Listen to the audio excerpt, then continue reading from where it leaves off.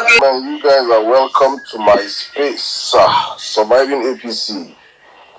I see a lot of people in the house already, so we're going to start real quick without keeping you guys waiting. I think it's going to be a long night, so more people are going to join. And while we discuss, please, if you have anything to say, if you have a story to share, your journey all through these past 7 years, how you've survived this regime, I would like to listen, I would like to know.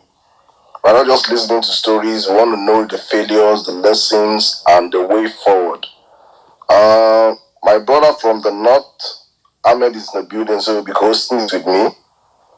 I think I should start with myself. My own story. At least I think I will keep you guys. I could keep you guys entertained with my story a little bit before we have more people in the house. And please, while we are here, if you want to join, if you want to say anything, you're free to request the mic. I'll bring as much speakers as we can up. Let me hear your own story. I happen to have not supported this government back in 2015. I had a whole lot of problems with my friends, telling them that I felt this regime would not work. Why? Because I think I did a little research on the man, Buhari himself, and seeing how the association, the people that came around, the whole clique that came up that came together to form the APC as it was, I could just see the desperation in them, and I felt deep within me that it was not the right time for a change, as they told us. I was like, in my WhatsApp group then, my secondary school, I was like the only voice against the man. I was called all sort of names. My friends and everybody was like, no, Saddam, why should you? Is it because he's not here? He's a northern? I was like, no, it's the person called Buhari and the people in bed with him. Well, it started and it took him 6 months. He won. Eventually, he won the election, and it took him 6 months to start a cabinet, to name ministers. It was a horrible period in Nigeria. The problem I think we have in Nigeria, we don't remember. So I think with tonight, I want to cast you guys' mind back and take you all on a journey. Let us really understand where we're coming from and where we are going to, because we have a very, very resilient spirit. We tend to forget so quick, and events keep coming back to back to back, and we're like, what happened yesterday? We just forget and we move on. So I think here tonight we're just trying to cast our mind back to how it was and where we are today, how we got to where we are today. So I will start with myself, and I say, in all humility, I am proud to say that I never supported this government at any point in time. I did not expect anything positive from them, and I was not disappointed. I saw a whole lot of my friends, hardworking friends, fail in their businesses, suffering from so many stuff caused by the economies of the government, and most of them supported this government then. So I look back now today and I see a whole lot of them that have run away from the country. Like myself, I had to run away from the country too, because I for one, I never ever saw myself living in Nigeria. People that know me on this space will tell you how a firm believer I am in Nigeria, having interest in investments across the country. So I never saw myself living in the country because I love Nigeria. But it happened, and at a point in my life, I was like, not just because of the investments or anything, I was looking at my security. How do I survive? How safe am I? Can I travel? I love traveling. Can I just travel? I've been to virtually almost all the states in Nigeria. I have friends, business associates across, and I'm like, how do I travel? How do I wake up today and say I want to go to Borno? I have families in Borno, and I can't just drive by the road. How do I wake up and say I want to go to Lagos by the road? These are normal trips we do back in the days, and all these things I could not see it happening again. And I was like, for my sanity, I had to leave. And I left, and ever since then, I've had friends that I've seen, hardworking friends. And when I mean hardworking friends, I'm not the hardworking person. I think in my circle of friends, I'm like the least hardworking person. I think I just try to work smart. But I've seen hardworking friends that have no reason to complain or have excuses, suffer and struggle. So I see all these things happening, and I still come out, and I have so many friends that still believe in this government, and I wonder where are we coming from. So I've been pushed to host this space over a very long period of time. I was like pushing this. I said today we should do this. So I see all of you here in the house. Thank you. Please tell all your friends. Let us get this started. I have Ahmed as my co-host. Ahmed, are you there? Can I hear you say something, please? Well, thank you, Mr. Saddam. Thank you for inviting me here. There will be a lot of stories, a lot of, I'm going to say theories, maybe films, but they are going to be coming to the limelight tonight. I have my own stories, my own version of what happened. So, we can begin. Thank you very much. I see. Can I have people requesting for the mic? Please, I will add as much as possible. If you're up here, please understand what we're going to right now. I really want us to have a scorecard because there are some people that this government has worked for. Let us not lie. There are some people that have benefited from the government, and I want to know. I really want to hear from your side also, because let it not be like we are all antagonizing this government. Right? That's the right word to use, and without hearing from other people's side. So please, I am focused on you can as well put benefits, but I'm focused on the failures and lessons people have learned over the past 7 years and what is our way forward. So please, while you request for the mic, please let us try and make it as brief as possible. 3 minutes. Let's go 5 minutes first. So we go from there. I'll start adding on speakers. So please, when I call you up, you can just hit up 5 minutes. Let Nigerians know. I have people coming up on the space. I'm still expecting some of my co-hosts to still come up here tonight. It's going to be a very, very long night, honestly. So please stick with us and let's go on this ride. Izuji, what's up now? My brother from Germany. I'm good though. I just got home right now actually. Maybe someone can just let me quickly have a shower and then yeah. Okay, good. Oluwasegun, are you there, please? Yeah, I'm here. Hi. Okay, good, my brother. So please, you can see our topic today now. I want us to score APC. Did APC do you well? Have you been succeeding in these past 7 years? If you have, what are the benefits? If you haven't, what are the failures, the lessons, and what do you think is the way forward for Nigeria? Please give us in 5 minutes. Thank you, bro. So APC has not done me well, and I don't think they've done any Nigerian well. I live and work in Nigeria, but I've also had, the opportunity to, at least within my own small capacity, visit other countries too. Not exactly even Western countries, even within Africa. I was in Kenya recently, and these are countries that you can see that they are serious in terms of where they are going to. Look at Rwanda. Today everybody talks about Rwanda. People want to go to Rwanda. But go back and look at where Rwanda is coming from. They've been able to achieve as much as they've been able to achieve today because of serious leadership, quality leadership. What we have here is mediocrity on all fronts. A president that doesn't talk to his people, a president that doesn't understand empathy. I don't think that the average, Peter Obi has continued to say we're not generating power. Nigeria is generating less than 4,000 megawatts for a people of maybe almost 200 million or over 200 million people. You cannot explain that. Like, there's no rationalization for that. After how many years this government came into power on the back of many promises.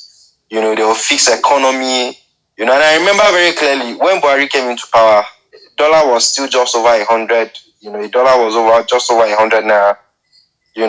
And I still remember very clearly then that I'll go to work, and maybe in the evenings I'll use my card to do purchases on ASOS, buy shoes, buy all those things, playing with our cards.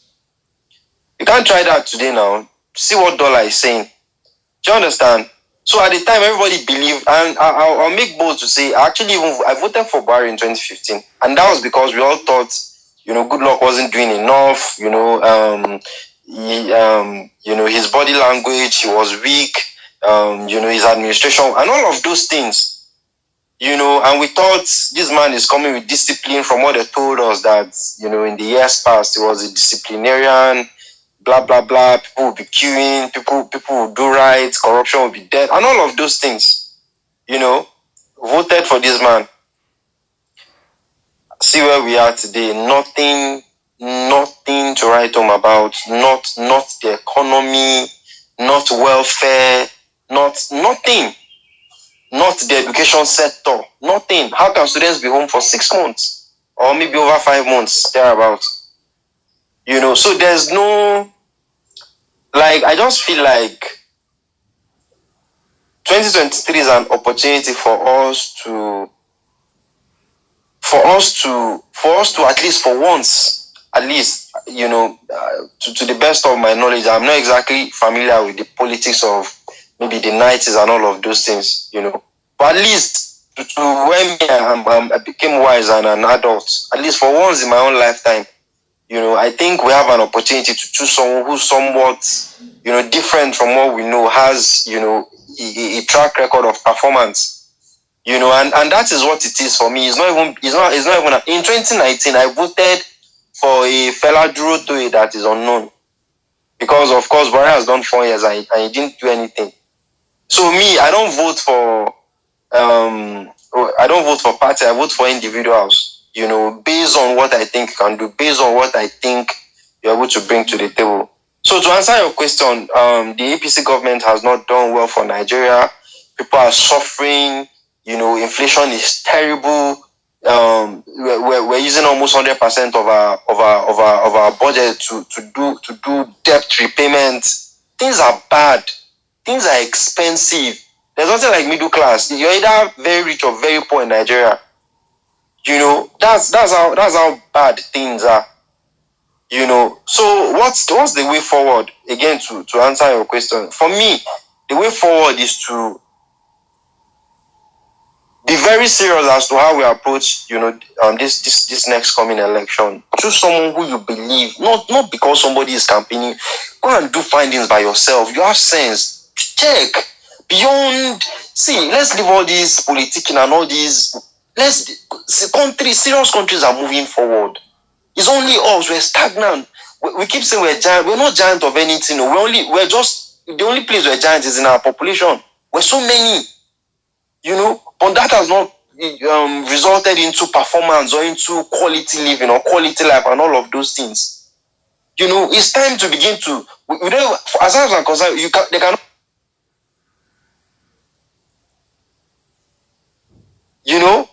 About country, and that's not what it should be. That's not what is obtainable in other climes. So I feel like the 2023 election is an opportunity for us to at least look amongst. These guys we have in front of us, who do you think is able to do something? Not just mere words and, not campaigning based on issues, just throwing insults around and all of those things. Choose somebody for yourself. This is about you. This is about our life as a people. Let's get this right for once and bring someone who has the interest of Nigerians and Nigeria at heart.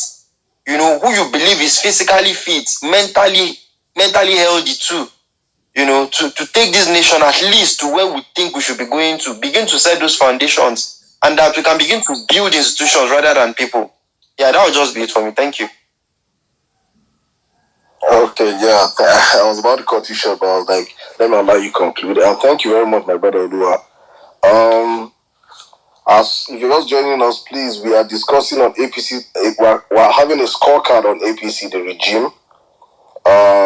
As you can see from the topic, we're discussing on their failures, lessons, and way forward. Because to me, I've not seen any benefit of the government called APCs. I wish I have seen one. I would have put benefits, failures, lessons, and way forward. I don't personally hold or believe that Nigerians have benefited from this government, but I still believe, because they have supporters. APC have supporters out there. So their supporters, there's something they must have seen, or there's something they must have benefited from that made them stick to the party. after this whole 7 years. So please, if you're up there and you really APC you have benefited from this government, you have a different story to tell. Let us listen to you today. I have my co-host today. Omar is here in the building with me. Omar, if you're there, please can I hear you say something? Yeah, I'm right here, Saddam. A very good evening to listeners out there. Thank you very much for joining this space. And to buttress what Saddam said earlier, the interesting part of it is that there's a Yoruba proverb that says, "If your scorecard is good, then you be proud to display it." The unfortunate thing about the APC is that I personally see them. I mean, I know that the ineptitude that they've displayed over the past 7 years is visible to the blind and audible to the deaf. But one thing I just feel is that compared to the PDP, I think the APC is a better party when it comes to opposition. When it comes to antagonizing the government in power, they do so great. If you were politically aware in 2014, you would have seen the amount of propaganda that people like Lai Mohammed, as the then National Publicity Secretary of the APC, were able to throw in the public domain. They do well when it comes to critiquing the government of the day. But I think they were prepared to criticize, they were prepared to antagonize. But when the real job of governance fell upon them, they've been found wanting for the past 7 years. So, in Yoruba language, once again, they say, you can use your mouth to make a vegetable stew as great as possible. But when the real act of making it falls upon you, just like the APC have done, you can fall really flat on the ground. And it's quite unfortunate. I mean, if you want to look at their scorecard, you could start from the massacre of the Shiites, at the early stages of this administration. You could look at what happened at Lekki Toll Gate. There's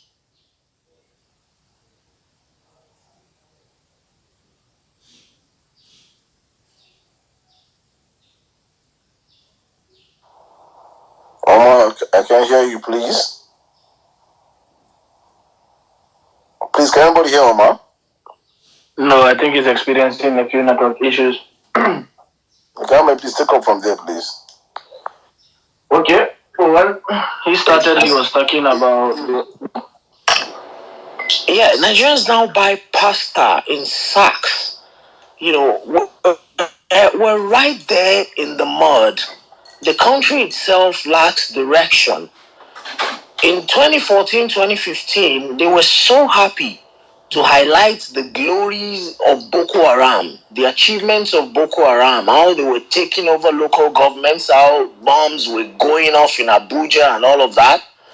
But today, what do we have? We see terrorists literally walking scot-free into a medium correctional facility in the capital, escaping with over 60 plus of their members. And the funny thing about it, we've gradually developed a sense of collective amnesia to all of these problems. So they're walking. They rescue 60 plus of their members. We talk about it for a day or two, and everybody just moves on. Are we crazy? This is what I ask myself. An opportunity is here again to decide the fate of this nation. I remember in 2014, I told my cousin personally, the day Buhari won the election, and I was leaving Nigeria. And I'm like, guy, to your tent, O Israel, you're not going to say I did not warn you. The entire nation has made a critical decision. 8 years is a very, very long time. Trust me, this guy looks me in the face now and he's like, guy, are you a prophet? I'm like, I'm not a prophet. But there's another opportunity right there at your doorstep again to decide the fate of your nation for the next 8 years. Are you going to make that decision based on ignorance? Are you going to make it based on ethnicity? Are you going to make it based on religion? Are you going to make it based on selfish interest and something that would serve your pocket in the short term? Or are you going to actually tap into the opportunity to look at the candidates and assess somebody that could turn the fortunes of our nation around? I'm speaking to your conscience, the very average Nigerian out there. Thank you very much for being part of this space tonight. I'll return the mic to Saddam now, and then, the story goes on. I'm still here, and I'll make very necessary contributions when the time is right. Thank you. Thank you very much, Omar. Thank you. That was a nice intro from you, man. Thank you very much, my brother. Thank you for sticking up with me to do this. Ahmed, please let us hear from you. I would love to really hear your story, honestly. Let us hear from you. And after Ahmed, please, everybody that want to speak, you can request for the mic. And when you request for the mic and you're ready to speak, please, you could just indicate by raising up your hands. My co-host will be in charge of doing all those. Ahmed, please take it up. Thank you, Saddam, for everything. I listened to what Mr. Umar said. Mr. Umar said about the state of the country. I'm going to go back to a story that started 6-7 months into 2014. I do not know exactly the time, but what really happened. At the height of the Boko Haram insurgency, which in part I'm not going to sit down and, in my opinion, was strictly a failure on behalf of the federal government and even the northern leaders that were surrounding the government. Because regardless of what people might say, I want to take us back to 1999 when President Olusegun Obasanjo was sworn in as president. What happened was that a group of political leaders, a group of elitists, people that had ruled this country at one point, sat down and mapped out this country and talked about who they felt was right. It was right to give them to Nigerians as a president, a unifying factor that could move the country after so much years of pain, anger, and heartbreak and the rest. And they sat down and they decided. Obasanjo was not part of that meeting. Mr. Buhari was not part of that meeting. And they sat down and they decided that, look, there is somebody that is in the Yola prisons. There is somebody that is locked up somewhere in the Yola prisons in Adamawa State, and we can bring him. Nobody wanted the presidency seat. Nobody wanted the hot seat anymore. The damage had already been done. No military leader had as much of a credible reputation anymore to take over the country, and they were not ready to relinquish it to civilians yet. So they deployed one of their own and they returned President Obasanjo to power. Now, most of these generals were from the north. So regardless of what people might say, it's always been a recycling of power in Nigeria in some ways. The northern political class and the northern elites find a way to evolve with every coming system, with every change of government. After 8 years, they felt, okay, finally we have an opportunity to send it back to our own region. The agitations became clear. Yar'Adua was brought in. He picked up his vice to quell the agitations in the Niger Delta. At some point in 2014, President Goodluck Jonathan, at the height of the grip of power became so problematic for him. He could not understand. That's the problem with power. He didn't know who to trust. The northern political leaders, the northern cabals that were surrounding him were not doing a good enough job. Or let me say, they were trying to sabotage him at some point. When they realized that they could not control the narrative, they could not control the anger of their people, the majority of what was happening in the northeast, especially in Borno, Yobe, and Adamawa State, what was happening was a failure. It was a result of the system. A few disgruntled elements came together, combined together, and started carrying out attacks against the state. Instead of banding together, uniting, and presenting a common front to unite the threat, Northerners became angry, as it should be. So a lot of masses clamored for a change. A lot of northern masses clamored for a change, and the northern elites realized that it was a sinking ship. They could not control the anger. The religious leaders kept hounding, which was bound to happen. At some point, it was bound to happen. A Christian southerner was in power. So the northern elites sat down and they realized this is a cause that we're losing. The religious leaders hounded, and the northern elites had to fall in line. And so they re-strategized, and they reached out to Mr. Asiwaju, who was the man that brokered the ticket. They reached out to Mr. Asiwaju and they decided, look, this is a sinking ship. And the people surrounding Mr. Jonathan himself were responsible for partly sabotaging this country at that point in time, the northern elites. So they sat down and they mapped it, how to go around, and they decided to sabotage him. They returned and they made up a proposal, and they went and met Mr. Buhari in Kaduna. That was in 2014. Now, the country, this country, especially the northern political system, is something you need to understand critically before you make any kind of analysis. You need to understand it. At the beginning of this, he didn't even want this. That was the reality. He had friends. He had close friends, a few, 4 or 5 people who warned him, who were not in support of this presidential ambition this time around. They told him the establishment and the structure has never worked with you. They rejected you. They rejected you constantly. You had the support, the grassroots mobilization, you had the popularity, but they rejected you countless times, 3 times. What makes you think that this time around that they are coming to tell you that you are their savior? You are it for them. You are the Messiah. What makes you think that this time around the compromises you make won't come back to bite you in the ass? What makes you think that you won't pay the piper one day?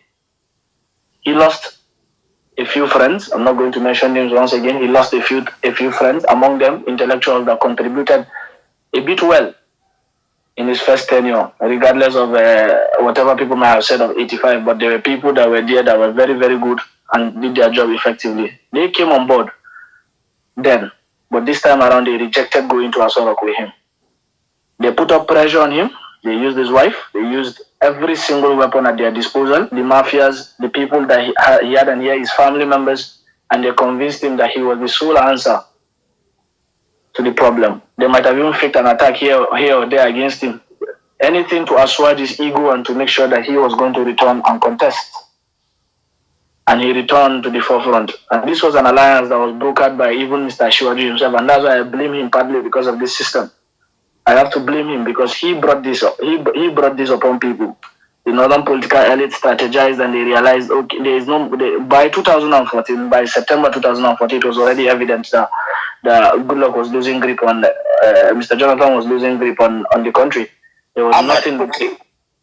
Quickly, I want to believe you're a very cerebral guy. First off, let's take it from 1999, as you mentioned. From 1999 to 2014, when General Muhammadu Buhari won the elections, how many times did he contest for presidency? Do you remember the count? 3 times. Great. What was the average number of votes that he was able to garner over those 3 times? I do not have the statistics. I will not make assumptions over something that I do not have clear statistics. No. We're not in a statistics class here or in mathematics class here. It's pretty simple. There's a vague figure that even the president himself alluded to at some point that he could garner from the north. I mean, we're talking about something like 11 million votes that was consistent over the course of 3 different electoral cycles. Would I be correct? That is what he said, but that's not the reality on ground.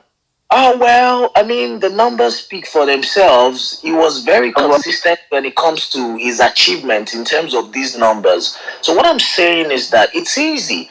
There's something that they say in my own Yoruba language that if your kid's white is soiled, it's very easy to put that kid out there and be like, you know what, his white is soiled and he's not really my child. It's easy to disown a child with a very bad scorecard. But we cannot just all sit here and pretend as if a section of the country did not consistently back a man who was obviously empty-headed when it comes to governance. This man ruled in 83 to 85. We can all pretend as if his tenure then was anything close to good. It wasn't. It was a very terrible period for the country. He has repeated each and every action he took between 83 to 85 from 2014, 2015 till now. Buhari's antecedents were in public space before 2014.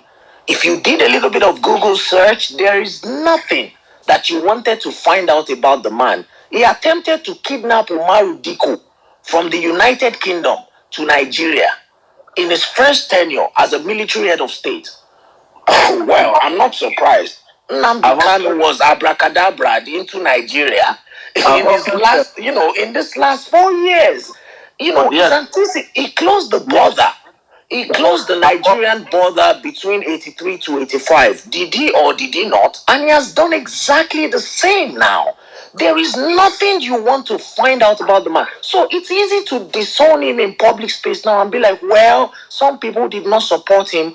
Buhari had a large, consistent amount of support from northern Nigeria in all the 3 electoral cycles that he contested. That is a fact. Okay, Mr. Omar. Mr. No, Omar, don't get me wrong. I just feel like it's important for us to separate facts. Let me get back to you. Thank you. I think the most problems that most Nigerians, I feel, in my opinion, is that you're right. We don't think of rational solutions. We feel, and the political climate in 2015 was that a lot of people felt that it was time for a change. A lot of people felt that it was a time. We feel. We do not think. Rarely do we think. We just feel things and temporary passing feelings, and we make use of those. At the same time, I concur with you. Buhari is very, I'm not going to say weak, but I'm going to say he's very, very unintelligent. That's the reality. He is very, very unintelligent. There is no question there. And that is normally whatever. I don't mean to go after the military. I don't mean to say that's a stereotype in the military, but our military leaders, I think they have that one consistency. Most of them. I think they have that inconsistency, each and every one of them. So I'm not going to even go there. The reality was that whatever Mr. Buhari might have said to people that he had a consistent base in the North, he had a conservative base. But the North in its own, when people talk about the North, yes, since 66, I'm not going to lie, since the Civil War, the North has always prioritized its region over the entire country. There is no question about that. Since after the Civil War, the North has always prioritized the existence of its own entity, the Northern region, Arewa, over Nigeria. Yes, I do accept and I do concur because of that statement. But the reality is, regardless of what he might have said, he did not have that support in the North. He had it deep down, but they did not really vote for him. I'm going to give you an instance. The North is divided into 3 zones. The North Central, the Northeast, and the Northwest. The Northwest is Mr. Buhari's core conservative base. That is the majority of where the problems come. In the Northeast, he never really won. Whatever he might say to people, whatever he might come up and say, he never really won the Northeast. That was the reality. Almost all the states. There was only one state that was consistently voting him into power then. That was Yobe and partly Borno. But he didn't get Ghana votes in Adamawa. He didn't Ghana votes in Bauchi. He did not Ghana votes in Taraba. And he did not Ghana votes in, in Gombe. And all of those 4 states, four states had a predominantly Muslim population too. That's the reality. He had a consistent base, yes, but in the northwestern part of the country. He had a consistent base in Katsina, in Kano, in Jigawa and the rest. But that's why I want to put people's mind at ease, and let's return to Kano State, 2003. Rabiu Konkoso contested for the governorship elections in 1999 and he won it for 4 years. Towards the end of his tenure, he entered into a skirmish, a kind of confrontation with the teachers in the state. Mr. Ibrahim Shekarau, who had gone through the ranks, was a former teacher, rose to the defense and rose in anger against what was happening then. Mr. Kunkusu, regardless of his conservatism and the base that he has riled up, because his entire base, and that's why when people are talking about this alliance with Mr. Obi, I was smiling because I said Kunkusu's base his entire base is concentrated in the core north. He talks about is the conservative north. That's his base, so it's not going to work because he's not even going to. His own politicians are a product of our own weaknesses and prejudices. They jump from the sinking ship. They pander to their masses. It's the same thing we are seeing in the US. That's why most of the politicians, Trump has shifted the base, and so now a lot of people are now falling in line. All the legislators, the sensible ones. I mean, Lindsey Graham. There are many. We can talk about that one later. There are many. So the reality is that Mr. Buhari had this consistent conservative base in the northwestern part of the country, not in the northeast, not in the north central. He had this consistent base, but it was not always garnering him the votes that he wanted. And even if it garnered him, the establishment and the structure found a way to suppress it because they didn't need him at that point in time. When they needed him in 2015, they needed a clear crystal message. They weaponized some of these fears and these insecurities, and they used it to propound a message, to hound a message that Mr. Jonathan was in fact the devil himself. And that is what really happened in North. The North was in anger, the masses were angry, and they realized they could not tone down the anger. So they decided to go and bring one person who they felt they could not admit their own failures. Mr. Kashim Shettima, the rest of the northern governors, majority of them who had led this establishment and this structure produced Boko Haram could not admit their own failure. Because this system that produced Boko Haram, this disgruntled element that came together and they started carrying out attacks against the state. So this system, the northern leaders could not admit their own failure, together with the federal government. But like I said, the federal government was in cohorts with the northern elites. There is no question about that. I'm going to talk about this. I'm from Yola. I knew the relationship that Mr. Jonathan had with what they call it, with a lot of northern elites. I know Ambassador Jamil. There were a lot of northern elites that were in cohorts with him. They are inability. Ahmed, please hold your thought. Just listen. I was going to chip in at that point. It's just like a history class here now, please. I would like us to focus. Let's try and focus on this. We have a topic here. We have where we're going to. We're going to within this space. I think we'll have more time for you to really like expansion on more of these things yourself. Right now. But let's get the people down here, please. For us to understand the root source of this failure, we have to go back to the very compromises he made to get into power. These compromises have rendered him ineffective, and they've rendered him useless on the seat of power. I've never met a presidency that has been so indecisive.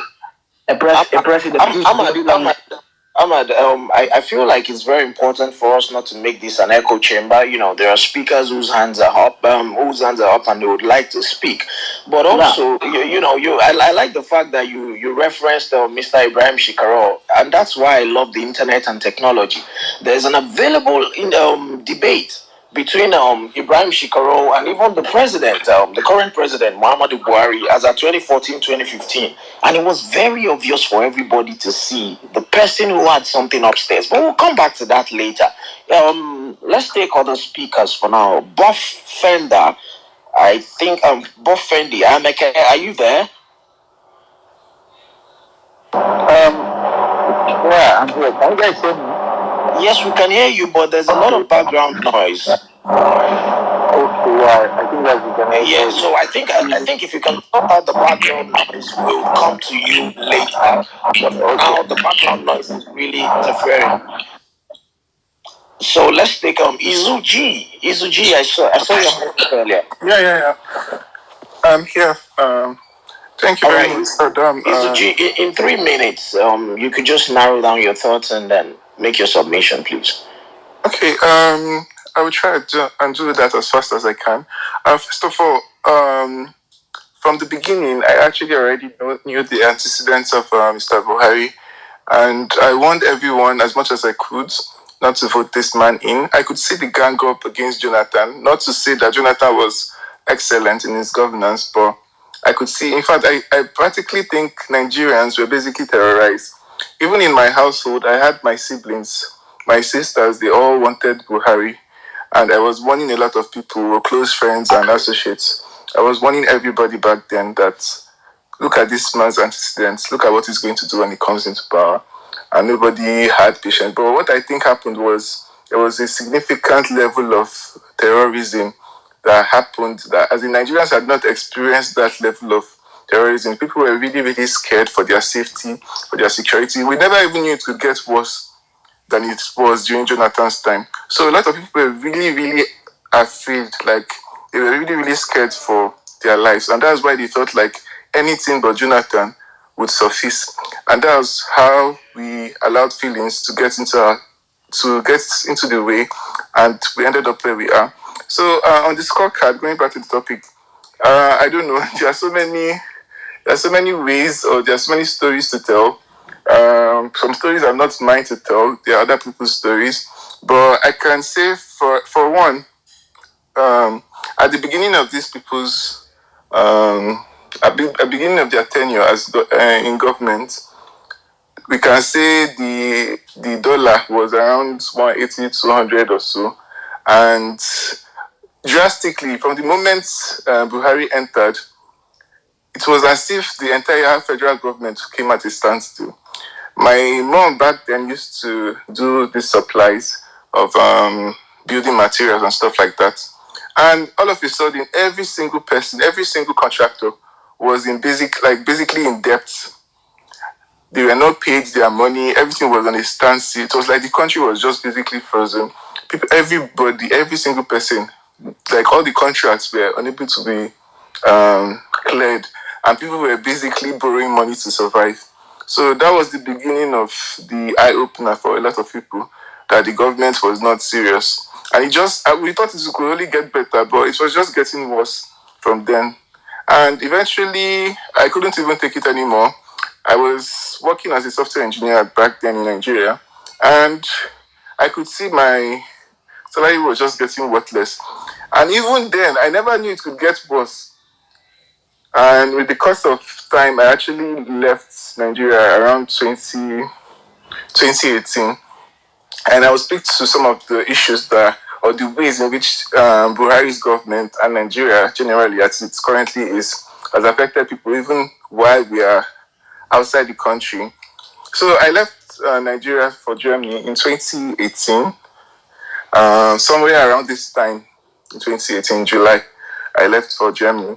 And just to give you an idea of how bad things are, just to get this visa, it took me almost 8 months to get my visa to leave Nigeria.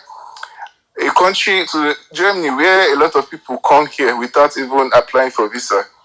And it took me that long to be able to move over here. For people who have families who left and they have families back in Nigeria, for some of them it takes as long as 1.5 years. In fact, there's someone I know who it took 2 years to bring his wife over to Germany because of how bad and how untrust. You know the kind of checks they have to do because of the terrorism level, because of so many issues also because Nigeria is, of course, a terrorized nation and also one of the highest index in terms of corruption as well. So all these issues become extra bottlenecks, and even people who are Japan they are facing serious issues. And I don't need to tell anybody how stuff like this affects marriages and people. When you leave your wife who you are married to and you go to another country and you're spending almost 2 years waiting for your spouse to move over, that's just one. Please. Yeah, and then I can round up with this. In 2018, Osibajo came here to Berlin for a conference that they organized for some reason. And just from the number of people that came with him, I don't want it to be so outrageous, but I think the people that came with Osinbajo were up to not less than 100 people from Nigeria. And that was where I knew this government was absolutely not serious in all respects. And if I were to give them a score, it would be completely 0/100. Yeah, and that's where I would drop the mic now. Thank you very much.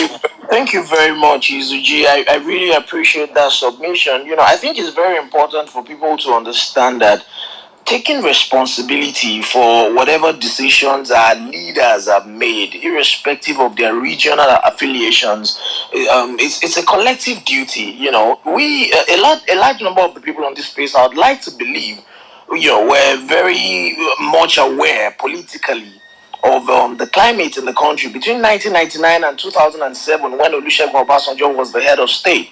And except you're trying to be clever by half, a large number of us would recognize that as still the best democratic dispensation we've had since 1999. And in order to counter what Hamad said, that Buhari did not garner a large number of votes in certain northern states. I have the numbers here with me. In 2015, the APC had 361,245 votes in Gombe State, whilst the PDP had 96,873. In Adamawa State, the APC had 374,701 votes, whilst the PDP had 251,664 votes. In Yobe State, that he mentioned that Buhari was gathering votes, that's actually correct. The APC had 446,265 votes, whilst the PDP had just 25,526 votes. This man's ascent to power would not have been possible if not for the collective and idealistic support that he got from a section of the country. Of course, there's more than enough blame to go around in terms of bringing this maladministration into power. but we cannot sit here and allow history to be distorted. I'll take the next speaker now. Underground, I can see that you just came up, but I would like to go back to Ekene. Ekene, did you fix your background noise? Ekene, are you there? Okay, I would like to believe you're still trying to fix the background noise. So we'll take Samba Boy 00. Are you there? Yeah, I'm here. All right, in 4 minutes, Samba Boy, please. Let's go. Okay. All right. Thank you for the opportunity. Greetings to everyone. Saddam, Ahmed, Omar. Thank you for this opportunity. The thing is that when you talk about APC scorecard and their failures and lessons and way forward, now when you come to their failures, there have been so many failures. In fact, I can to the first and foremost made them sell their candidacy. If at all they did that, I would say that the issue of insecurity is something that Nigerians should not forgive this government for. Such deceit is something that Nigerians should hold this government, because this insecurity has crippled a lot of things. It has crippled every damn thing. Did you know that while growing up in Nigeria, I never knew there was anything like Prison Break? I mean, I used to watch it in the movies about Michael Scofield and the rest, but then I never knew that that is breaking of prisons was practically unheard of till 2015. Go and verify. Growing up as a child, I have never left this country and I have never heard of any jailbreak. It was from 2015. There has been 15 jailbreaks, if not more. There has been 15 jailbreaks. Now, if you're a terrorist and you have been arrested and maybe imprisoned, now there is an 80% chance and possibility that you can get out any day. But yes. And then the security structure is a joke. It is a joke. Now, you can't move from Abuja to Kaduna. You can't move. There are so many things. So on the part of insecurity, I will never forgive this government. I will never, and I believe many Nigerians will. Because then then I can remember a popular poster I saw then when I was seeing all this they say Baba thing. I saw President Muhammad Buhari, a former military head, a former military general, whatever, with Pastor Sibanjo for physical and spiritual attack, and I still remember that particular poster. So in the sense of insecurity, I believe that particular part. In terms of economy and all that, I don't want to depress myself further and anyone else by going into those figures and statistics and everything. I mean, how can we be 200 million and I think we're heading to 220 million now, and we have over 100 million in poverty?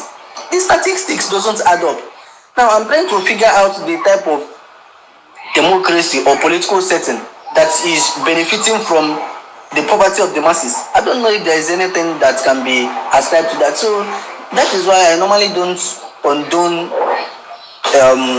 some certain things.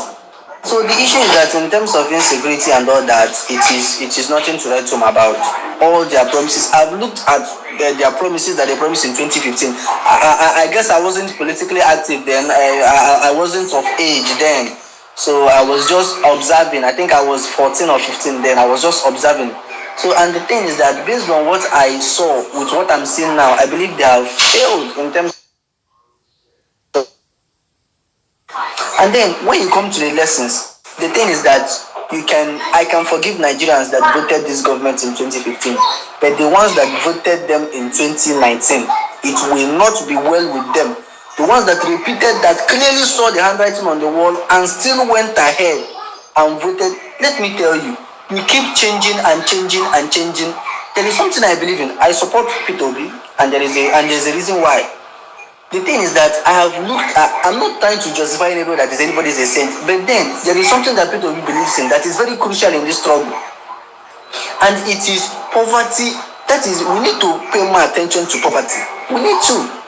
So the essence is that I won't blame Nigerians for for going the way of a change, that they want a change. Yes, at the time we needed that change based on Boko Haram and a lot of so many things. But then we now see that under this government, the Boko Haram from Boko Haram to ISWAP to Ansaru to so many, and now we have the IPOB, we have there are virtually there are herdsmen killings. There has been so many complications, and it is now being so pathetic because the military has been reviewed, is now being compromised, and the structure is nothing to write home about. So if there is one thing that I have that they have failed radically in all round, I think is the issue of insecurity. And the way forward is that Nigerians should embrace change. It is very important. Yes, the APC has failed us. The PDP has failed us. There is no harm in trying the Labour Party. There is no. You know that Labour Party is more of a pressure group than a political party. It is more of a pressure group. It has been there. It has been so. It is not a party that you can just go and be spreading money all around. There are Labour Party is a party that there are Nigerians in it. You understand? And not about it. I have said it somewhere in my other space that 80% of these present government supporters don't have access to healthcare, electricity, good roads, so many things, infrastructure. There are so many things. It is only the 20% that are joking and playing with the people's intelligence. So the way forward is that we should embrace change, and we should try this to be a man of integrity that has a sense of change. That has a sense of change, and not all these political bigwigs that they have large followings, but then I can say it is blind followership and so many things. But let me not just lose my cool on this thing, because I believe everybody is as frustrated as I am, and nobody is Nigerian more than the other. So I believe that this government can entertain dialogue if elected, which is the basic thing. We can discuss a lot of things like restructuring, poverty alleviation. A government that can engage you in constructive argument and debate. Two intellectuals, technocrats, Baba Ahmed and the P2B, these are not your regular politicians. They are not ready to give you chichi to support them. So I believe that thank you. So I believe that I think we should be heading the way of another change. Yes, if I must say so, in the way of that we should identify more with the Labour Party, which contains ordinary Nigerians, than to continue. Because when you keep doing the same thing the same thing over again and expecting something other, to expecting another result, I mean, the numbers doesn't add up. So that is my little contribution. Yeah, thank you. Thank you very much, Samba Boy. Doing the same thing over and over and expecting different results, trust me, is the early signs of madness as far as I am concerned. The government of General Muhammadu Buhari came into power on the 29th of May 2015. Fast forwarded to the 12th of December 2015. The Zaria massacre happened in Zaria, Kaduna State on Saturday, 12th December 2015 against Shia Muslims, where mostly members of the Islamic movement of Nigeria were massacred in cold blood. As a matter of fact, 348 civilians were killed, with 347 bodies secretly buried by the Nigerian army in a mass grave. We're talking about the scorecard of the APC. I believe this was one of the early points on their scorecard. We cannot forget these things. We're approaching another electoral cycle. We're going to judge them by the antecedents. Benito, I can see your hands up. Are you there, Benito? Yes, I am. All right. In 3 minutes, please. Good evening, everyone. My man, Saddam. In fact, now because of you, make me enter this platform. I swear to God, Baba, I was so proud yesterday when you started your submission at that APC platform. Everybody knows, and none of them not believe him. Your campaign full everywhere, Baba.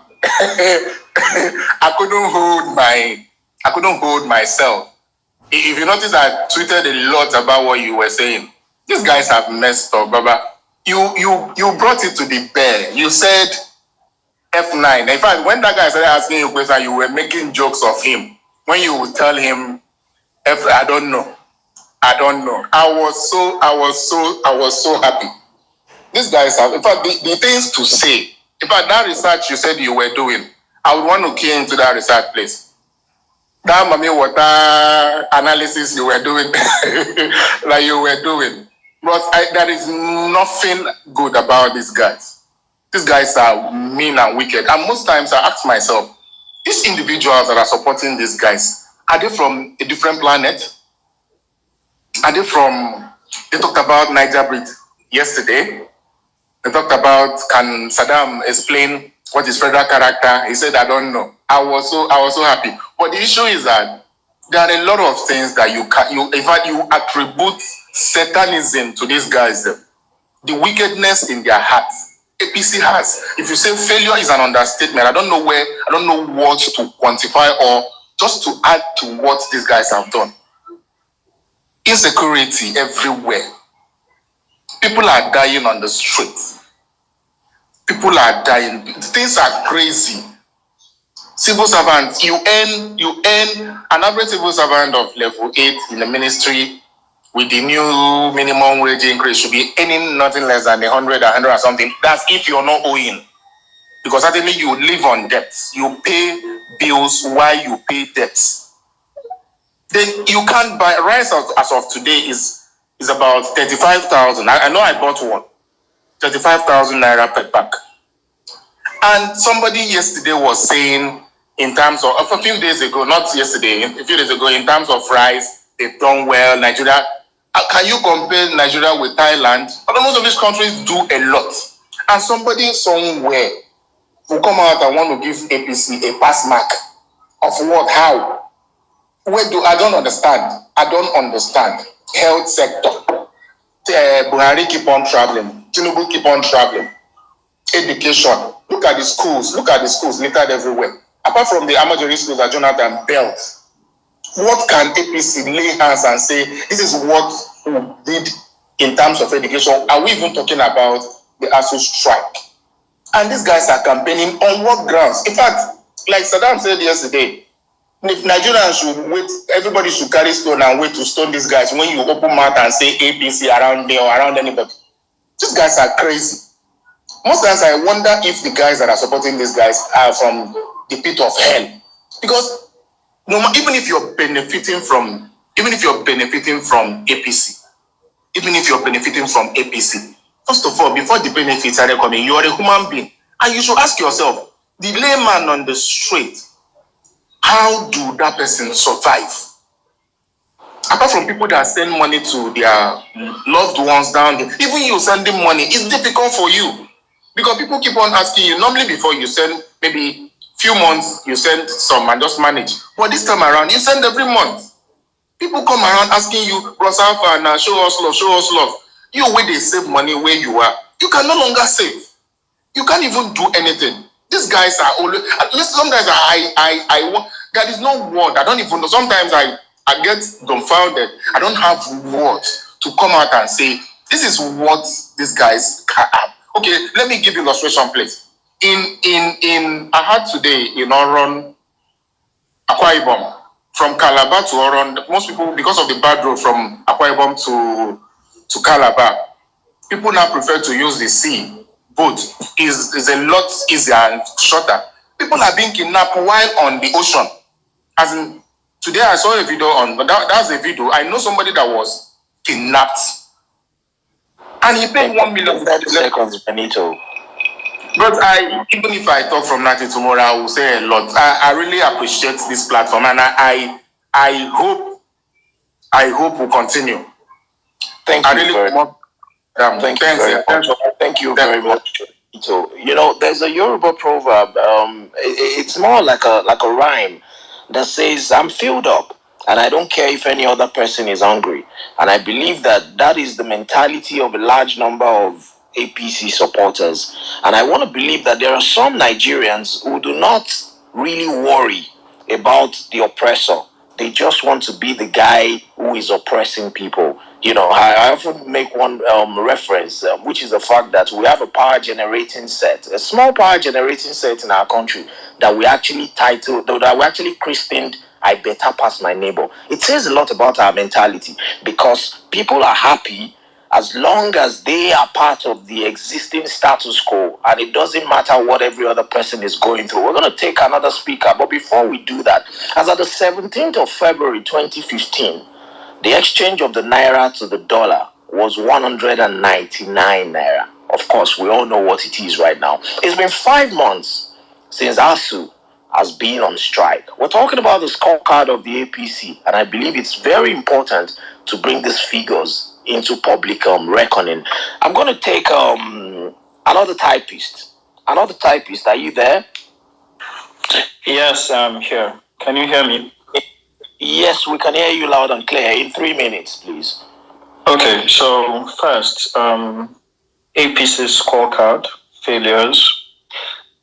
Okay, let me start with this. I don't think APC has failed because failure is subjective. It's how you look at it. I think I've actually exceeded expectations. In my point of view, this is personal. Now, you would ask how I actually saw APC. I'm not one of those folks that thought APC and Buhari would bring any positive change to Nigeria. Right from the start. I was 18 when the campaign started in 2015. I don't know how they managed to convince Nigerians that they were ever going to make any positive change. So I expected APC to at least carry on with the bad governance we are used to, but apparently they did worse. So if you actually look at APC from what I expected them to do, they actually did not fail. Failure for APC for me would have been if they turned out to be a good government, which did happen. So it was bad. I knew they were going to be bad, but not this bad. So yes, that is it. I don't know how. So to be frank, right? I know a lot of people try to make this excuse when they say they supported Buhari in 2015 by saying they wanted change. But please, if you're one of those people that supported Buhari, it's just take your time, look at the mirror, and apologize. I don't understand how you did that. Like the first time, there's this way I used to filter out bad politicians. It's first from your promises. The first time I'm very apolitical. I was very apolitical before this period. I didn't care so much about politics. But in 2015, of course, the campaign was everywhere, 2014. And the first thing I heard from Buhari's campaign that actually got me was the $1 to 1 naira. In fact, that is where I knew these guys were jokers. I knew that wasn't possible. I knew then that was actually not the problem. I don't know who tells you $1 to 1 naira, and you don't see the first reason. Let me tell you how people fail or how they condone failure. Now, if someone comes and tells you that they're going to build a Facebook for you in 1 month, they have already laid a precedence for failure because they know it's not possible. So they're actually not going to do it. Now, when they said $1 to 1 naira, or they're going to pay every unemployed graduate some certain amount of money in a country that was going broke at that point due to the oil crisis, I knew they were not going to meet any of those goals. And once it comes to start campaigning with unachievable goals, I just know that when you get there, you would keep listing excuses and excuses as to why you've not done any of this. So I didn't really expect much. So I don't know who. In fact, I thought that Nigerians were going to react because I don't understand. Why would you believe that? And they've come. Just recently, I saw another $1 to 1 naira stuff. And of course, some people are still going to be excited. The same people that were excited in 2015, thinking that the 500K in your bank account will surprisingly turn into $500,000. Maybe that's why. But yes, you started a campaign with unachievable goals. That you've already prepared a very good cushion for yourself when you actually don't meet them because they're actually unattainable. That's why APC guys have a lot of excuses as to why they've not met the goals they actually set out, because you can't actually meet them, at least the kind of stupid goals they actually put out there.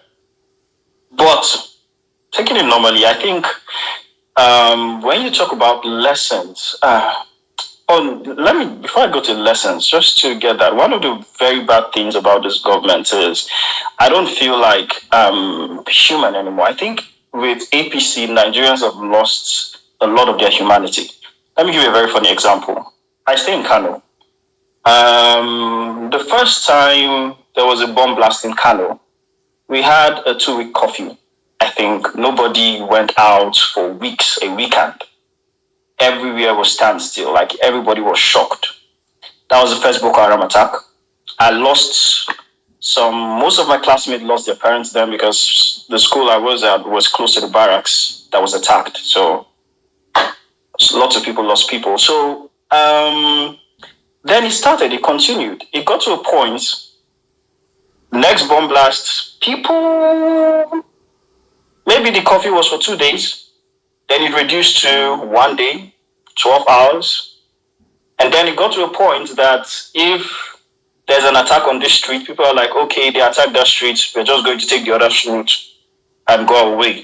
That is how insensitive we've all become to bad governance in this country and death. Like, it's why you just hear 30 people died and everybody moves on like it doesn't matter.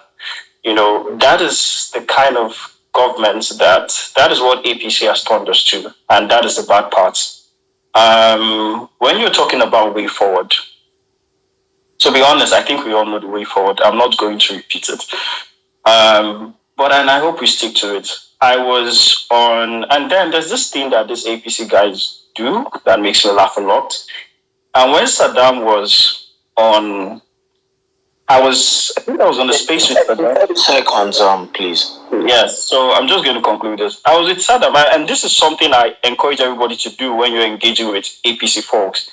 Please, I'm a software engineer. There's this very thing that software engineers do a lot when they don't want to complete a particular task. They come up with excuses. They were throwing around numbers yesterday. Like, it's very easy for people to throw numbers and tell you, do you know this? Do you know that? Do you know this? I remember very vividly an interview with the VP, Dati Baba Ahmed, and he was asked about the current administration, and I think the person asking the question did mention that Nigeria has gone out of recession based on numbers, statistics from NBS. And he said, no, that is paper, but we, the citizens, have actually not experienced it. Because when you're going to recession, the quality of life reduces. You would only expect that if you're out of recession, your quality of life increases or gets better, but that hasn't happened. So as much as the numbers tell us that we're out of recession, we are actually still in recession, which is something that these APC guys do a lot. You come out, they tell you failed, and then you throw numbers. They tell you that rice is expensive, and then you throw numbers and say rice importation has gone down. So I don't really like engaging them on those things. It's why I loved how Saddam yesterday engaged them on a very stupid note, which is actually what they want. You don't come and want to try to mentally engage these people. But honestly, I feel that's how we should relate to them. And just one last thing on this campaign. I don't feel like this is the right space to talk about it. But when it comes to going forward, I believe like our campaign strategies is something we need. I know that we want to be on the high ground as PWB supporters to actually say, okay, fine, don't vote for us because of this, vote for us because of your like competence and all that. But I don't know. It's good to speak to people's issues, right? One thing I think all of us should realize is not everybody, like Nigeria is bad for everybody, but there are different pain points for different people. Now, I'm going to give you a very funny example. I'm in the north here, right? I'm Igbo. I've lived here all my life. My family has real stakes here.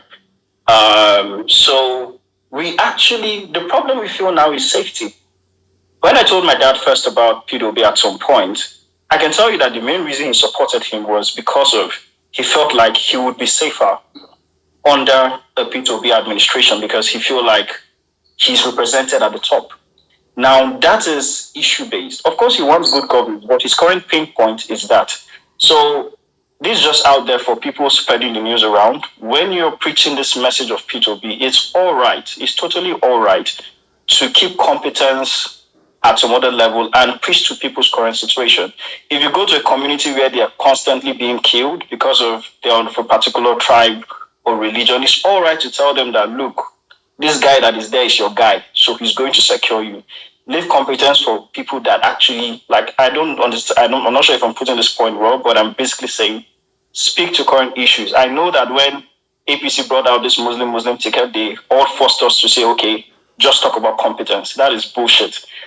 Talk about issues. If you go to the Southeast, they have a problem worrying them there. and trust me, speak to you directly. It's competence is something, but I don't feel like that is a message that is going to push everybody to actually the same way. So P2B is different things to many people.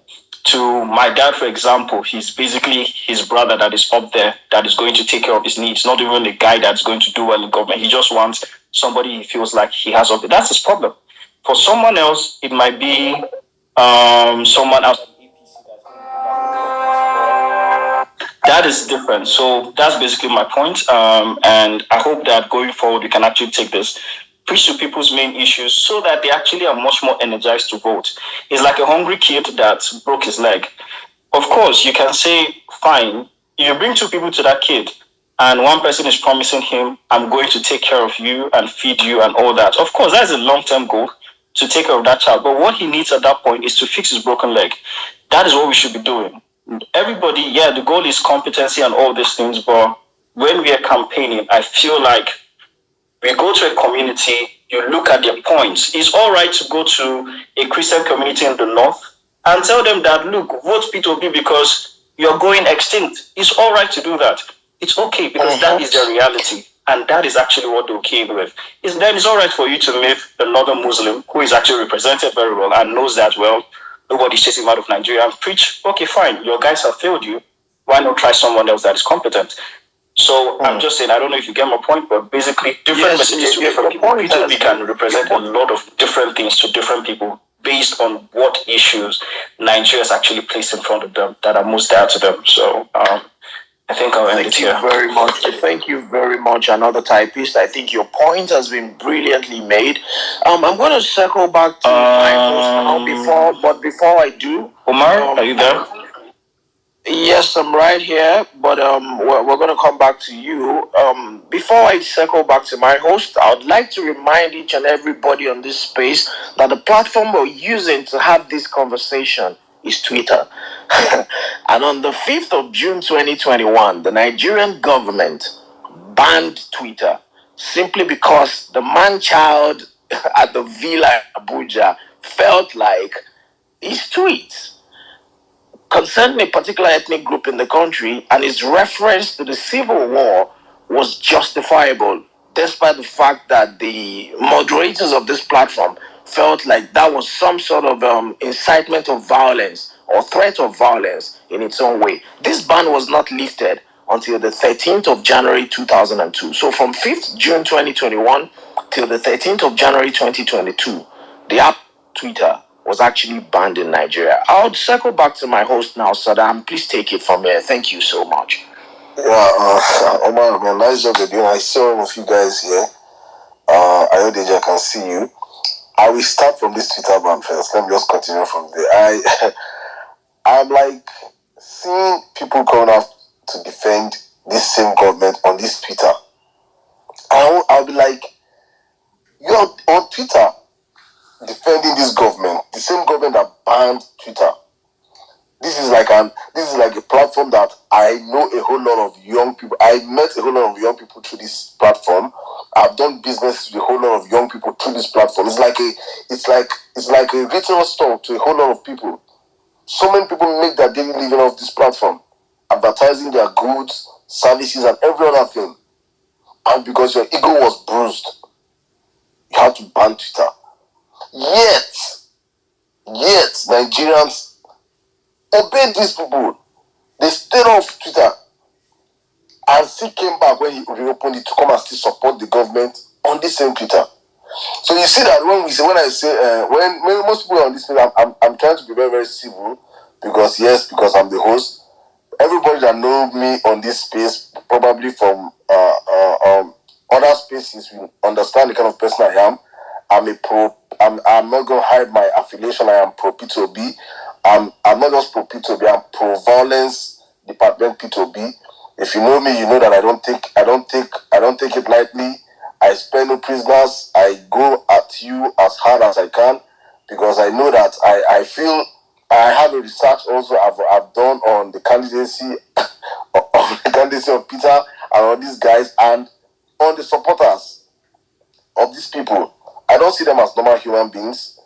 I have friends that support them and understand that I don't see them as normal human beings. I think they're disconnected with reality. And Nigerians need to really teach them and let them understand that we cannot continue this way. I really say this with all sincerity that Nigeria is one bad leadership away from total collapse. One bad leadership. We can't even survive 8 years. You don't need anybody to tell you. You just need to go out there and look and see how hard things are.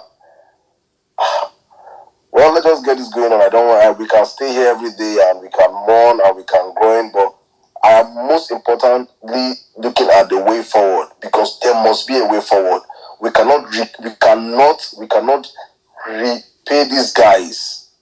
We cannot afford to give these guys a second chance. We cannot afford to reward this party with another 4 to 8 years in government. And I won't say 4 years, because we know these kind of people. Once they click up to power, they will never let it go. They must complete their tenure. That is what they are known for. So please, while we come up here and speak, I want you all to please, you can tweet with the hashtag. I see so many people that are up here now. I don't want to speak. You can tweet with the hashtag. Let's know your story surviving APC over the past 7 years. How have it been for you? I see people that go to the market and they buy a tuber of yam. They can't even buy a tuber of yam these days. I hear they cut yam into pieces to sell. They sell sachet rice, sachet beans, sachet, everything is now going on sachet. And yet people still defend these people. So if you're not, if Nigeria has happened to you and you don't know how to put it in words, you can't speak, you can just put it in words due to the hashtag surviving APC and we get going. As I say, it's going to be a very, very long space. We'll continue to as far as we can. I have the whole night free. So I think we'll go on with this. Omar, circle back to you. Omar, can you hear me? Omar, can you hear me? Yes, I'm right here, Saddam. Okay, let's circle back to you. All right, thank you so much. We're taking new speakers, and if you're interested in speaking, please let me see your hand raised so I can hand the mic over to you. I think I can see Dr. Chinamerim, who just joined. Dr. Chinamerim, are you there? Yeah, I'm here. All right, in 4 minutes, Dr. Chinamerim, please make your submission. Henry is here too. Okay. Thank you very much. Oh yeah. Right after Dr. Chinamerim, we'll go to Henry. Okay. Yeah. So I think the culture of accountability in the country, I think it's over time hasn't really been reinforced enough for most citizens. I'm not sure that it's a function of education. The way the system of democracy is structured, people need to be educated to a particular point for democracy to really be very effective. Because the idea of holding people to account, requires a level of, enlightenment. But I think what is shocking is that, like those who the previous speaker has alluded to, are persons who are educated persons, and yet they don't see the need to hold, the government and the party in power, to account. And it's almost as if Twitter was only brought back because elections were coming. Was only brought back because elections were coming, and they saw a benefit of bringing Twitter back for them to campaign and increase their support base across the country and of course across the globe as well. So it's surprising that we don't see it for what it is, that these people don't care about those who have lost their source of livelihood, those who have even lost their lives. You look at that, to think that we even still have persons who are kidnapped on the Kaduna train, still in captivity, and there's nothing being done about it. The terrorists that have gone ahead to kill a lot of people who were in Kuje prison have been released. The prison was broken into and these persons are now free. Yet those who are, citizens of the country who are innocent are in captivity, including core members, NYSC core members who were on that train. So, it's quite worrisome all through. And over the last couple of years, one thing that has happened which none of us talks about, is even persons who are in Nigeria, who are working in Nigeria that had like good jobs or fairly good sources of income. Their capacity to provide help to the poorer or the less fortunate citizens around them is what has received a major hit. So back in the day, people would call you from maybe your village or call you from some locations around the country. Please, I need help for this and that, and you'll be able to spare something to support. But in the last couple of years, that capacity has been eroded almost completely. Yesterday, a place I know that runs a particular generator, I passed through the place. I noticed that they had switched to a smaller fuel generator because they couldn't afford to buy diesel for their diesel generator and all that.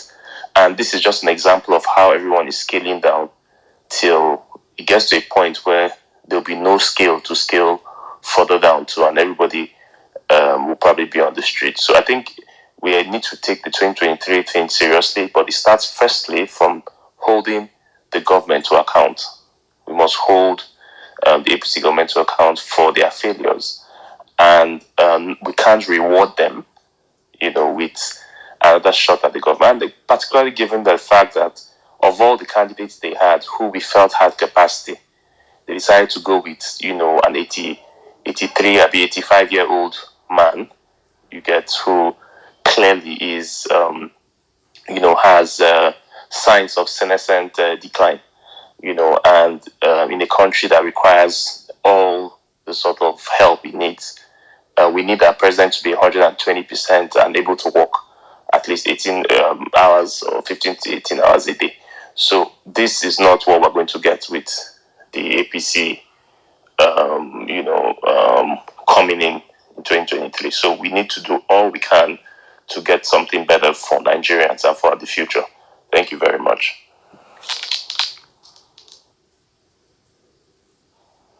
Okay, thank you very much. Omar, are you there? Okay, let's do this back to back. Henry, can you hear me? Am I audible enough, please? Can everybody hear me? We can hear you. We can hear you. We can. Say that we can hear you. Okay. I am Chief. Please just go on from there. Thank you. Okay. Dr. Chinyere, I'm good, my friend. Good. How are you? Good to hear your voice after a long time. I need to add some few things quickly. At the moment, the problem with APC was that they had no plan from beginning. You could see even from the federal to the states, they had no plan. When they found that they were in power, that's when they started copying states that were succeeding. The taxation policy introduced by the federal government was copied from Lagos State. Most states had to go to Lagos State to learn how they could manage the economy and succeeded. For example, Kaduna State did the same thing, and Gombe State had to copy the same template Kaduna had to do. That tells you that these guys had no plan in the beginning. That was why we had this problem in the first place. Secondly, they just came into power abruptly. They were like, oh boy, so this thing could be that easy. They could step into power, and since then, they couldn't find their footing. They couldn't know what to do. So the first thing that we need to learn from the first failure is a failure to plan. They didn't have an economic blueprint. They didn't have a social blueprint. They didn't have a security blueprint. This was all what we saw for the past 6 to 7 years. So part of the failure, in fact, the major part of the failure was failure to plan. And that contributed to all the things we had seen in virtually the federal government and the state government. Yes, they had some glimpse of successive policies, like the rice policy, even though the rice policy still had some holes in it. But it tells you that there was no structural plan from the party. And now they're paying dearly for it, because we've seen such height of insecurity, such height of the economy falling apart, such height of social fabric being torn by religious and tribal sentiments. So it really goes to question what has happened to the APC and why the APC is having this problem. Yes, there are some governors who did well in the APC, but however, they raised the bar of expectations and they couldn't meet that bar. And in some of these cases, they are also paying dearly for it. So, there are some governors who did pretty well, attending to the social needs of the people. But one of the biggest problems was that bro, please hold your thoughts there. Let me just ask you a question. When you say there are some governors who did very well, can you name one or two governors that did very well on the APC?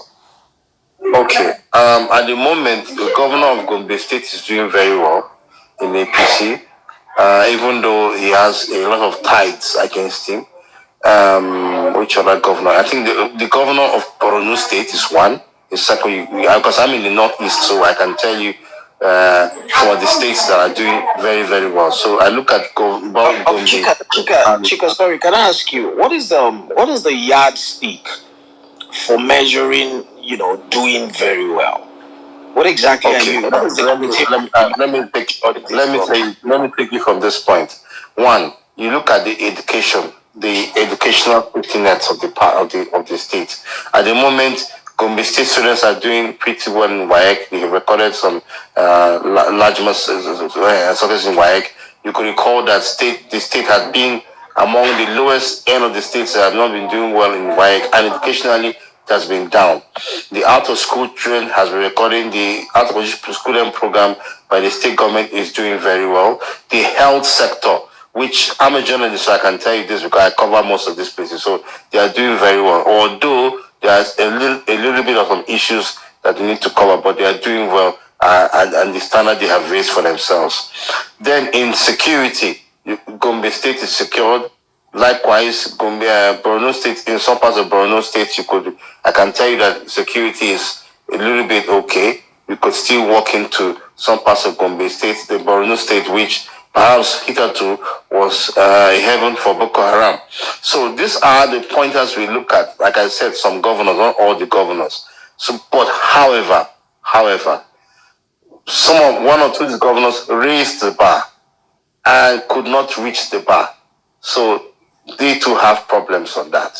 So looking at the way forward for the party, if I am one of the planners of the party, I will ask questions. What did we do for the last 8 years? How do we now bring a structure that could envelope both the security, the social, and the economic factors that has bedeviled our country? Must it be the taxation policy of Lagos State that could be the leading light of the party? No. Most of the people say, look, we should look at more of a little bit of socialism and a little bit of capitalism.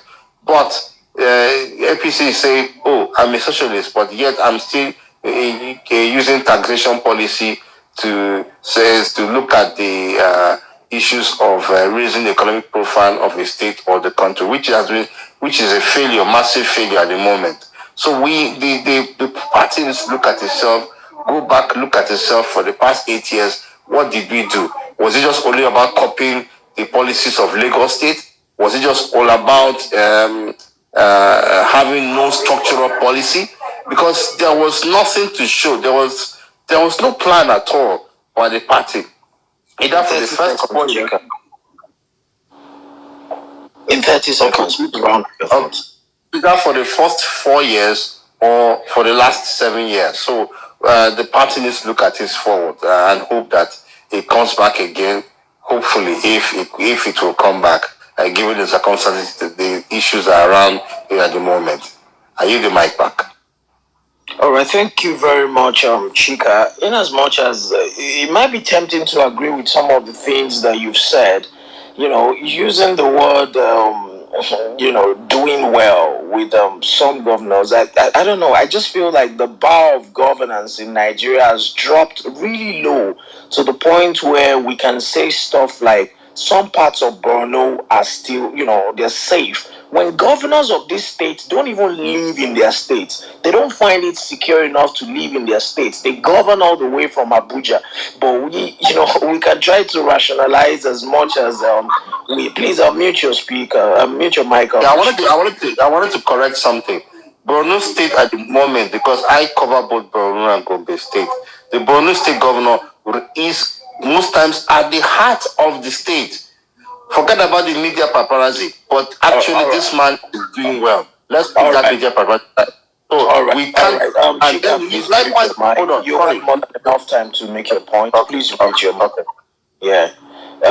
In as much as I'm not the kind of person who would love to criticize people simply because they're on the other side of the divide, but I just believe that the bar is very, very low.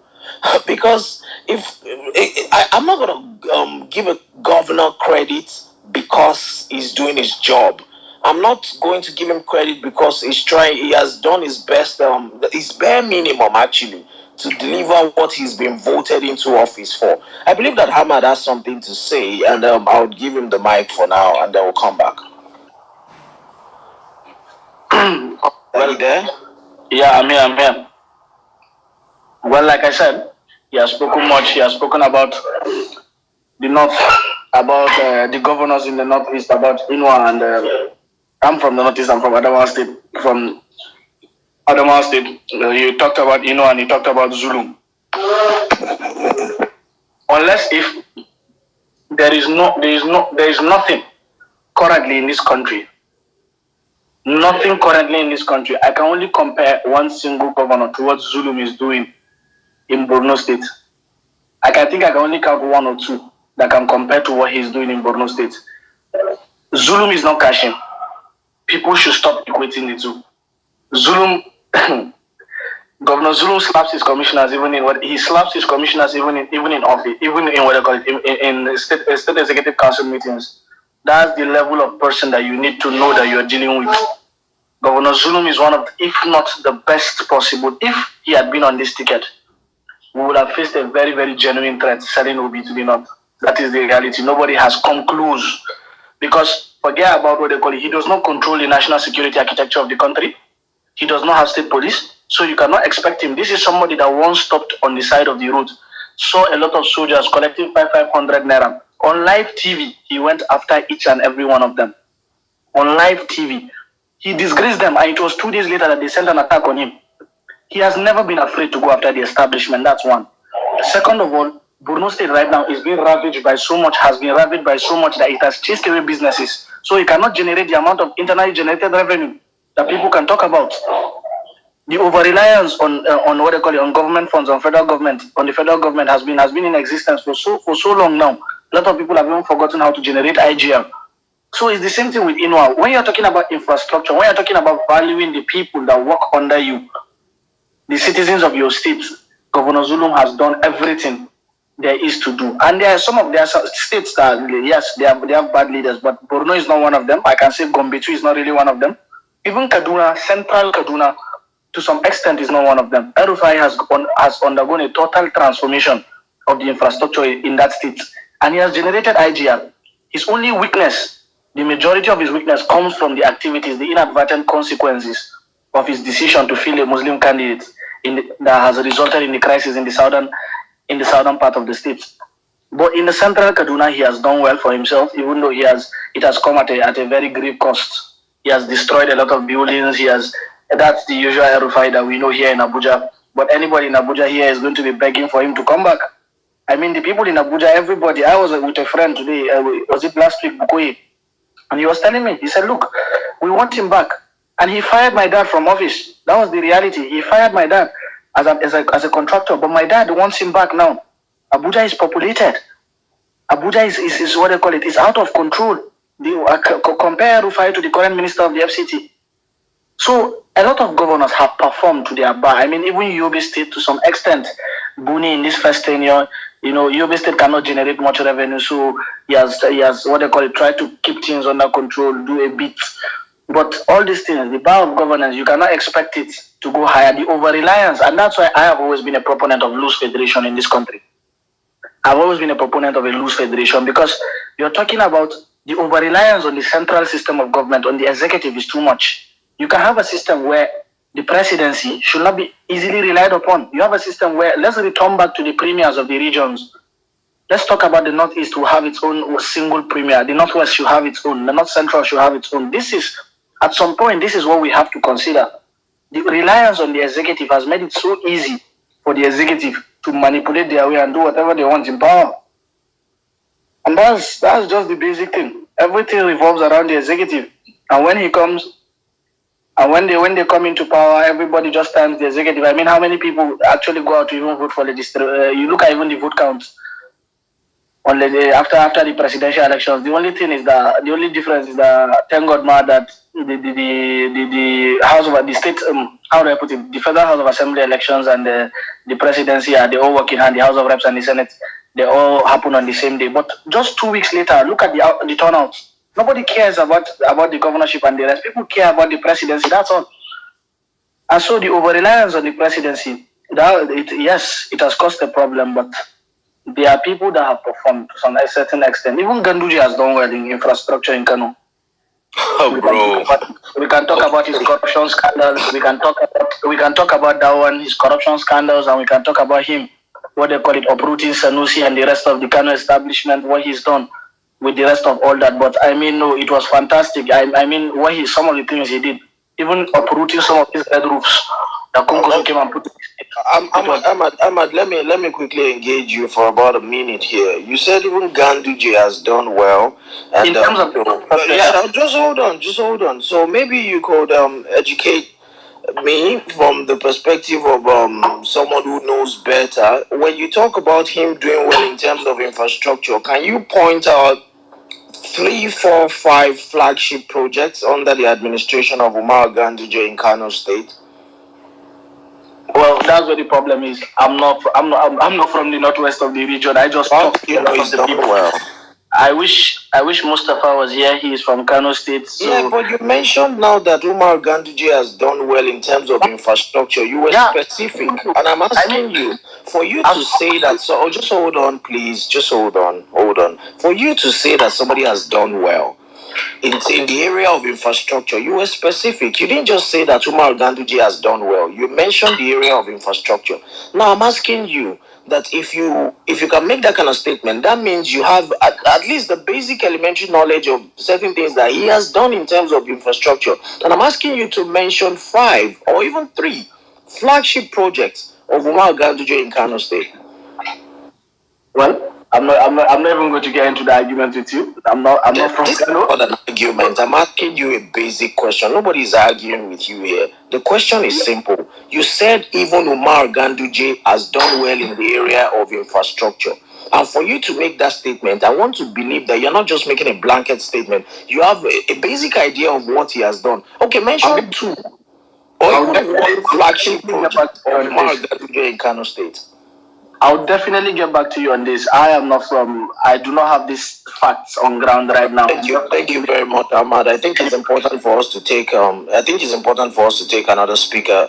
But I believe that before we come into public domain to come and make certain assertion, it is important to do our research, because we cannot just mislead people. Ahmad, please mute your mic.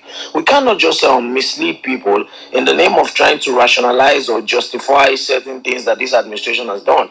If you have your facts right, you can easily just point to 1, 2, 3, 4, or even 5 projects. Because as far as I'm concerned, I'm not very familiar with Umar Ganduje, but ever since he's been in power in Kano State, I only remember him for 2 things: his family's wedding to Ajimobi's family, and the video of him stuffing dollar notes in his agbada, on the internet. Those are the 2 things I remember Ganduje from. Okay, maybe the third, following Bola Ahmed Tinubu around like an ADC, whilst he should be looking after his own state. Those are the things I remember him for. So I don't know what kind of infrastructure you are talking about, but of course, you probably are better informed on the topic. I think we should take a lady here so it doesn't sound like, like a masculine echo chamber. Adiri Sola, I can see you on the stage and your hand is up.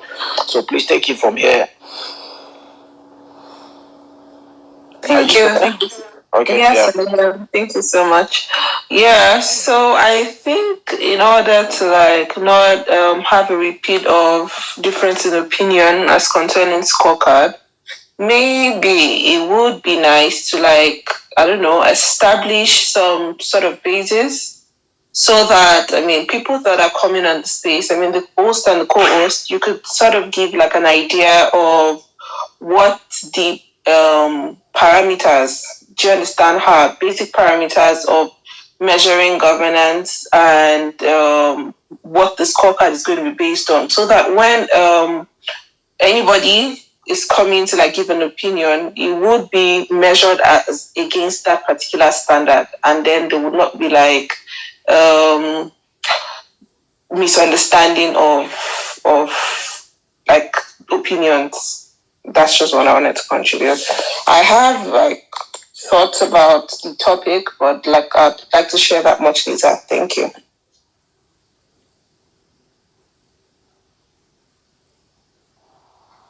Am I right here? Yes, Okay. I'm right here. Okay, let me respond. I think Adering Solai, I get where if I get you right, are you saying we should, like, let's say, focus on infrastructure, focus on security, focus on is that what you're trying to say? No, okay. So, for example, we can say that. So these are the parameters in which we're going to be judging, like the scorecard, and then sort of give people guidelines, because at the end of the day, we have like different experiences, and I think what played out, my opinion, in the what happened between Omar and Ahmed just now, is that different experiences and I mean, they belong to like different parts or different regions in the country. So expectation from government sort of differs.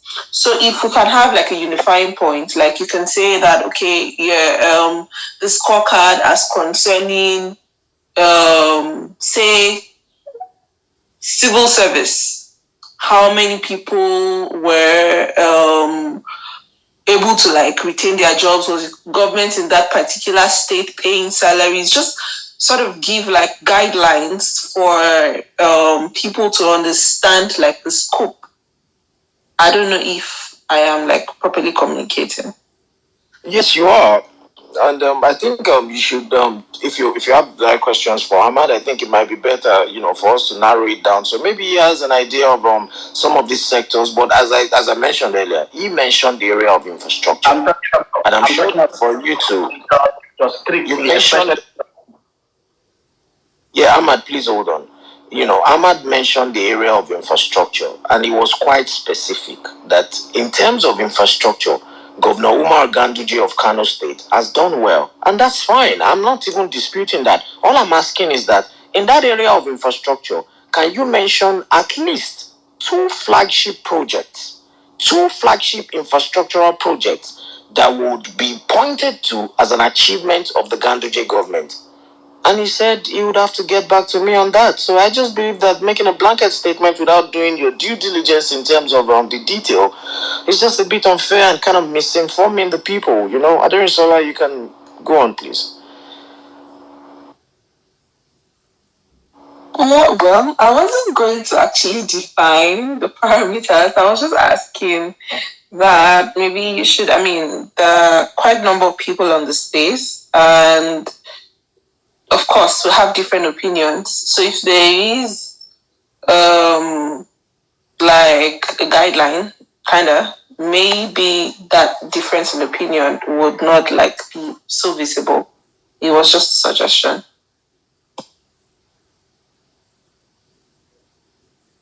All right, thank you, Adering Sola. I can see Izuji, you've got your hand up, but you've spoken before, so we're gonna come back to you. Simple Zest, are you there? Simple Zest. Okay, I don't think Simple Zest, are you there? Yeah, I can see you. Let's have Divine. No, call me Divine. Straight. Oh, okay, sorry. I'm trying to call people by their handles, so please forgive me for that. Okay. All right, please go on. You got 4 minutes. Please. Okay, thank you to everybody. Thank you, Ahmed. Like we are talking like every day. We are being in the same space like every day. Thank you so much for the contributions and everything. Saddam, thank you for the for hosting the space and giving us the opportunity to air our view. Now, I really want to talk about the topic straight, APC scorecard and stuffs. You know, most times in state in most people are not even interested in state affairs or in state politics. We concentrate more on the center because that's where the whole thing lies. That's where the whole power. That's where the ogapatapata of them all be. And if I really want to rate APC, I want to start from security first. They've not done well at all. At all and at all. Like, if I want to give them, I'll just give them 0/100. They've not done well, both in the east, in the west, in the north, and everywhere. APC have done worse. Like, since I was born in Nigeria, this is the worst. Like, this is the worst security situation I've ever seen. We all see how it happened during the time of during APC or PDP time. We all see what's going on now, and the most painful part of it is they are not even giving account of what is going on. They are not even addressing the situation, and everybody is just like sweeping everything under the carpet, and it will happen tomorrow. They will just look for one story and tell us, and tomorrow another one will happen. Now you come to the area of economy, nothing. Like, they've done absolutely nothing. I don't think even Buhari have any economic advisor. He doesn't. They've done nothing. And you move again to the area of, okay, let's say infrastructure. You give them 2 to 5%. They've not done much. And when you know why most of the government in Nigeria really want to rush into infrastructure? Many people did not know, but this is the area that they can easily inflate contracts. This is the area they make money from. This is where the major corruption is coming from. And at times, if you really want to judge them in terms of this infrastructure, when you talk about effectiveness, still talk about efficient. These are the two different factors. They might seem to mean the same thing, but they are two different factors. A government can be effective, but they are not efficient. Because if you actually build a house that normally will cost 30 million, you build it with 100 million, you're effective, but you are not efficient. And we've been taking this all along. And this has been taking the country and the everything backwards. And the major problem Nigeria is having in terms of politics is we put 2 steps forward, we take 4 steps backward. And it have not done us any well. It have not, in fact, APC is just an eye-opener. I'm even very surprised that I see so many people coming out to support them. Even in the individual, if you want to get any governor responsible, most of governors that are working, okay, like I have not truly been to those far north, but most governors that you see working mainly in the east and in the west are mainly PDP. How can you even differentiate between most of those PDP and APC? Because some of them will be from PDP, they jump to APC, so they confuse us a lot. Mm-hmm. But the truth is, judging from from their decisions, from their body languages, like these people believe that nobody can hold them accountable. I've never seen in history of Nigeria where somebody come and tell us that snake swallowed 36 million, and that is the end of it. Nobody is being held accountable. Nobody is coming to say this is how it's being done. Like, this is the worst part of it, that a man single-handedly carried 80 billion and you grant him bail with 500 million. Why won't he pay and go home? And another person would come and take over. And the failure of, I still want to rate both PDP and APC on the failure of, like, not being accountable, like, and not giving punishment to like money laundering and other corruption charges. Like, they've not done well in those areas, both PDP and APC. Like, many people do a whole lot of things in that country and get away with it without anything happening. Like what they are doing with our money is just like a paddy business. You come and say, oh, because you are my man. If you take, like in a case of Vawulence, they take him to court. He's a PDP man. They immediately EFCC knock at his door. He runs to APC and he became a saint. And somebody, APC chairman at that time said, oh, he have come and they baptized him and his sins have been washed away. And that is the end of it. So I think in those infrastructure we are even talking about, there is nothing much. Okay, some people will come out and tell us, oh, they built second Niger Bridge. The second Niger Bridge started as early as 2013. As early as 2013. And what the federal government have paid, I think Jonathan paid from the share, because it's a PPP contract. But many people did not know. It's a PPP contract. It's still us, the road users, that will have to pay for it. Federal government have, I think 30% or 38%. And out of it, Jonathan paid 71% of those money. And Buhari have been able to pay, I think, 1% or 2% of it. And many people are not, like, they are not even judging this situation right. And what you hear, oh, is Buhari that built second Niger Bridge, because we don't want to learn. If you really want to hide something from a black man, put it on a book. We don't want to read. And nobody wants to do research. Everybody will just come out and say anyhow you want to say it. You come out and put it out, and you think you are just doing politics. And I've been in so many spaces. I see so many people defending politicians. The truth remains that if these politicians fight for us the way we fight for them, man, Nigeria will be like, London will not even be fine. But we'll fight for people who fight for only for their personal interests. Who again do I even want to mention? Like I was so pained when I see like someone like Rochas Okorocha when he was in Imo State. Somebody that will force, like we suffered to put in government. He's building 27 hospitals in 27 local governments of Imo State. Which kind of human being is this? You know that some local government don't even have road to connect to this hospital. Why not give, and some local government are just face to face to each other. And you want to, some hospitals that he's building, you will see one here, just drive 5 poles, you see another one. This one belongs to one government, local government, the other one belongs to another local government. So what is the need of those 2 buildings there? I really don't want to call them hospital. They are building, because up to today, you cannot even find paracetamol there. And my pain is not even they are building today. The cost of those buildings can build 50 pieces of them. The cost on those buildings, like just one standing, can build 50 pieces. And I've had so many, at times you keep wondering, if you see a Nigerian say, okay, you build 21-kilometer road, we all see the company that get the contract, we all see the thing, we see the cost. Browse another country, that same company, you see the price that they are using to build 21-kilometer road.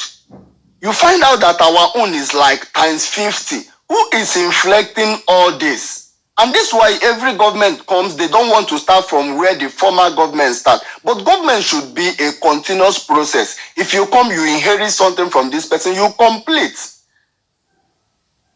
But no, they want to start it afresh because they know that the previous person that awarded the contract have taken the money. I've executed some government contract, and at the end of the day, you find you that want to execute it, you find out that you are the 7th, the 9th, or even the 10th person. The major money for this contract have gone. So this is the corruption we are facing.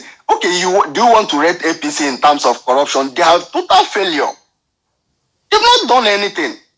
I've not seen anybody being punished for being corrupt in Nigeria. I've not seen anybody being punished for carrying billions and billions of naira that they are carrying. No, I've not. Or do we really want to talk about being APC is totally extravagant. Who want to talk about that? So in which area do you even come out and say, oh, this is the area that they are perfect? Divine, let me play devil's advocate a little bit here. I don't know if I get the guy's name, if I'm getting the guy's name correctly. Abdulaziz Maina, am I correct? The guy that was supposedly brought back from Niger Republic. I don't know if that's true, but I think he was on trial and he's been in jail for quite some time. Abba Kyari has also been in jail for, some kind of corruption scandal, and I feel like there are quite a number of people. Of course, it's public knowledge that if you join the APC, your sins are washed away and you are made whole again. So I'm just trying to, as I said, play devil's advocate here because on the corruption front, somebody like Ahmad could possibly say that they are doing well. So the question is that how specific can we be in terms of what they've achieved in that area? I'm just trying to play the other side of it. Okay. Let's even go through it. In the case of Abba Kyari, it's just because Hush Pop is sending money. That's not government money. His case is even quite different. If they really want to do justice to his case, they will just expedite him to the US. Let him go and answer it there. But they are still playing politics with the same thing. He's not even the person that the government should be giving. We don't have any case with him. How can they force so like they are trying to trial a man who stole a cube of Maggi while supporting a man who stole billions of money? You just grant him bail and he go home. And this is not about ethnic, it's not about religion. Even some people from the north, from people from the east, some people from the west, like these people are just united in their crime. And they are ready to cover each other at every moment, at every time. So where do we want to read them right? Okay, are we talking about the loans? See, as a person, I'm a businessman, and I don't think loan is bad. Loan is not bad, but what did you do with this loan? If you can, okay, let's take for instance, you took loan of how many billion? You used it to build a railway from which place to Maradi. Maradi, we even have to build to another country. And before you have to do such contract or you took such loan, you have to do the analysis and say, oh, this thing I want to take this loan for, we have to repay this money back either in 4 or in 5 or in 10 years. But you cannot borrow money and consume it. Then who will now repay back this loan? You borrow money to put it in a business that cannot even repay back the loan. So who is cheating? Who is fooling who here? All of them want to rush and do infrastructure. Okay, see, let me tell you, a country like China, they know what they are doing. What they are doing currently is a kind of, what will I call it, civilized colonization. Yes, because if you see what is happening, so many countries in Africa have lost their sovereignty to China. Some people in Africa don't control their television stations. Some people in Africa don't control their international airports. Some of them don't control their what do I like many things. You have to lose one thing just for China to start controlling it. Let me tell you, there are some places in Zimbabwe that Zimbabwe cannot enter today. Even their president cannot enter. Chinese people controls it. So it becomes a problem. You ask yourself, what is these people really doing? And in another kind of it that people are not even putting, like people are not paying attention to, taxing. Like APC is overtaxing Nigerians while they are not doing anything with it. If you are making call, you are being taxed. If you are buying even beverages from ShopRite, the last time I went to ShopRite, after shopping, I just have to check my receipt because I've been used to that. I travel, or like I live abroad, I live in Nigeria. And anytime you see charges. You see charges after buying something of 40-something thousand, you see that government is already having up to 11,000 on your head. What's all that for? And the painful part of, okay, even if you do transfer, they charge you for electronic transfer, they charge you for federal government levy, they charge you for stamp duty, they charge you. What is all these charges for? And we are not seeing, I think Nigerians are not even angry enough. And we are not seeing it. It's not reflecting on the economy. It's not reflecting on infrastructure. It's not reflecting in education. It's not reflecting anywhere. So what are they doing with all these funds? And nobody really wants to give account for it. Nobody really wants to do anything. Look at my fear at times at this period, I even have to ask, do we really have freedom of speech or freedom of any? Are we really citizens in that country? Because you don't have access to anything. If you want to really tell yourself the truth, the government have done nothing for you. Anybody that is secured in Nigeria is securing himself. Government cannot give you free access to loan, nothing. So just let's imagine a country where a bureau de change is determining the price of dollar in a country. That means we are gone. Where the central bank will have to sell dollar to a bureau de change, then a bureau de change will sell to a businessman to go and do business. And every day we'll keep complaining, oh, dollar is going up, dollar. We really know, we know. And themselves, they know where all this thing is coming from. And nobody wants to address it. Everybody is fine with it. But if you really want to count out their failure, is in everything. Okay, during the time of COVID-19. Divine, can you round up in 30 seconds? Okay. Like, do you want to count in when COVID-19, the surge of COVID-19 started? Do you want to count on the palliative? Do you want to count the issue of student feeding or stuff like that? There is a whole lot of corruption. In fact, let me just wrap up with this. After the government of APC, the day we will really talk about their corruption, the day all of them will start, because most of the agencies have the records. The day it will start coming out, Nigerians will shout. That's just my point. Thank you very much, Divine. That was a very lengthy and very brilliant submission. MC Maxi, are you there? Izuji, I can see your hand up. We'll come back to you really soon. MC Maxi, are you there? Yes, I'm here. Can you hear me? Yes, but there's a lot of background noise. Is it okay now? Yes, it's better now. Please, in 4 minutes, please. I won't even spend up to 4 minutes because there's nothing good to talk about APC that would take me 4 minutes. Okay, that's harsh. The first thing is that they spent 4 years blaming the past government. And even till today, they're still blaming the past government. I don't know. There's nothing good to talk about them. All I can see around there is just failure. They have failed in every aspect. Is it what is that we are enjoying in Nigeria? Ordinary this light power. We are paying tariff, and every month they keep increasing it. So, and they don't care what happens in the market. Imagine someone who collects 50,000 naira as a salary. When you take it to the market, just take 30,000 out of that to the market, and you see that you come back with nothing. Yeah, I went today to go and buy fish, but I used to prepare stew for tomorrow. Imagine the price they're telling me for titles. So I just have to leave that one and buy momo that I will manage. I cannot keep myself. So the pains is everywhere. Go on the street and see the way people are suffering. So they have made us to suffer.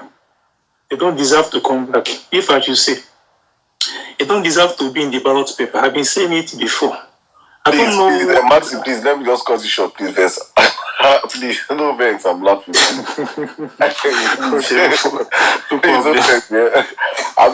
beg. How much is titles? I beg. How much is titles? Oh, the way I said I want one, though. 1,100. And they pay you something when you say they buy it for 500 naira, 400 naira before. 1-1. 700 now is 1-1. I even begging him to say, okay, I say for me 900. You guys say no. He bought it 1,000. He can't sell it for. Okay, he bought 10 pieces. He bought 10 pieces for 10,000 naira. I can't imagine. I won't pity the guy. No, it's very painful. So that's why I say they don't deserve to be in the ballot paper. That is one. So I don't even know why we haven't talking about them being in the ballot paper. They should all remove that broom from and their party from the ballot paper so that we can have rest. I am happy for what happened today in Osun, and I hope it continues like that. They will continue to fail. The man that told us that we will labor in vain. No, we don't labor in vain now. With all the money they spent, have they not labored in vain? So whatever that reach us, we are going to give it to them back in 50 folds. Thank you, everyone. God bless you. Okay, Maxi. Okay, please let me know your response, Maxi. Yeah, Maxi. I'm with you, yeah. Where are you, please? I'm in Lagos. You're in Lagos. Yes. You have a family? I have a family, but not my own immediate family. But I have my little ones that I take care of. Okay, the promo way by now, you and them will chop our money. Now so now go manage and that's now. What you man go do? I know, just hit me up on the inbox and let's talk, yeah. No, thank you, sir. Make we jump fish, I beg.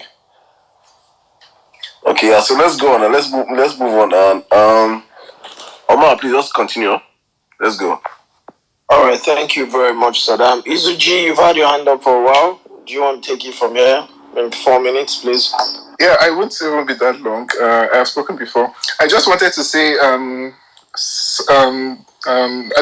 Visola talked about the standard of measurement for judging these people. And I think one thing that should definitely be on the table is... Please, sorry. Sada, I can't inbox you. Can you send me hi so I can busy for me? I just sent you a message now in your inbox. Okay. Okay. So the number one thing I think should be on that list should be the borrowing of the said political office holder. Because one thing Nigerians have come to, I think is a result of the natural resources we've had. So many Nigerians don't even know that what government spending or what government spends is actually their own God-given inheritance. Many Nigerians just grew up thinking that government just prints money because it's their duty and they have the power to do so. They don't understand that all these things affect them. Because I don't know why someone will come to defend Gombe State governor that has completely put the entire state in debt that even the future most likely won't be able to pay back. Right? The Gombe State governor, for whatever he used the money for, he did not provide a plan for the state to be able to pay back those funds. That's the important thing. I don't think any of us want to hire a manager for our business, and the first thing the manager does is to go to the bank and get a loan of exorbitant amount of money, and then comes and buys flowers and makes the business beautiful. But then the profit you gain as a result of doing those things does not cover quarter of the debt that he has indebted that business into, and they will clap for him that the person has beautified the business. That is what we do here, and it is actually completely not what we should do. I will just leave one example before I go. The governor of Akwa Ibom, Akpabio was spending money in a spending craze and then pocketing some of them, as we have come to know. And a lot of people were clapping for him. But he was just borrowing and using money without plan for how to monetize those things he was spending on. He built a stadium of over 250 million. Obviously, a lot of padding has been done to that budget. And till today, I don't think that stadium has produced 0.something% of that money that he spent. In terms of the earnings, do you know what $250 million could do for a state? And you have a lot of poor people today there. in that state. And somebody woke up one morning, decided to spend $250 million on a stadium when Nigeria is not England that has a premiership or a Premier League that would be providing the most needed money and services to people that will help them earn something. And somebody just wakes up in the morning, spends money to build crazy infrastructure, and people clap for them and think that that is government. Please, Nigerians need to re-educate themselves. People, governors or political office holders shouldn't just go and borrow money and use it and bastardize it in the name of building infrastructure without a plan for the future of that place. So that's just what I wanted to drop. Thank you very much. Thank you very much, Izuji. And I can see, Divine, your hand is up again, but before we come back to you, I think it's important that we take new speakers. So please, if you're interested in being part of the conversation, request for the mic and I'll bring you up. Aderisola, I can see that you're there. Bishop, welcome to the space. I'm very sure that you have something interesting to say, so you can take it from me and then we'll go to Divine. How fun are you guys? Sorry, 1 minute. Okay, Bishop is not ready, and I'm pretty sure that will be back in a minute or so. I'm back. I'm back. Right. I know the rest. Yes, me. I know the rest. We carry the matter for head like government work, so we go do until we die. Yes, that's it. Peter Obi don't know me. I'm not sure he's going to ever know me. We've only attended meeting once, and he doesn't even know the people that were on that meeting. He just attended for 15 minutes and left. But we will carry the matter for our head till we die, because I die doing something good than spend my life and seeing something wrong going on. It's bad. The Bible said, to him that knoweth what to do, or the right thing to do, and he does not do the right thing, but that person is a sin. Okay? He that knoweth what the right thing to do and doeth it not, to him is a sin. So I will not commit a sin against myself, you understand? Just finished the space. I've not even rested. Let me even share something to the Jumbotron. We're going to have a violent. We're having Vawulence tomorrow. Saddam, how far now? Saddam, stop laughing. Answer. We're having Vawulence tomorrow. I just want to inform us here. Most of you were on the space I just ended. Yes, we're having Vawulence tomorrow because these guys opened a space today. They were discrediting David Hunday, discrediting Peter Obi. I just left them. I shared it to the Jumbotron. Please, guys, retweet, share, comment, let people come, let people know that this is happening. I shared it to the Jumbotron. Now go to my page, go to my Twitter handle. Yes, share that tweet, retweet, comment, let people know it's happening. Okay, we're going to really gaslight them tomorrow. It's a once in a lifetime space. Yes, the last one I opened where we had about 1,200 people was not for gaslighting. That one was just to talk about what happened with Tinubu. But tomorrow on, we're going to see another side of me. Because Bishop, not like this. I'm telling you, tomorrow we are bringing it on. I'm bringing the fire. The time I gave them to talk before, maybe I will not even. If I just see anybody saying any nonsense, I'll just mute you. I'll take you off as a speaker, because that's what they do. Also, want to attend their spaces. So we are going to reciprocate it tomorrow. Don't worry, guys. You guys are doing a good job. Like I said, Bishop is not special. I always say it. Bishop is not special. If it's anyone who will be in my position today, you might probably do better. You might probably do better. And congratulations for those who partake in our giveaway today. For those who won money in our giveaway today, congratulations. And those that did not win, also congratulations. Those that have your number, congratulations. We are going to still give more money because we are expecting more people to still support it. So thank you very much, guys. I will be here. I'm here. Omar, thank you very much. Saddam, you keep doing this, and trust me, you will reach a high level where things will go smoothly for you, because as you are looking for things to be smooth for other people, your own no go spoil. Yes, as I'm looking for things to be smooth for other people, my own to no go spoil. So as many that are here and are looking for, drop your hand now. Drop your hand, Joe. As many that are here that always push the Peter Obi movement, your own no go spoil. God bless you guys, and let's do this. I'll be here for a while, then I'll go off to rest and preparing for tomorrow's space. The space is by 1 p.m. Nigerian time, and I just said 1 p.m. because I want people to be back from church. Yes, if I say 2 p.m. now, someone will go and open another space, and then our space will not be seen. But I want that space to be a very big one. As soon as you join the space tomorrow, start sharing it. Don't wait for me to tell you to share.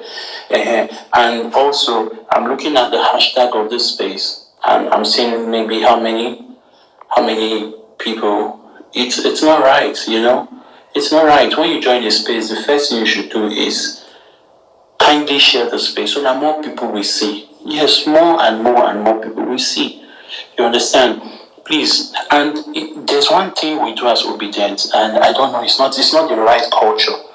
It's not the right culture. If an obedient is opening a space, we will not attend that space. We will jump and go to attend Doggy or Whitebeard or Jason's space where they will be slandering Peter Obi, and you'll be there requesting the mic from the start of the space to the end of the space, and audience will not be given to you. But the one that they will give you audience that you can make your positive impact, you will not stay there. You will go to where they don't even recognize you, where they have crowd. I'm just coming from Jason's space now. I've been sleeping and they've been tagging me. I had to go and see what's happening. And then I saw inside 10 speakers, only one person is a Peter Obi guy there. The rest 9 bad people, 9 of them bad. How can 9 people take out one person? Or how can one person take out 9 people? I hope I'm not talking too much, Saddam. Let me come in here, bro.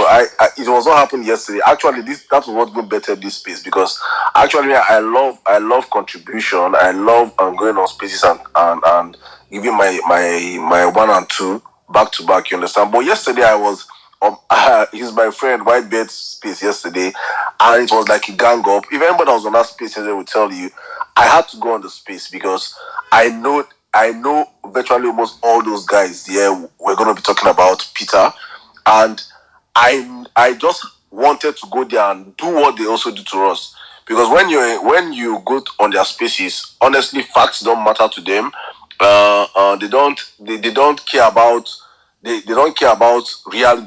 They are not realists, because they're not. For you to support APC first, I believe that you're disconnected from reality. You are not connected to what's happening right now in the country. So I was like, I'm going on my guys' space, and they all know me. They're like, oh, well, you guys' space the other day, you were saying so rubbish, blah blah. They were just saying a whole lot of shit, and I got on the space, and I came up with my own, and I was back. It was like they were all on my head. Everybody was on that space today. I tried to hold on my own, but it was like 1 to 10, and I was like, no, we have to change the narrative. Honestly, what you said, Bishop, is a truth. I see no reason why, except you have a relationship with them.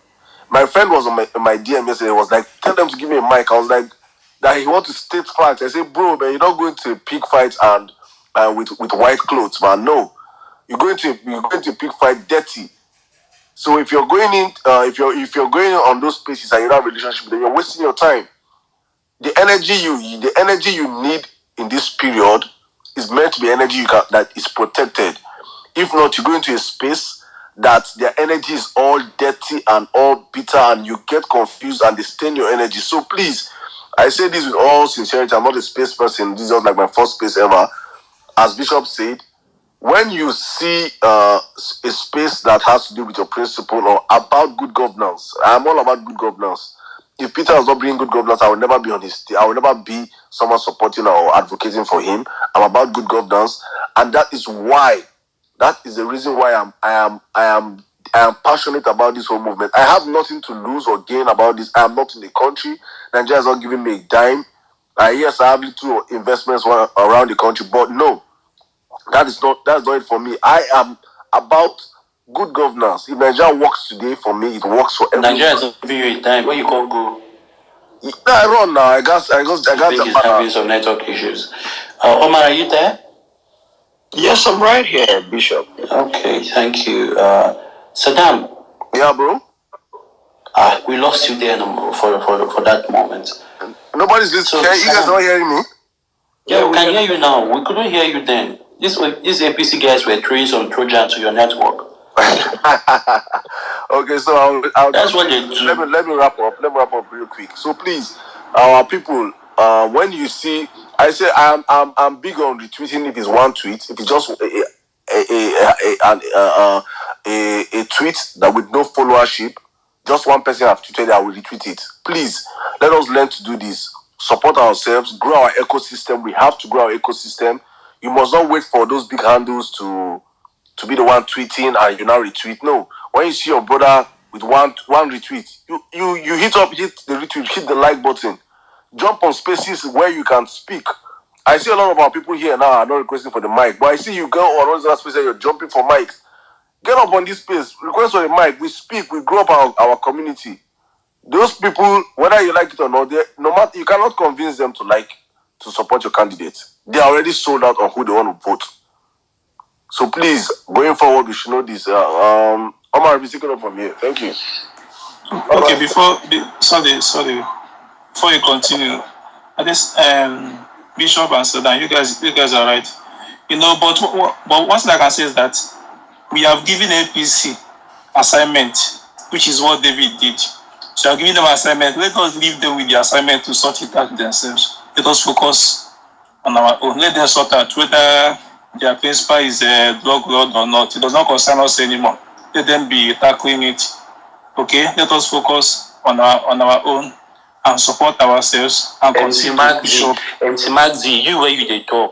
Just now we have said that okay, let's go and retweet that there will be a space tomorrow. I don't already do the poster. I don't check your space, your Twitter handle. Now you never even retweet them or anything. See, it's even on the jumbo throne. It's on Bishop, the you know me. I know you. You understand? But there's every tendency to forget such a I go retweet that 2 times for you. I go retweet that 2 times for you. Let me say something. This is an expo. Okay, I'm not supposed to tell you guys. This is an expo, but I will not tell you the name of the special guest that will be on that place tomorrow.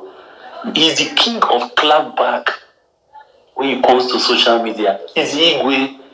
Frank Edogu the level in the gym, I the level in the. So I won't say anything. He's my guy. I spoke to him about the space. He said, open it. So he will be there. But I don't want to put him, you understand? So it will not look like maybe he's. No. We don't worry. Just see. By now, that is supposed to be like 100 retweets. But I'm seeing only, these are the. How many was it before I entered here? You understand? Please let's retreat. Hunger, look at me, but let's retreat. If you go there, that 1 year voice, no be your voice 1 year, no that 1 year, I 1 year voice. If she go there, let me know so that I can post it again. Definitely. You know, say one of my co-hosts now, V will be there. And then we'll have another. I won't call the name, but that one when it comes to Vawulence, now comrade, yes. So most people know what I'm talking about, but I will never mention the name. And I did not say it to please, because don't go and tell anybody I said, because he doesn't. You don't even know what I'm talking about in the first place, so don't worry. But there will be somebody there. In fact, there will be 2 or 3 people there. 2 or 3 people there on that space tomorrow. Hot. Oh yeah, tomorrow I beg. Let's focus on today, yes? Yes, we'll focus on today. Saddam, Saddam, Alpha, slide into my DM now. Let's talk. Omar, take over the space. Let me steal Saddam for a moment. All right, thank you. Okay. I want to ask question. Please mute your mic, please. Thank you. I want to ask one question so I can go down. Your mic. Please mute your mic. All right, thank you very much. We're going to try and circle back to the conversation. The topic of the space is APC scorecard, the failures, the lessons, and the way forward. I feel like we should take I can see Otumba on the space. We'll come to you in a moment. Otumba, I always respect your views. It's nice to have you back on the space. Lamin, is Lamin a lady? Because I can see a lady's picture here, have you? Yes, I am. All right, Lamin, please take it from here. You got 5 minutes. Oh God, where do I start? Hi, good evening, guys. APC scorecard. Is there a scorecard, really? Really? Is there a scorecard? Where do we begin? Infrastructure. What infrastructure are people talking about on this space, really? What do you mean by infrastructure? I live in Abuja. Where is the infrastructure? Where? Traffic everywhere. Drainage, no drainage. Everywhere, if it rains, everywhere is smelling. Gutter and everything. I don't understand what is infrastructure. I'm from Niger State. What has my governor done? I don't know for other states. Maybe their governors are working. What has my governor done? From Mina to my town. I'm from Bida. Usually takes 40 minutes to an hour if you're not driving very fast.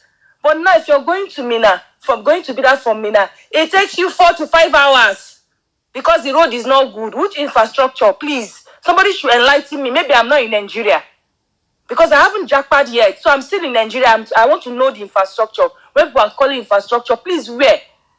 I don't know for other states. Maybe in the southeast or southwest is working. But me, I'm from the north. I don't know the infrastructure they're talking about. Is it from Lapai to Bida? You drive 5-6 hours. You come back with your car. All the shops are gone. So what are we talking about? Is it education-wise? Zero. I heard Minister of Labour talking yesterday, talking crap. This SASU strike, it got done on me that it is even about ego for him. The Minister of Education is not even talking to anybody. What scorecard? I still want to know because I don't know what you're talking about. Scorecard, I think we're wasting our time. We should be talking about how to strategize, and because what happened in Oshuye only proves that we have work to do when it comes to P2B. So scorecard. Please, scorecard, failure. Everything is failure. There's nothing that APC has done. Everything is failure. The only thing I say we have learned our lesson. For those people that canvass, I didn't vote for Buhari, but I canvassed for him in 2014. Although I didn't vote in 2018 and 19, and even the 2014, I did not vote for him. But I canvassed for him in 2014 because I thought, okay, he cannot be bullied, he cannot be cornered. It's all bullshit. We have learned our lesson because we are not voting P2B because we are stupid. We are not canvassing for P2B because it's the finest. We are canvassing for P2B because we have seen his record. We saw the red flags of Buhari was campaigning. We were still desperate. We didn't ask questions. The guy had issue with the certificate. Nobody asked questions. We looked the other way. People were telling us that this guy was a tyrant when he was in the military regime. We looked the other way. People, not that I remember I had Hausa people from Katsina telling me that, this man, you people will regret it. We looked the other way because we're too desperate. We have learned our lesson. That is why we are not canvassing for Peter because he's the finest or because he speaks the better English or he has the sweetest voice. We are canvassing because we have learned that you need to ask questions. He preaches hope. We've seen what he's done. Go and verify. If you don't believe it, I know that APC people are here and PDP people. Go and verify. If it's a lie, bring out the thing that he has done. Let us see. When they brought up Pandora issue, is it the only one indicted with Pandora? Among all of them, it's not only him that went to arrest with document and told arrest people to go and verify. So yes, there's nothing that APC has done. Everything is failure. The only thing we have learned our lesson. When somebody is asking for the highest position of the country, you ask questions, and that is the question we have asked, and Peter Obi is answering it. I don't know him from anywhere. I haven't met him before. So I'm not supporting Peter Obi because he has done something for me, or because I have done contract or I renovated his house. No, because he's making sense. Because he's preaching hope. He's letting me understand that there's hope. This country can still be saved. Please, as Bart said anything of such, as Atiku said anything like that, Has Kokosi has said anything like that? Or so who among them has preached hope? I'm not stupid. Nobody is telling me that P2B will give me any contract when he becomes the president. It is only making sense to me among every contenders that we have or candidates that we have. And people that will not support him will not support him. Don't waste your time. People that are not supporting him are people that have benefited or there's tendency of them benefiting. Don't waste your time. We have people in the village, just like what happened in Oshu today. There are people that we should talk to. People that don't know the difference between Labour Party and PDP and APC. Those are the people we should not waste our time on these stupid people. Oh. They have their plans. Some of them don't even have their family living here. So there's no point trading words with them.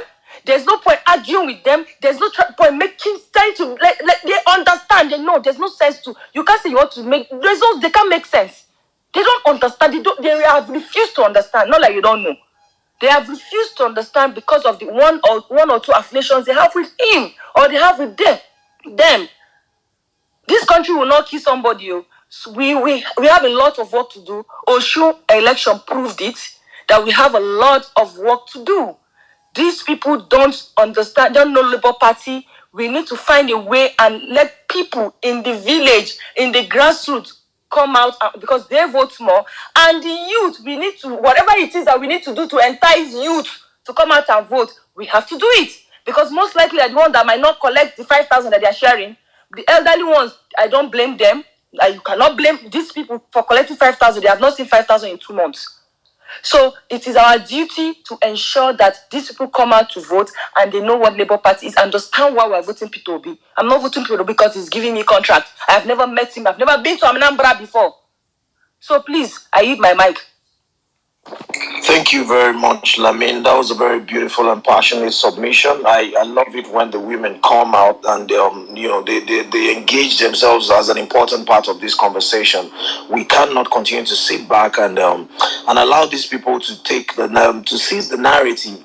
And on a lighter note, one thing that these people did not expect is the kind of political awareness that we have in the country right now. As I was discussing with a friend of mine less than an hour ago, that you still look at these old politicians and you see their campaign method.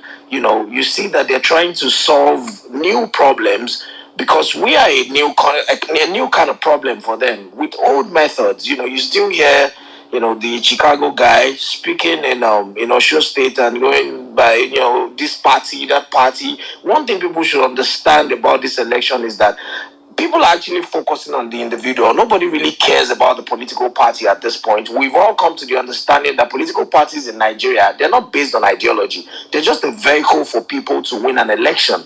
People are focused on the individual. They're going to ask for this is like mathematics. I used to have a math teacher back in high school. I hated math in high school, honestly speaking. From the days of algebra, I lost total interest. And the guy would be like, don't just come here with wuru to the answer. Show your workings. And people are going to trace you back to what you've done, your antecedents. People want to scrutinize your character before you are allowed into public office. And I believe that this is the way to go for our nation in terms of in the process of trying to change the kind of governance that we've been used to over the years. I'll take Otumba next, and then after Otumba, we go to Nnamdi, and then we go to well-meaning Nigerian. Marks have been here.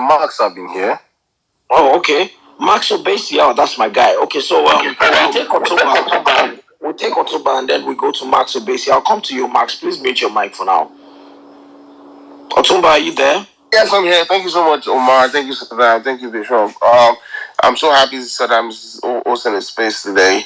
I've been jumping to talk about APC and their failures. First of all, I think I was born and raised in Lagos, but I'm from Osho, and I have cousins, from Ife area. And I was talking to my cousins, a couple of them days ago, and trying to get a gauge of their sense.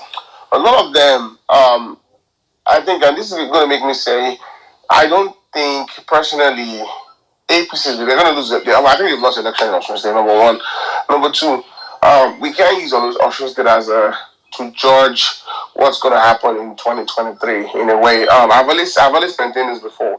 The path to Peter Obi and Labour Party win in 2023 doesn't go to the Southwest. I think the Southwest is going to get split by PDP and APC. They have that lockdown. They'll share it. They know how they work. I think the path to presidency goes through south, southeast, some parts of the middle belt, and maybe some parts of the north.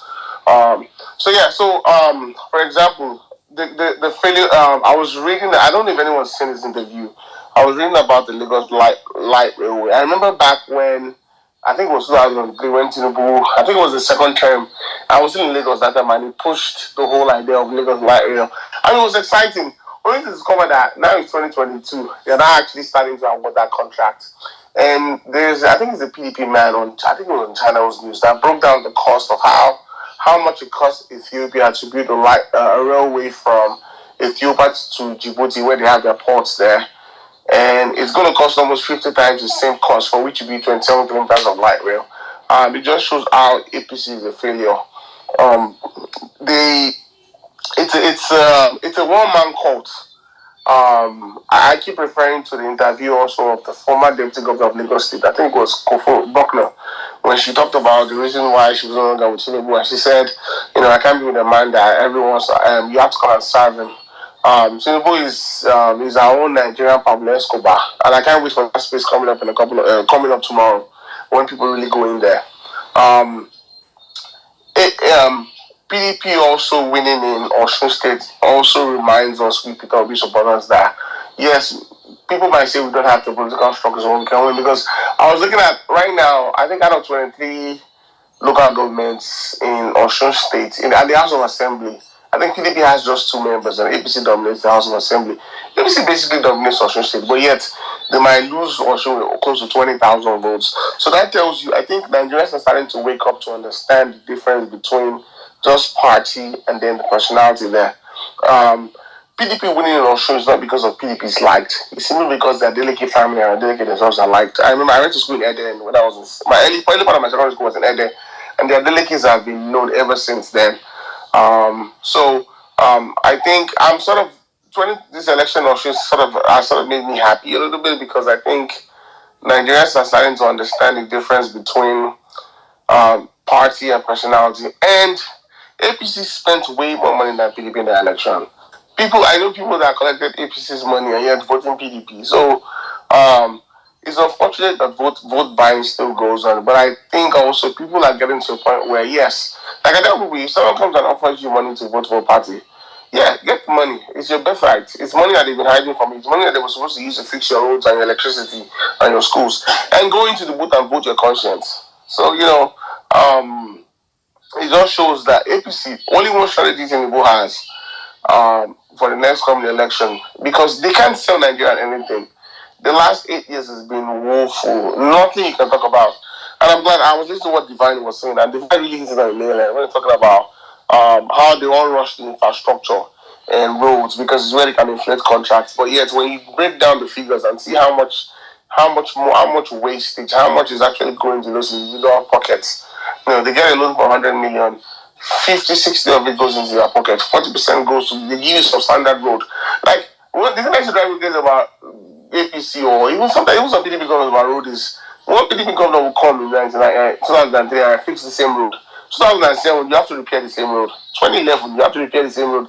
I'm like, shit, I do not do it like this. Like, how hard is it to build a road that can last for 15, 20, 30 years?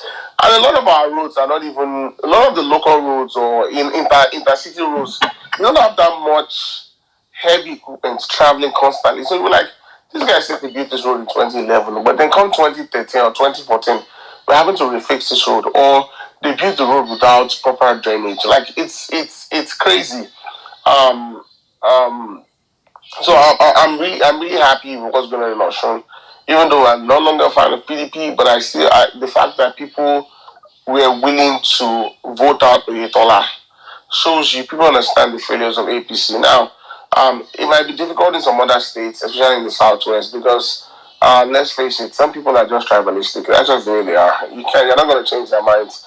That's why I keep saying, I know, we want to campaign everywhere, but I personally wouldn't waste my time in Southwest. I don't know, maybe I'm crazy. The Southeast, some parts of the North is where, the Middle Belt is where we focus our campaign on. Thank you so much. That's all I have to say. Okay, thank you very much, Otumba. I will say the same thing again. I feel I share your sentiments. I think that Nigerians are beginning to understand that right now, party, yes, APC, PDP are almost the same. In fact, I call them Siamese twins. I say they are the same thing. But I believe that right now Nigerians are beginning to distinguish between individuals in these parties. So I will say that if there's someone good in APC, of which I know is very, very rare you see someone good in APC, because I think that party is a den of evil people. Because it's hard to find someone good because you have to go through Tinubu. And you understand? Yeah, once you have to go through body loan, you can no, it's no longer about yourself, but about what can you offer to him in terms of money. And when you become governor, like I know I caught you up. Like I remember when I became governor, one of my friends, secondary school mate, her mom, is a local government chairman, one of the governments in Osun State, and she started to say that there's a problem because the 5 key portfolios, the Commissioner of Finance, Health, came from Lagos. And people not sure that's the last one Emotional Faction were mad because they were on the ground campaigning and doing all the work. But then the 5 major appointments that will come from somewhere in Lagos. His cousins and people that he has been working with since 1999. So that's why I say it's hard to find people that are good in APC. If you're good, APC will kill you. Point in case, Fashola. It just make you useless. It's crazy. Thank you very much, my brother Tumba. I see you.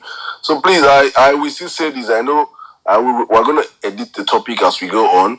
I think what's happening in Osun is very, very important because people might get this misconception that Labour Party having a bad show in Osun will reflect on the general election. I don't think it will. I think this. I understand perfectly that these are 2 different ball games. You don't you cannot judge Peter on Osun because Peter is on the ballot.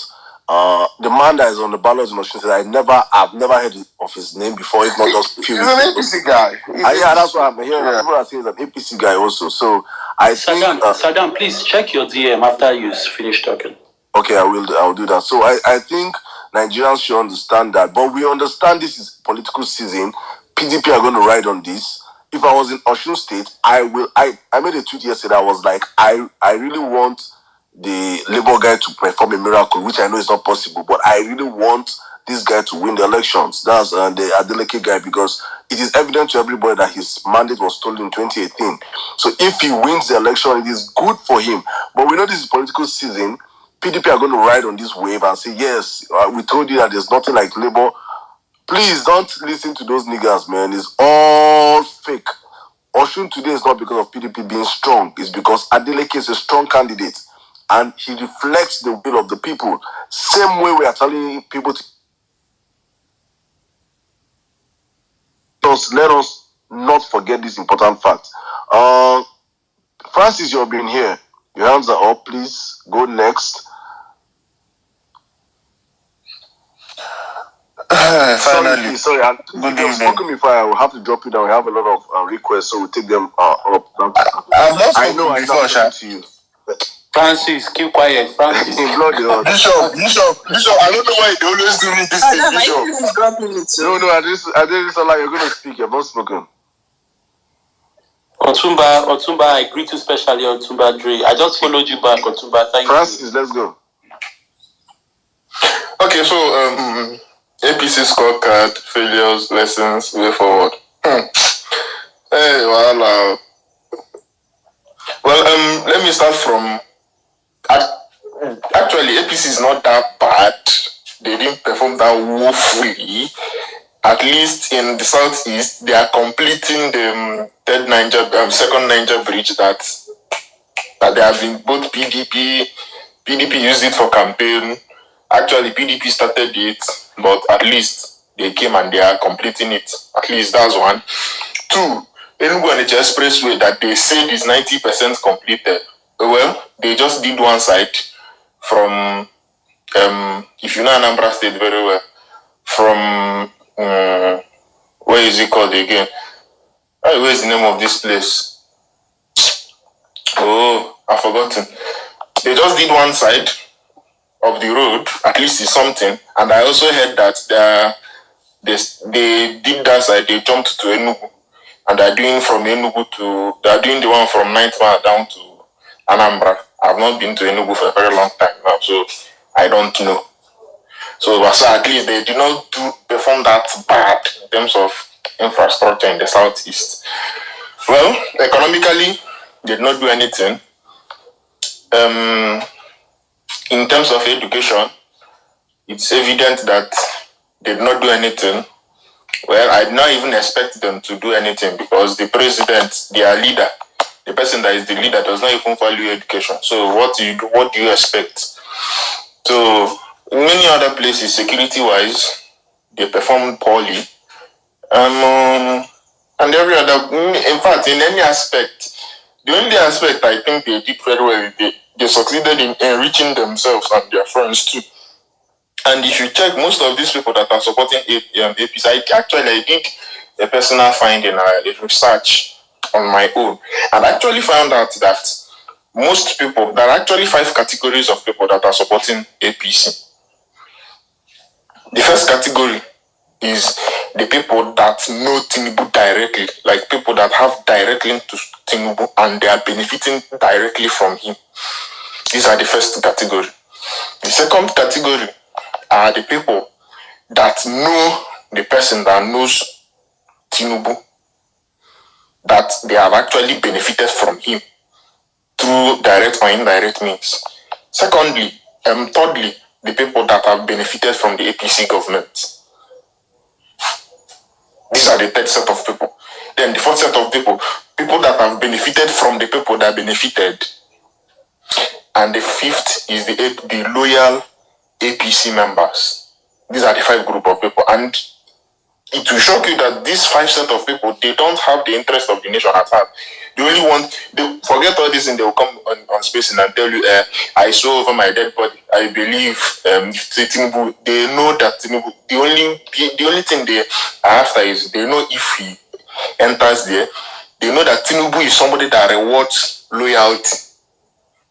Even if you are not competent, he will, provided that you worked for him, he's going to reward you. So that is why they are doing it, hoping that if he enters, he's going to reward them. They don't care about whatever he's going to do or nothing. That one doesn't concern them. So these are the 5 categories of people that are supported, and all of them are selfish. They are supporting because of selfish interest. So that is the thing.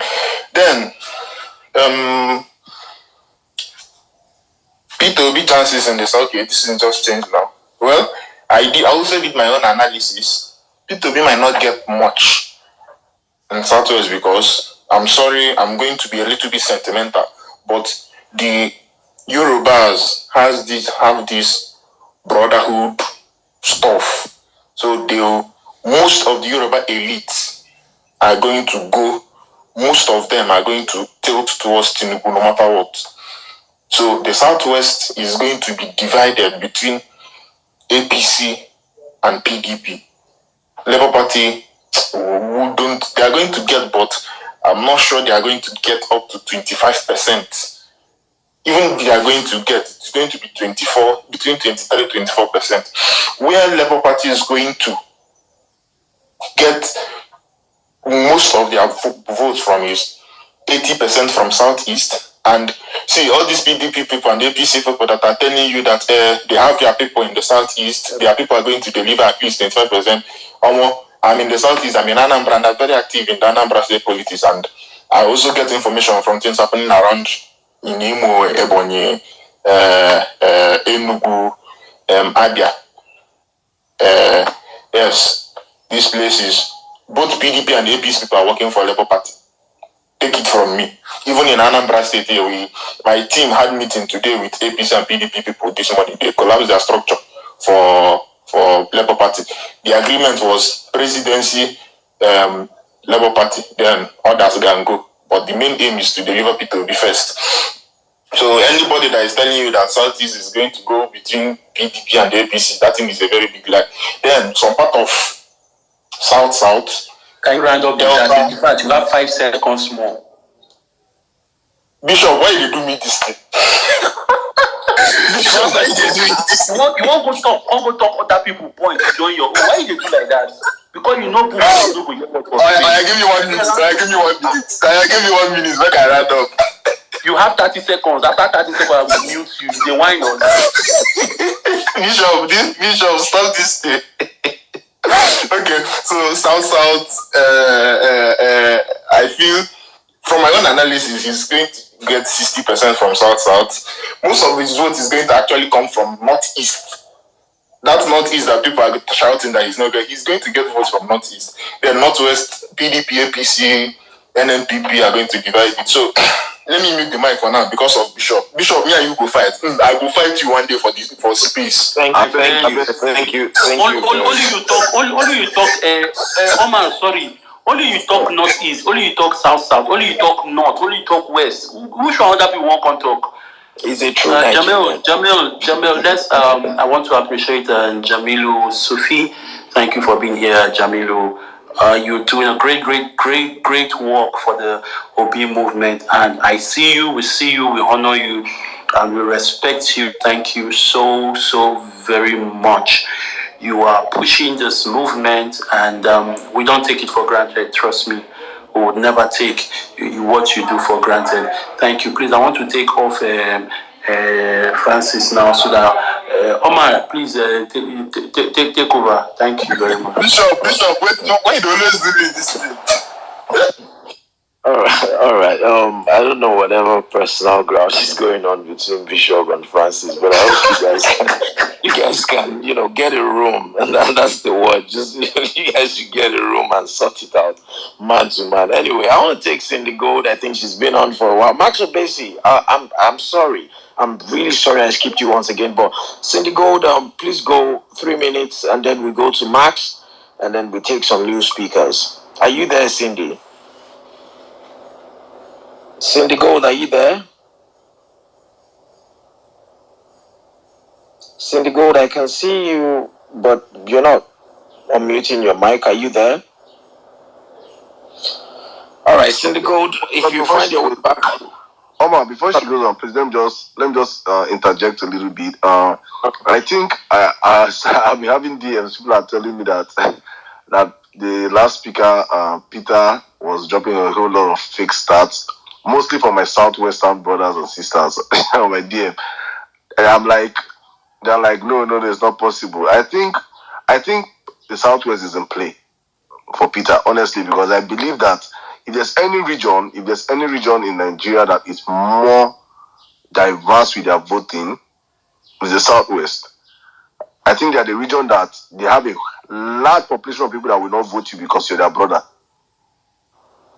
They have the largest population of people that will vote based. Obasanjo did not win any of the Southwestern vote on his time. I think on both occasions. So I really look at the region as a region that is diversified because there are people that will vote based on competence, based on religion. Also, they have a huge number. It's highly divided. So I think it's in play. The Southwest is in play, but I don't know much. Maybe some of our Southwestern brothers can come up here and tell us more about the region and what are Peter Obi's chances in the Southwest. So Omar, go on from there. Thank you. All right, yeah, to buttress what you said, Saddam, I also disagree with that person because one thing that is very clear about the Southwestern voters is that they're very unique. The Southwestern voting bloc is a very unique voting bloc in terms of how they decided the electoral process. I want to believe that all of this Emilokon slogan by the Chicago guy, honestly, these days I can't even bring myself to mention his name because the idea of him standing for presidency it irritates every fiber of my being, because if not for the fact that the standard of governance in our country has dropped so low. I mean, considering all of the scandals and the shenanigans and even the state of Lagos that they keep trying to use as a campaign mantra, the state of Lagos is very embarrassing. It's the biggest urban slum in Africa. And you guys keep coming up and saying that he built Lagos and all of that. So I can't even bring myself to mention it. But talking about the voting bloc, one thing I know for sure is that there are very educated people in the Southwest, and even Tinubu. Oh, sorry, unfortunately, I did that. That name it's become no. Even the Chicago guy now, I'm not very sure he's going to win in Lagos because there are very educated people in the Southwest who still haven't forgiven him for what happened at Lekki Tollgate. A lot of people are very upset because of what happened at Lekki Tollgate. They saw their children killed. They saw youths try to stand up for what was a problem that was really affecting the nation. And it was a very genuine movement. And they saw the federal government's response to it. And they saw the side in which he stood.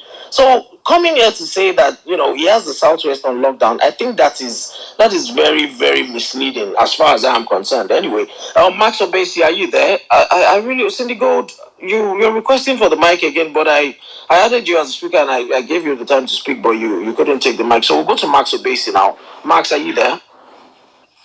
I am, thank you. All right. Good evening, everyone. Saddam, well done. There are people that when we see them on spaces, we just jump in. Saddam, Ruki, Omar, you guys are the kind of people that when we see, we know, okay, this one is a safe space for us. The other ones, when we see, we know that we are going to tough ground. Welcome, my brother. Well done. To be honest, I also share your sentiment when it comes to the analysis of the last speaker. And Southwest politics is quite unique in many ways. And least of it is because of the way the Southwest is positioned. The states in the Southwest, the way they are positioned. If you look at the states that are close to Lagos, their politics most times is influenced by what happens in Lagos.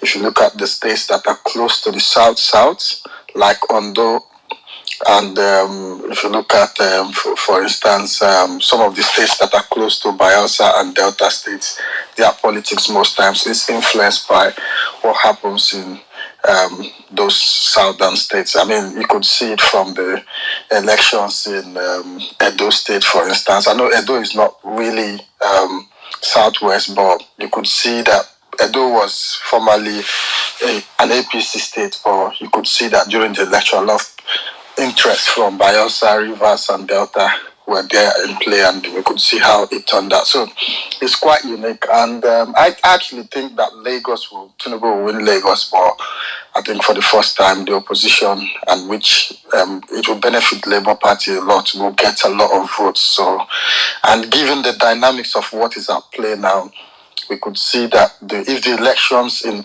Osun State ends the way that we are expecting it to be, it means that it won't be too good for the Tinubu folks who are very confident, because the votes in those states will be split as in Osun, and at least in Oyo State will be a three-way split between PDP, APC, and the Labour Party.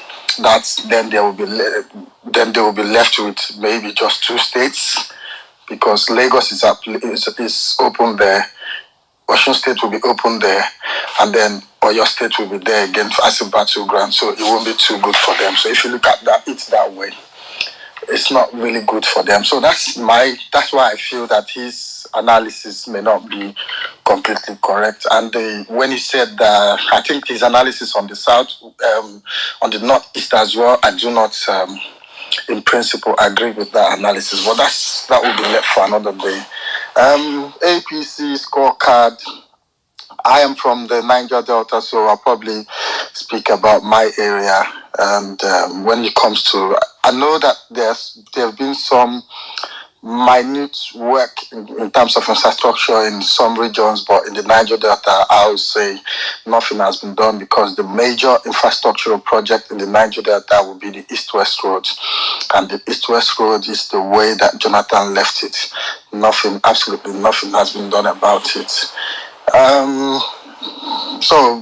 So to that extent, I would say no. And the economy, obviously, the fact speaks for itself. The economy is in shambles. Security is not.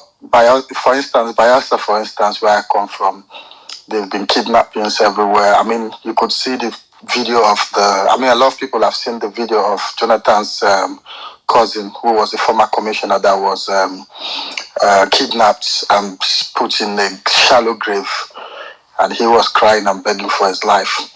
That is one of about several kidnappings that have happened in recent times. In fact, in Bayelsa, I spoke to my cousin 2 days ago, and he said to me that a lot of people that do business they're leaving the town because of the kidnapping. What they are doing is they are running their businesses with their boys while they are outside the state because of the state of security. So if you look at those dynamics, you know that they failed, and they know it, to be honest.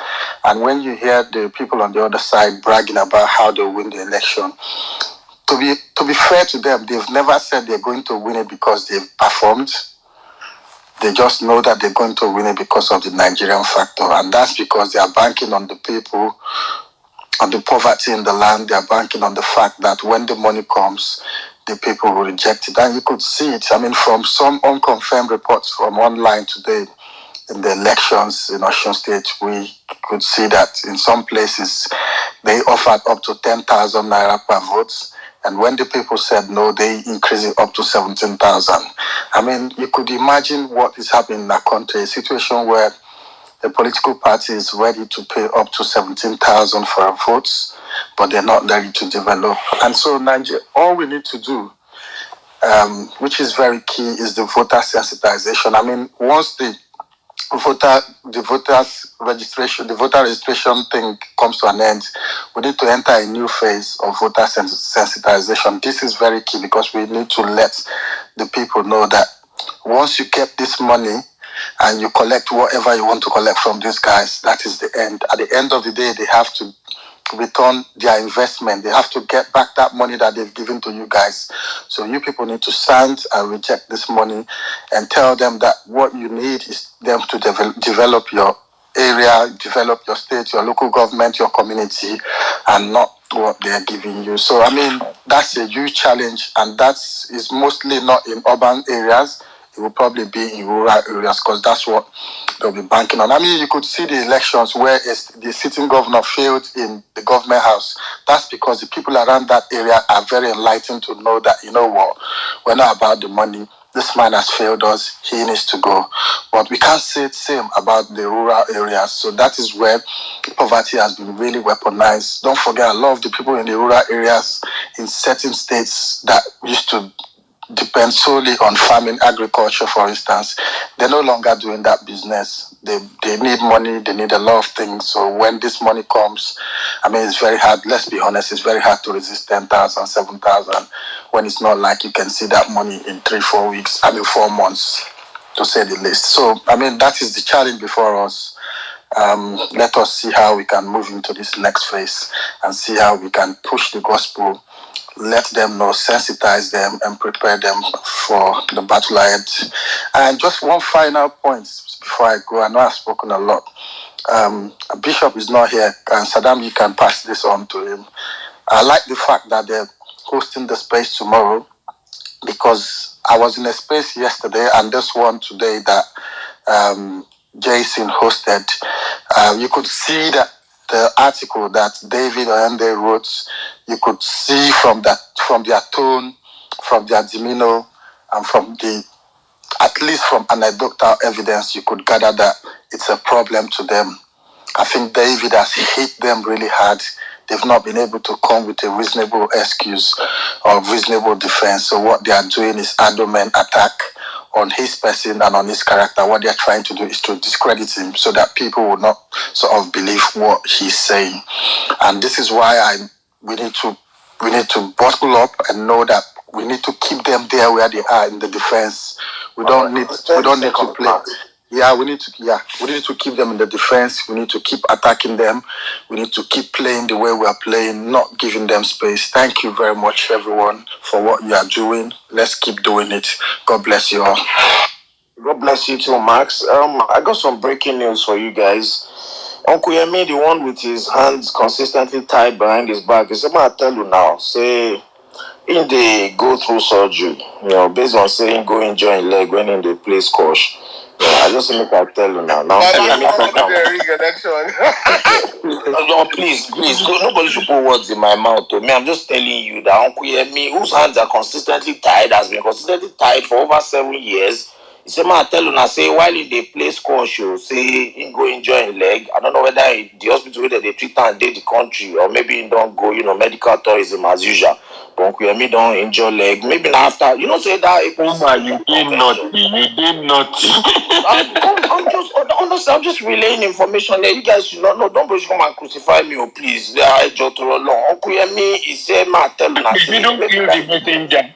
Now the Maybe message it was you know, let's be honest. Like the DJ at the APC convention was quite good. You know, he was playing quite a lot of jams. So maybe Uncle Yemi was dancing and somehow he kind of injured his leg and he needed surgery. But it just mattered and saying the hospital. And you have to give it to his graphic designer. That post was absolutely beautiful. Bro, it's Canva. You guys are Canva professionals. I really want to learn. I need to, my UI UX guy, I need to let them, they need to follow that guy. You know, so Uncle Yemi, I think when it comes to having a very great photographer, having, you know, speech writers and having people that design his stuff that he puts out there, I think he picks the best for the job. His hands has been tied for the past 7 years. It's not easy. You try tying your hands behind your back for like 2 hours. You see how difficult it is, not to talk of 7 years. Anyway, so we'll go to Cindy Gold now. Cindy, are you there? Good evening, everyone. Good evening, Saddam, Omar. Good evening, Cindy. I saw Saliu Safi in the listening arena earlier. Is he still there? My Oga Jamilu Safi, sorry. Pardon me. This one of our northern brothers I respect so much. I watched the video. Video of where him, the wife and son was dancing this P2B song. Even though I wasn't hearing Hausa, but everybody in the house was just clapping. Well done, I'm sir. sure he's listening to you. Is he afternoon? Yes, I've seen him. He's still there. Well done, sir. A quick one. APC scorecard failure. P2B chances in Southwest. Okay, let me start with APC get scorecard at all. Because for me, if they have that scorecard, it will be F9 parallel. You know, when we did primary school, if you score, draw your name for board, can't draw that 0, put eye, teeth, nose, then go disfigure your face. That is the kind of scorecard we can give them. Because if we touch security, na 0. I can remember vividly, I never voted Buhari because I never believed in him. I was quite young when he ruled in the 80s anyway, but my dad told me something I can never forget. I was born in Ibadan. That reminded me when soldiers used to pour away people's gari at the market. He now said that was control. Anybody that knows Ibadan very well knows that the highest wholesaler distribution of gari is from Odogbo barracks. You don't control the price from Odogbo barracks where people.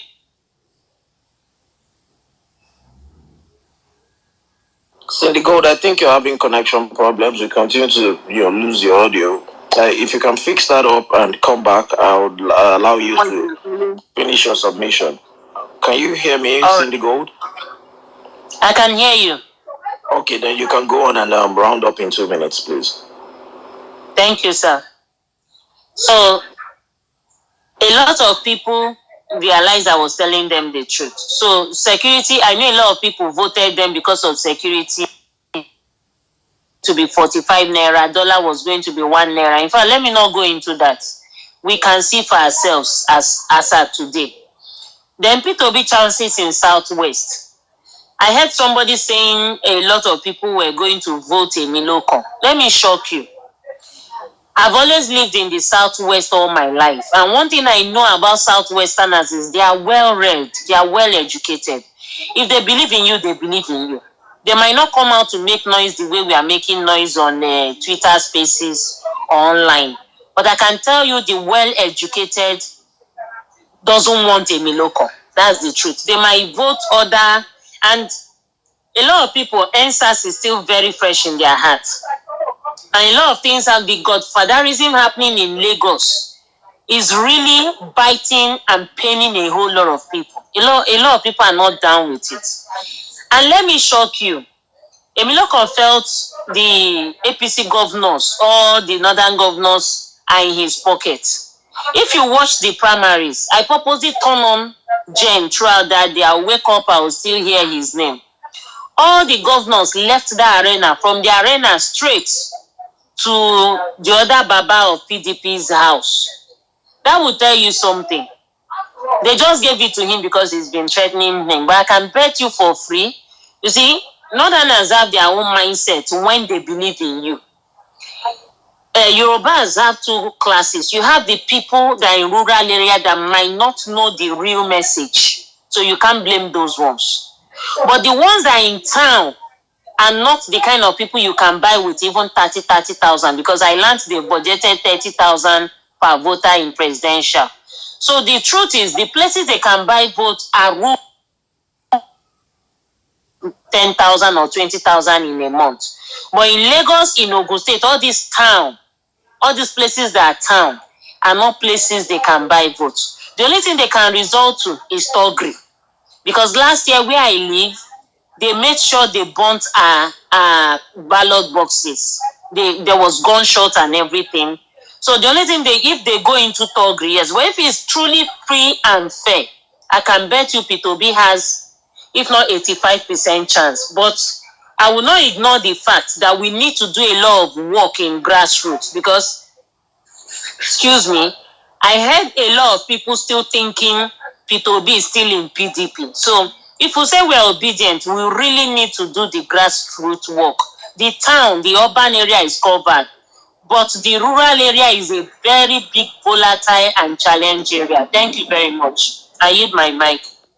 Thank you so much, Cindy Gold. I think it's very important for me to say something at this point, and that's the fact that over the years I've been very critical of Nigerians, considering how docile we've been when it comes to the political destiny of our country. I feel like a lot of people have not been involved in politics as we are right now. But I mean, you have to give credit to the man in Aso Rock. I mean, you have to give a lot of credit to Muhammadu Buhari because of the amount of suffering that his administration has inflicted on Nigerians. It has kind of created a very unusual political awakening. And I'm so proud, I'm so happy to see the amount of Nigerians who are interested in changing the destiny of the country. I'm so proud of Nigerians for how very involved people have become when it comes to these recent political wave that is happening in the country. And also, you have to look at it from the angle of the fact that people are no longer looking at ethnic or religious sentiments.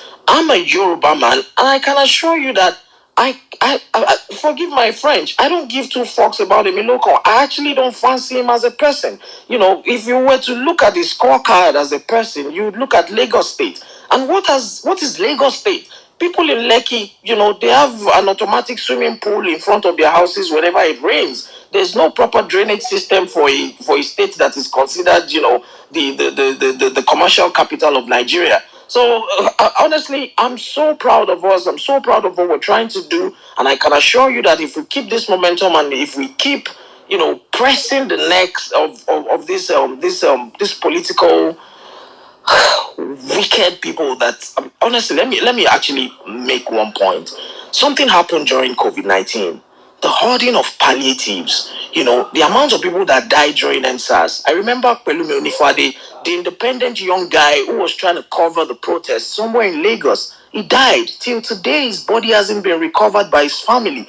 You know, all of these things have made us understand that we're actually practicing a militarized democracy. As a matter of fact, for the past 7 years, even probably since 1999. And it is about time that we vote someone who is a human being. You know, somebody asked me some days ago and he was like, guy, you're somebody that I respect your political opinion a lot. And some time ago, you told me that Igbo man can never be the president of Nigeria. And I was like, yes, I said it at the time. But now the dynamics have changed. The dynamics have changed because the generation that bought into the ideology of, you know, a certain section of the country cannot be in power, they're beginning to fade out. I don't know if anybody saw the picture of Peter Obi at the home of Ibrahim Babangida the other day. You know, whoever took the picture did their best to conceal the fact that he's on a wheelchair, you know, and he's, you know, he can barely move around like he was before. And Abdulsalami Abubakar, actually, the guy who wandered over to Obasanjo in 1999, recently left the country for some kind of medical treatment. And you can see Olusegun Obasanjo, who has been making underground moves to support Peter Obi. I think he is on some kind of legacy project because Obasanjo is somebody that a lot of people have different opinions of him. but you can say categorically that he's probably one of the best presidents we've had since 1999, and he's someone who loves Nigeria at heart. So I'm not even surprised that is a very integral part of the Peter Obi movement. And I just want to say thank you to everybody that has been pushing this movement one way or the other. We're going to change the destiny of this nation. Leave the naysayers. Leave all those political hallelujah boys who are so concerned about their pocket. Let them continue to go about with their narratives of, oh, you don't understand politics. They take pictures of old women who don't even understand the suffering of the average Nigerian youth. Who has been offered like 10,000 or 15,000 naira for their votes. They take those pictures and they tell you politics is local. Hell yeah, but this time the urban voters are awake and they are going to decide the fate of this country. All those 15,000, 20,000, 300,000 votes you used to go and bring from all those villages, they are not going to count this time because the church will vote, the mosque would vote, the average working class would vote, and people are going to take the destiny of their country back into their hands. Aku, I can see your hand up. Thank you very much for coming on the space. You got 5 minutes. Please make your submission. Hi, thank you very much, Saddam and Omar. Thanks, guys. And everyone here. Look, anybody that is just trying to mock maybe the Labour Party and saying they don't have chances in the Southwest, that person is a joker. And I'll say this. Look, what we've seen so far, when it comes to bad governance, a lot of things have been happening, by this APC administration. People are not blind to see these things. People are not blind to understand that this suffering doesn't know whether I'm a PDP or APC supporter. So this suffering now that we are suffering right now is just about the fact that, people are enlightened a bit more that, look, when we bring in sentiments of, tribes or maybe collect those money, honestly, that we're still going to suffer for another 8 years. So a lot of people are becoming more enlightened by day. And I think somebody else rightly said, like, God bless President Muhammad Buhari for inflicting suffering on the people. Actually, I agree with that. It has led a lot of people to understand, look, this is no longer business as usual. So going forward in the Southwest, well, PW, I'm sure, has huge chances of winning the election. But having said that, it doesn't mean for us to just relax. And, a lot of work, especially in the grassroots, a lot of work needs to be done. And I say this because this is my own personal opinion. Go and look at how the elections are currently going. Ekiti State has, obviously, we're hoping that it's going to have PDP. And of course, Osun State, the last one had APC. And I'm going forward. You're going to see APC winning elections, for instance, in Borno State by Zulum. You're going to see Labour Party winning elections in Abia State. You're going to see Abga winning elections in places like Anambra State. Or even in Shey Makinde of PDP winning elections. So this is where we're headed right now. So you could call it based on, people are voting based on competence. People can be voting based on the fact that this person has, just like Adeleke, once contested before and lost. He's fairly, known, like generally known in the state. So that's the reason why people are. So a lot of things will play a huge role. But one thing I know for sure is that the power of incumbency will not play much of a role. And of course, thanks to this new electoral act that will enable us to be transmitting results in real time. Also, do not forget that people are suffering and the need for them to understand, look, we have to vote for the right people. So this election will be coming up with new dimensions. So I'm very, very sure, and I will tell you this, what people do at the state level will be different with what they'll be doing at the federal level come 2023. Are you the man? Thank you. Okay, thank you very much, Aku. Thank you. I think let me say something real quick before I hit the next speaker. Jamilu, please, you go next, bro. Before then, let me just say something. I and my co-host and a couple of other people, we have been having these meetings over the past few weeks, discussing about our generation, because I really think when we are fighting for a change right now, a real change, not like the change so towards 2015, and for us to really have this change. Okay, so he had, when my co-host said that he once said an Igbo man will never rule the country. That is a mentality that has been passed down to us by the older generation, and I really don't understand. I look at myself and I say, at my age, I'm in my mid 30s, and I'm looking at, I have no issue with any person from the north or from the southwest, or from the middle belt, or from the southeast. I am a Nigerian that I did not fight the civil war. I never witnessed the civil war. I can understand the sentiments if a 70-year-old Bola Tinubu comes out and say a man from the southeast will not be a president. I can understand his sentiment because these are people that experience the civil war, that experience Nigeria from a different prism. I can understand their sentiments. I can understand the fear they have with each other. But our generation shouldn't be a generation that should inherit such fear if we want our country to work. Because if we want this country to work, I'm not going to inherit the enemies of my father. I'm not going to inherit the enemies of my grandfather. I'm not going to start making new enemies with someone that never did wrong to me. So I'm looking at we as a generation, we that were demanding for change across all regions, from the north to the south to the east to the west. We have to understand this, that if Nigeria is going to work, we have to work for ourselves. We have to understand that if Nigeria works today, the man in the north is going to benefit. Same with the man in the east, from the man to the south. We are all going to enjoy it. If there's light, the current in the east is not going to be different from the current in the north. If the train facilities are working, I can wake up in the morning and I want to go to Kano from Onisha, and I will go. That is what development brings. When we get to the point where we can say, we don't care who you are, where you're coming from. It won't even matter if two Hausa men come out for president and vice president at that point, because Nigeria is working. But right now, the country is not working, and we are trying to inherit the same enmity that our parents inherited because they saw the war. I don't believe any person on this space right now witnessed the civil war. I don't believe there's any person at that age right now. So why should we have that animosity within ourselves? And with all this being said, we are starting up a space from next week Saturday, same time, 7 p.m. It's a confab space. If you guys followed 2014, there was a confab discussion going on. Our parents were discussing before this government came in. There were things they said about we have to heal old wounds. We have to come together as a generation, as a community, and begin to talk about those things that we are scared of speaking about. I grew up in the north, and I know for a certain, I asked one of my friends in Canada, I was like, bro, I know the fear you have with Peter Obi. And he was like, what? He didn't want to come out. I was like, bro, the only reason you don't vote Peter Obi is not because he's not competent. It's because you're scared. They have told you over time that an Igbo man, if he becomes the president, he will divide the country. He was like, no. I opened up. I was like, bro, you can't hide this to me. This is like an open book. Jamil, I know you're here. I want you to address this when you come up next, please. But I know there's an open sentiment in the north where they say that our elites have found a way to divide us with their own fights. It is not our battle. The Igbo man has not done anything wrong to you in the north. The Yoruba man has not done anything wrong to me in the west. I shouldn't inherit Tinubu's enemies.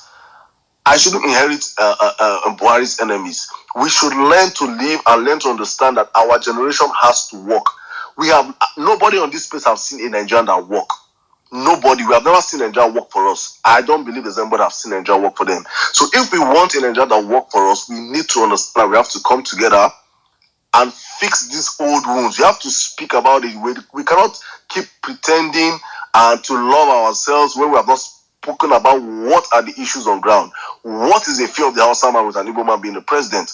What is the fear of the Igbo man with the Hausa man being accommodated in his place? What are these fears? I think we are going to start speaking on those fears from next week Saturday. So if you're interested, I don't know where you're coming from, but you could just hit me up in the DM or something, where we'll be getting speakers across the whole 500 ethnic groups in the country. We're trying to hit up every minority. Everybody should have a stake in this country. The country belongs to everybody, from the north to the south to the east to the west.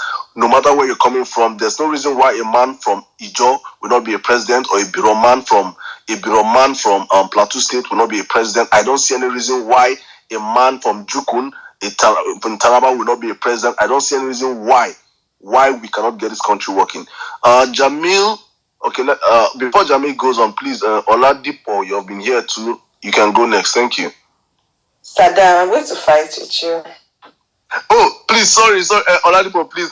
There is Sola. Please. Oh yeah, go on. Thank you. No vex. Mabino. Alright. Because I don't even know. I think it's everybody are going to fight it. From Bishop to you to Oma, everybody. I'm just fighting. No vex, man. Bless you, carry. Are you a warrior?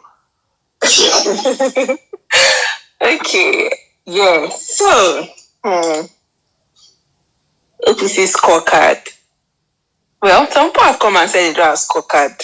I think that, we all know that when we were in primary school, we had report card. Whether you had you've passed on the report card or you failed in report card, you have report card. Report card is report card. So on APC scorecard, I went to check their manifestos pre-2015 presidential manifesto, and it's like a 40-page document, 40 pages of promises they made Nigerians. But quite a lot of media houses shortened it, or they tried to shorten it. And then there was this particular one that Cable did. It's on Google, and it's about 81 points. And I was looking for the one in the 81 things that they promised Nigerians, and they did. State and community policing is one of these promises. Ban of all government officials from seeking medical care abroad is one of the promises. So many of them. But you're being unfair, Adenisola. You're being very unfair. They are working on it. They are working on it. These things take time. 7 years is not enough time to stop government officials from going abroad. Wow. Mr. President is also, it's not enough time. Let's be honest. Mr. President is also working on it. As you can see, our vice president is injured now, so he's probably at some hospital. I don't know, maybe in Mr. God forgive you. Say amen. Amen, man. Amen. And no, let's just ask him. Let's ask him first that what time frame are we looking at for them to be able to that's maybe deliver on some of this time. You can be looking at maybe give us an estimate. I believe that to be able to address these things conveniently, with a Muhammadu Buhari in power, you may need maybe, let's say, 24, 28 years. I don't know if you guys have the time and the patience to wait. Patience is a very good thing. And I'm just saying, don't get me wrong. I'm just trying to speak for our dear president here. But anyway, Adenisola, we are not aware. We are not aware. Because, in fact, I wish I could. I don't know. I need somebody to teach me how to drop things on Jumbotron. I have to admit that I don't know how to do that, because I'm looking at the documents now and it's a wonderful one. Not one. 15. Okay, I'm going to do that. Creation. I'll do that. I'll do that very soon. This one, Mr. Emiloko mentioned this one recently. 7 years ago, they did not fulfill it. They've incorporated into the new one 1 free meal to include fruits, but he has added eggs to his own daily for public primary school cooking. I think I'm going to take you on this. He said 1 free meal. 1 free meal every day. Nigerians now eat once a day. Are they not fulfilling the promises? I don't know. It's not free yet. It's not free yet. They are still paying. Nigerians are still paying for the meal. At least they should make it free. Well, if it's not wrong, let it be free.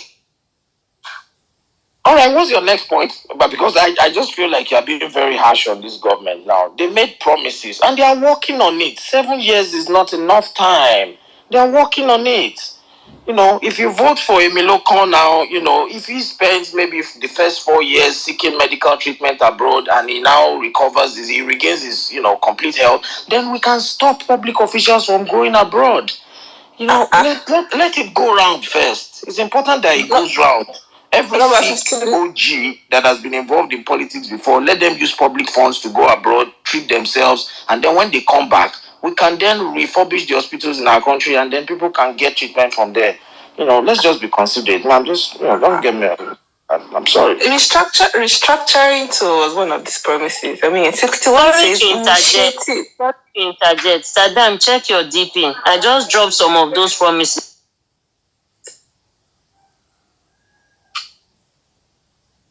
Please help me drop some in my NDM. Thank you. Please, thank you. I will need them. Okay. I think I should just tweet it. Let me just tweet it now. I put some of them on the Jumbotron. Okay. Thank you so much. Because I am looking at these things and they're just wonderful promises. Stabilizing the Naira is one of these promises. Well, they created the Naira. Okay, that is defunct already. Like that went defunct. Naira, it's wallet, brother. That went defunct within 2 days. Like there's literally nothing. Zero. Like nothing. Okay, at 79, they will say that electoral bill, strengthening INEC to reduce, if possible, eliminate electoral malpractices. Okay, they will say that INEC bill. Maybe that one. Oh, free education at primary, secondary, and tertiary institutions for science, technology, engineering, and mathematics, and education generally. They are not going to school. If ASU has been on strike for 5 months, is that not free? Are you not getting time to study by yourself? There's nothing to score APC on, because by their own words, like, let's give all of the promises, the expectations we had. I mean, they were not in our minds to know the expectations we had. But their own words, there's nothing. Zero. Over 81 promises, like 81 of them.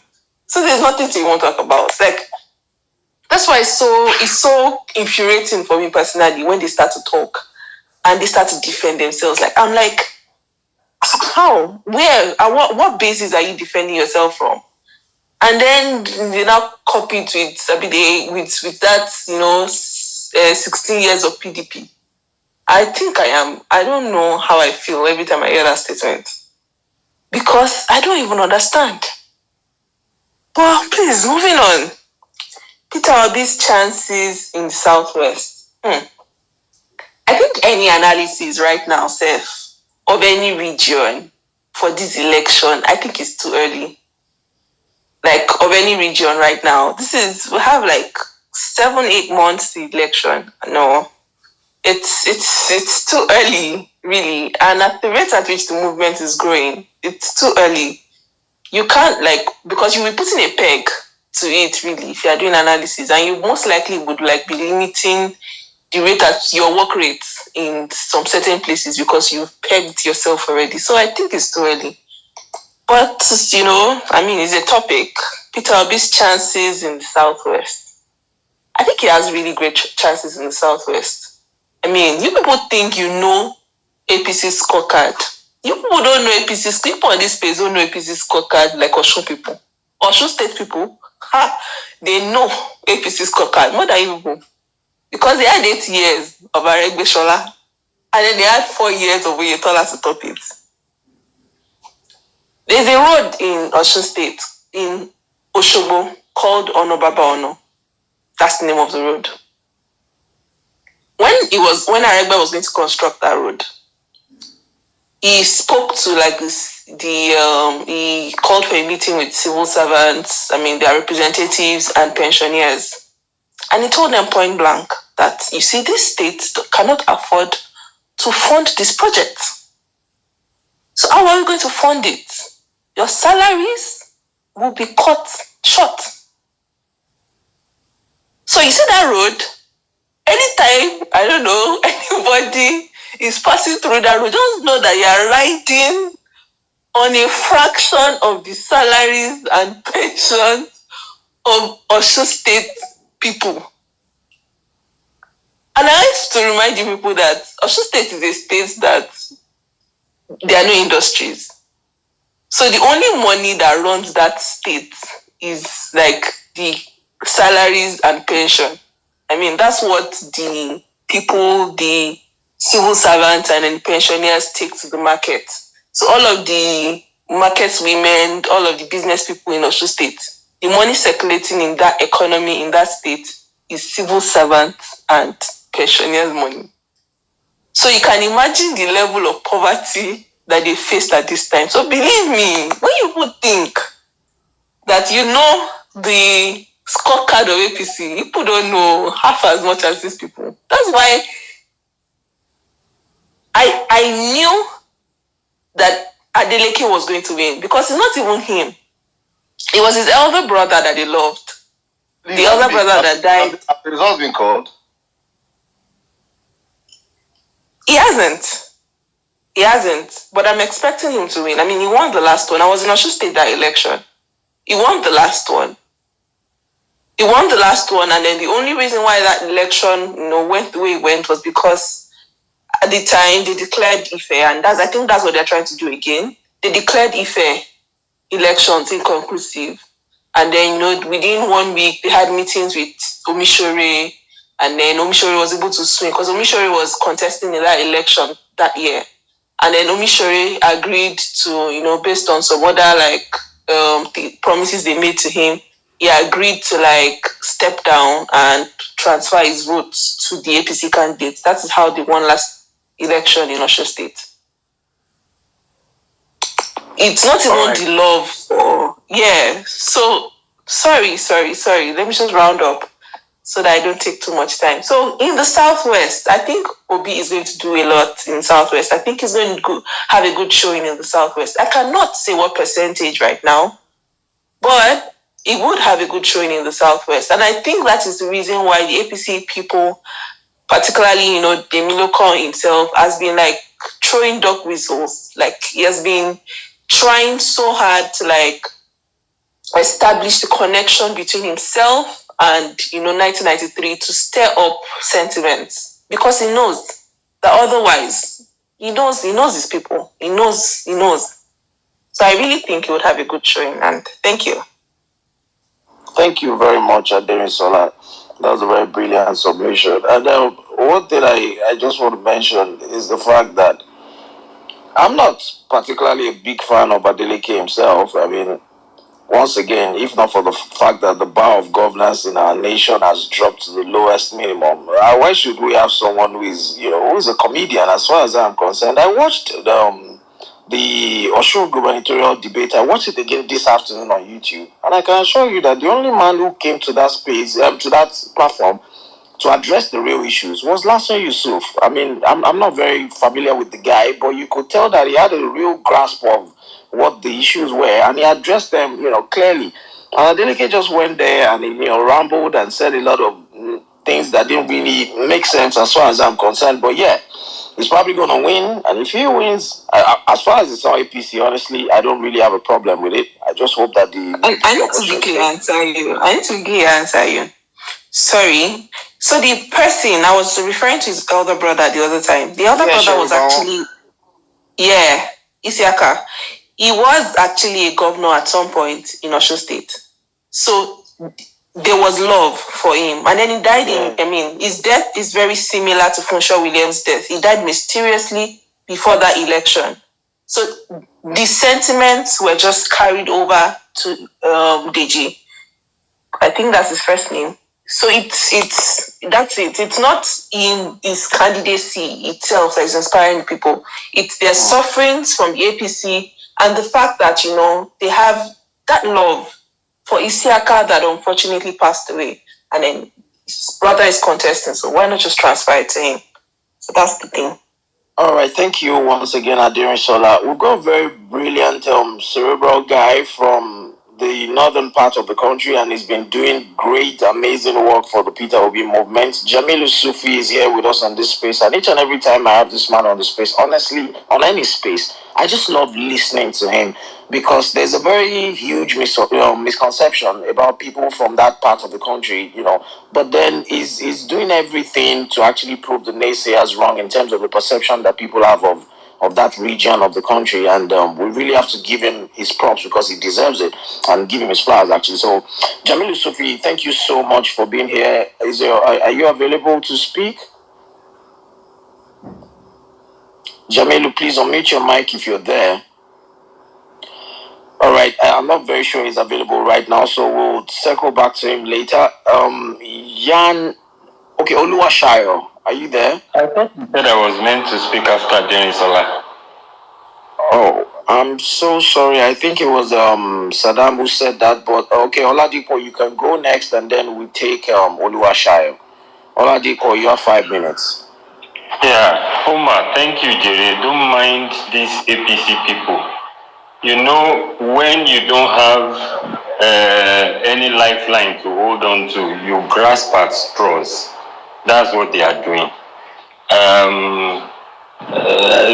The way Osun State is going is really looking like Adeleke is going to win. And it's a statement. I don't know if anyone has seen the video of some guys stopping the INEC officials from going until they have posted the results to the internet. You see, people are tired. People are fed up. People are tired of being used, being wasted. People are tired of people using them to win elections, and at the end of the day, nothing comes forth. The APC as a party lied their way into power.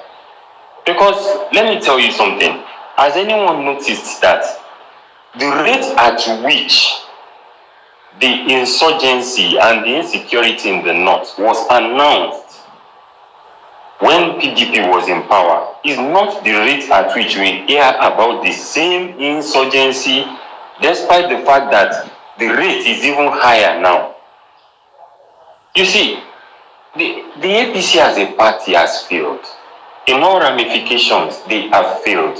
Insecurity, economy, businesses, it's a glaring thing. And each time I listen to some fools like Whitebeard, Batified, and all these guys, I just laugh, because you people keep holding on to ideologies that you yourself, within yourself, you know it is a lie. So for me, they don't even have a scorecard, and if they have scorecards, it's filled with blood. Blood of people that has died due to hunger, people that have died due to the insurgency in the north, in the south, in the west. Their scorecard is filled with blood, and the blood is crying out. And today is a reminder to them that they will not have it easy by the time the general election comes. They are not going to have it easy. For me, I am doing my part, and I will implore everybody to do their part. Let's just see how we are going to, whatever it takes, let's get over that boundary. Let's just get these people out of power. We have a plan. They never had a plan when they came into power. They came into power just to wring the power from PDP. And when they got into power, it showed clearly that they had nothing to do with power. That was why, you know, when Adeniran Salau, who was talking the other time, I said the president is not aware. That's his general language. I am not aware. He's not aware. He doesn't even know what is going on. So that is the scorecard of APC for me. Now, Peter Obi's chances in the southwest. Look, I'll still go back to that video. I don't know how many people that have seen that video of House on the Rock in Lagos. They called APC, they called PDP. Nobody made the sound. They called Labour Party, the whole church scattered. The elite that normally stays at home during voting, they are involved right now. I don't know if you have seen the demography of people who voted in Osun State. It's the youths. No longer the old people. Majority of who voted, they were between 18 and 50. Majority. So it shows that the tide is turning, and we are shifting to that level whereby everybody seems to want to get involved. There are some of us, we don't have that money to Japan now. And we are considering that if we are going to stay here, How long are we going to be here and not achieve what we've intended to achieve? We are bright people. If I tell you my own life, the things I do, people, yeah, wait, if I tell you the things I do, if I was in a developed nation, I would not even be talking about what I talk about. So please, let's do whatever we can. He has a chance in the Southwest. He has it going for him. And in the next 7 months, I am very sure that if we work at this tenacity, by then, by the time we are going to the polls, we already have a candidate in the driving position. Saddam, thank you for what you are doing. Omar, thank you. Ademisola, thank you. I really appreciate all of you guys, and let's just keep the fire burning. God is on our side. Thank you. Thank you so much.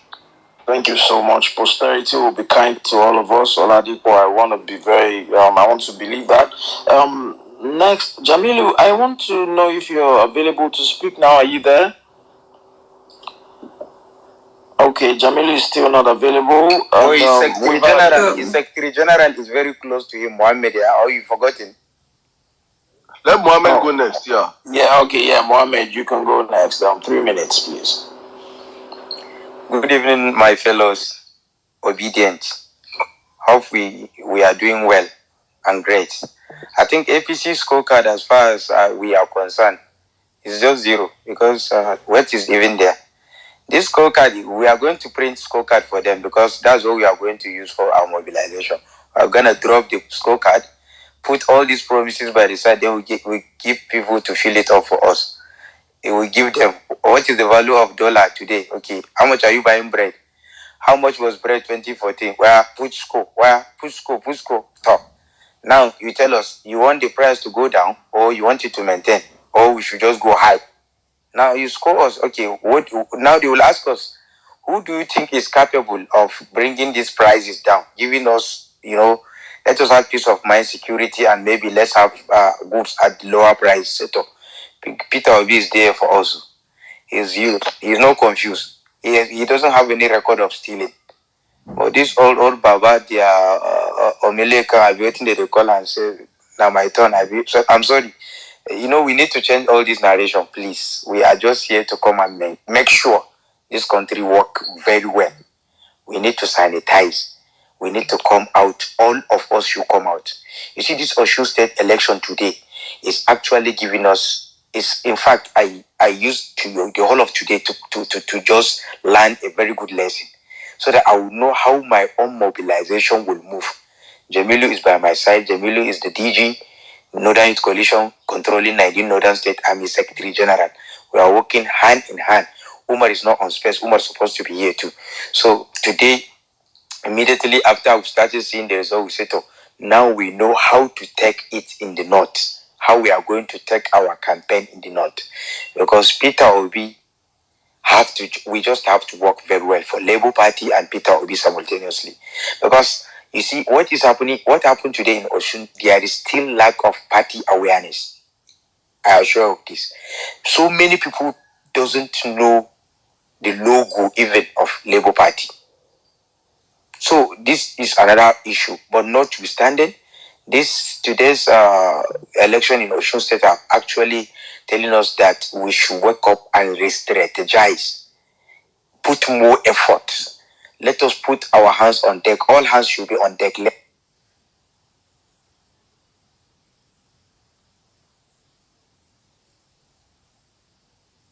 Mohammed, are you there? Give us the power and strength to do that. The Milu and school, we have a lot of team. We are not going to relent until Nigeria returns to its normalcy.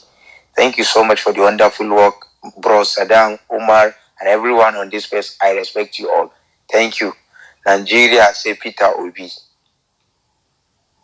Thank you very much. Thank you very much, my brother. I see the good work you guys are doing in the north. You guys caught the fire and the fever even before any other person believed it was possible. It is possible and it is going. It is going. It doesn't look easy, but it is worth doing and it's what we are going to do. I keep saying this, and I say it every time and every day, that we have not even started. We have not started. This journey is a journey to liberate Nigeria, and liberating Nigeria we must do. We own the narrative on the social media. We take it down to the streets. And I will keep telling people, please don't look at Osun elections.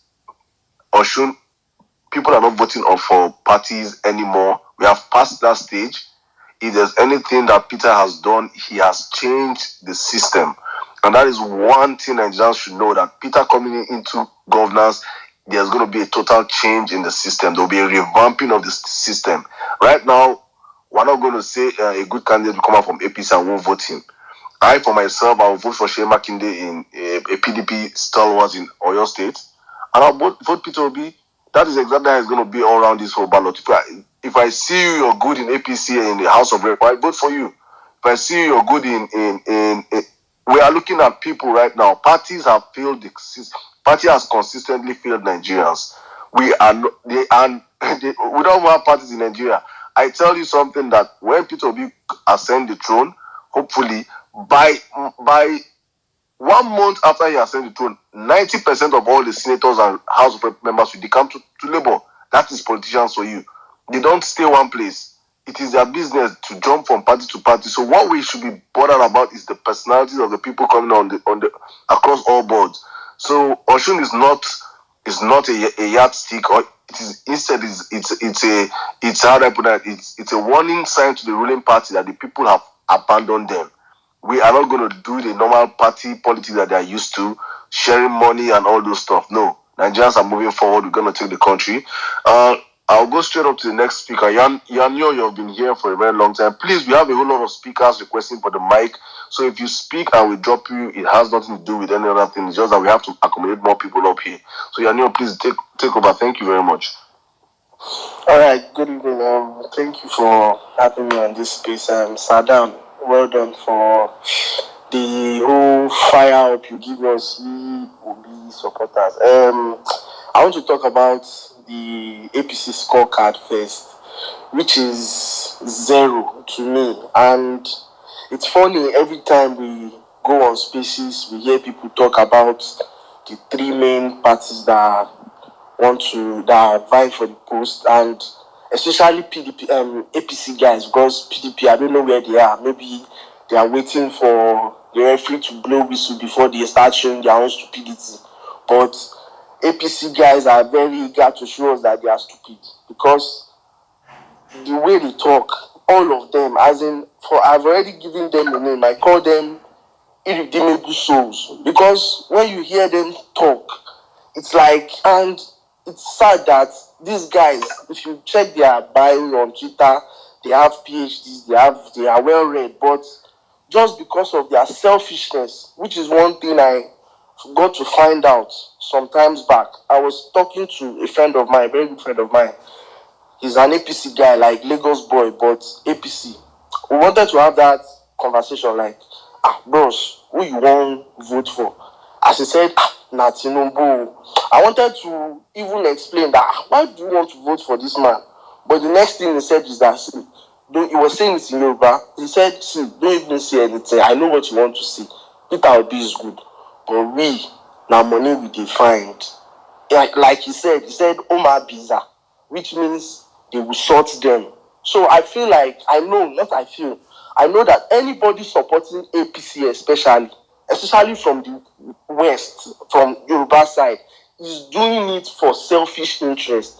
There is no ideology anywhere. But when people support that thing, they must always come with reason, because they don't want to sound stupid, even though they still sound stupid, but they want to show that they know what they are saying. But it is madness that will make anybody say at this point where we are in Nigeria that you want to support APC. Another thing again is, when they talk, when we tell them, what has your people done, what has your president done, has Buhari done, they'll start bringing out all this GDP. Me, I don't believe all this GDP. I'm not an economist, I'm not an accountant, so I'm not used to all those things. What I believe in is what people enjoy, what the citizens enjoy. For me, as an individual, I have never enjoyed anything since I was born into this country. I have never for once said, God, now government do this one for me. I come from Akure. Where I come from, though it's an APC place, but back then it was Mimiko's place. My word gives any governor that will support the highest vote. Any governor will support always wins. But they have never fixed our road, even till now. It's raining season back home. They are crying. So how do you want to use GDP to measure people that are suffering in the bush? How do you want to use GDP and be their per capita thing? So all these things will make you know that APC is a total failure all round. There is no sector that they have even that we can even say they try. Some people will say infrastructure. Which infrastructure did they do? Well, I have not enjoyed the infrastructure because when it comes to hospital, the last time I used a government hospital was when I was very young. I was not up to 10 when I used government hospital last. I was sick recently. I had an attack, back pain in the night. The only thing on my mind was to go to a government, was to go to a private hospital, even if I didn't have money. Is it supposed to be so? If they have done something in the area of education, to see how people are at home, people are just wasting at home. Though people will say on Twitter, they will say join tech, do tech. Some people don't have time to do tech. They just want to go to school, graduate, and look for a job and feed their family. But with the way this government has turned everything upside down, anybody that continues to say APC is doing something, I don't want to curse, but that person is mad. That's what I want to say about that. And the second one, chances of Peter Obi in the Southwest. I want to put it to you here that people are solidly behind this man. Yoruba people, youth especially. I said it in one space last time that the only people I know that will be hard to convince are the elderly ones. And those ones are doing it because there are two categories of people supporting APC. People doing it for selfish interest and people doing it for, like my brother, is Yoruba. And those are the elderly people in their 50s upward. They are just doing it because of, let Yoruba to do it. You understand? So it's not because of they are doing it because they like Tinubu.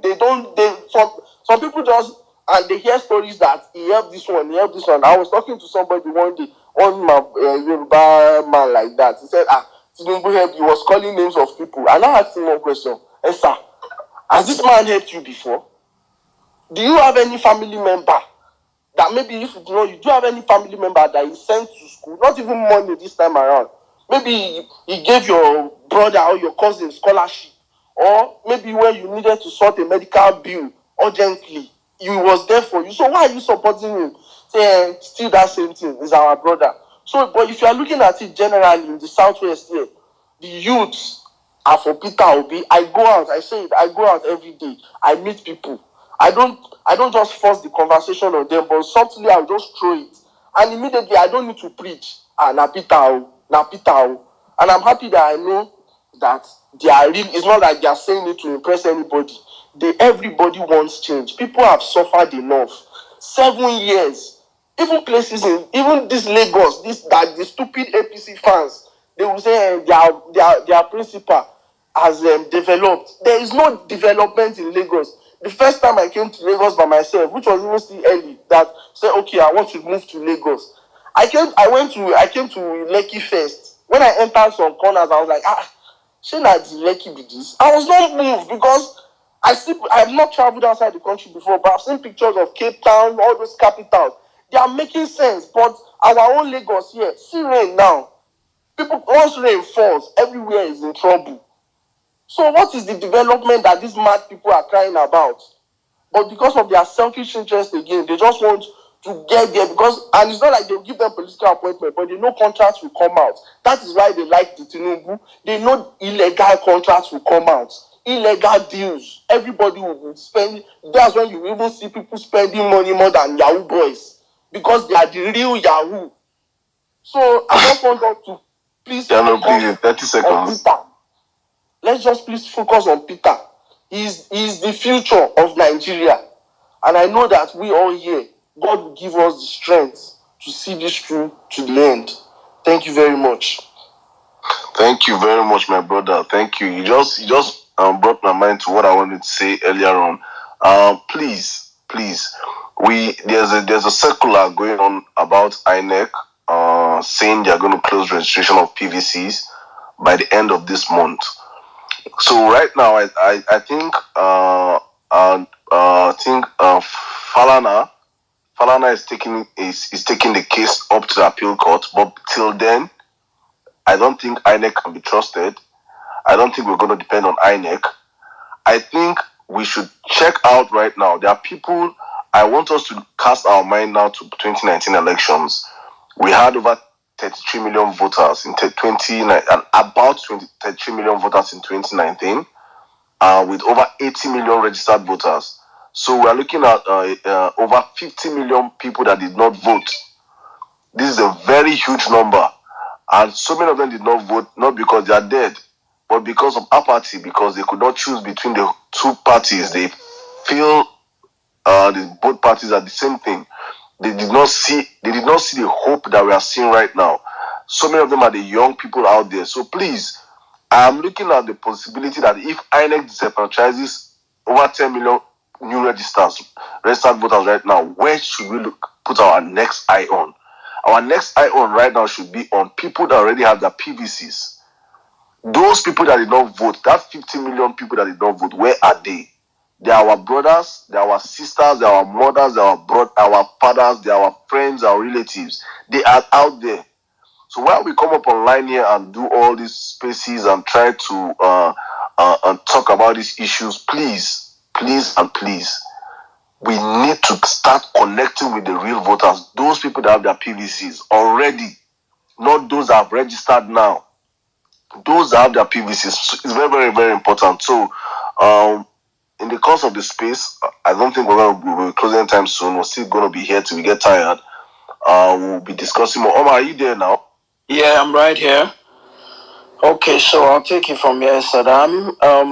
The last speaker, I think it was Jan, who mentioned whether, I think at some point it would be very important for us to debunk the myth of the campaign mantra of the Chicago guy, which is Emilokon, which is Yoruba Lokon.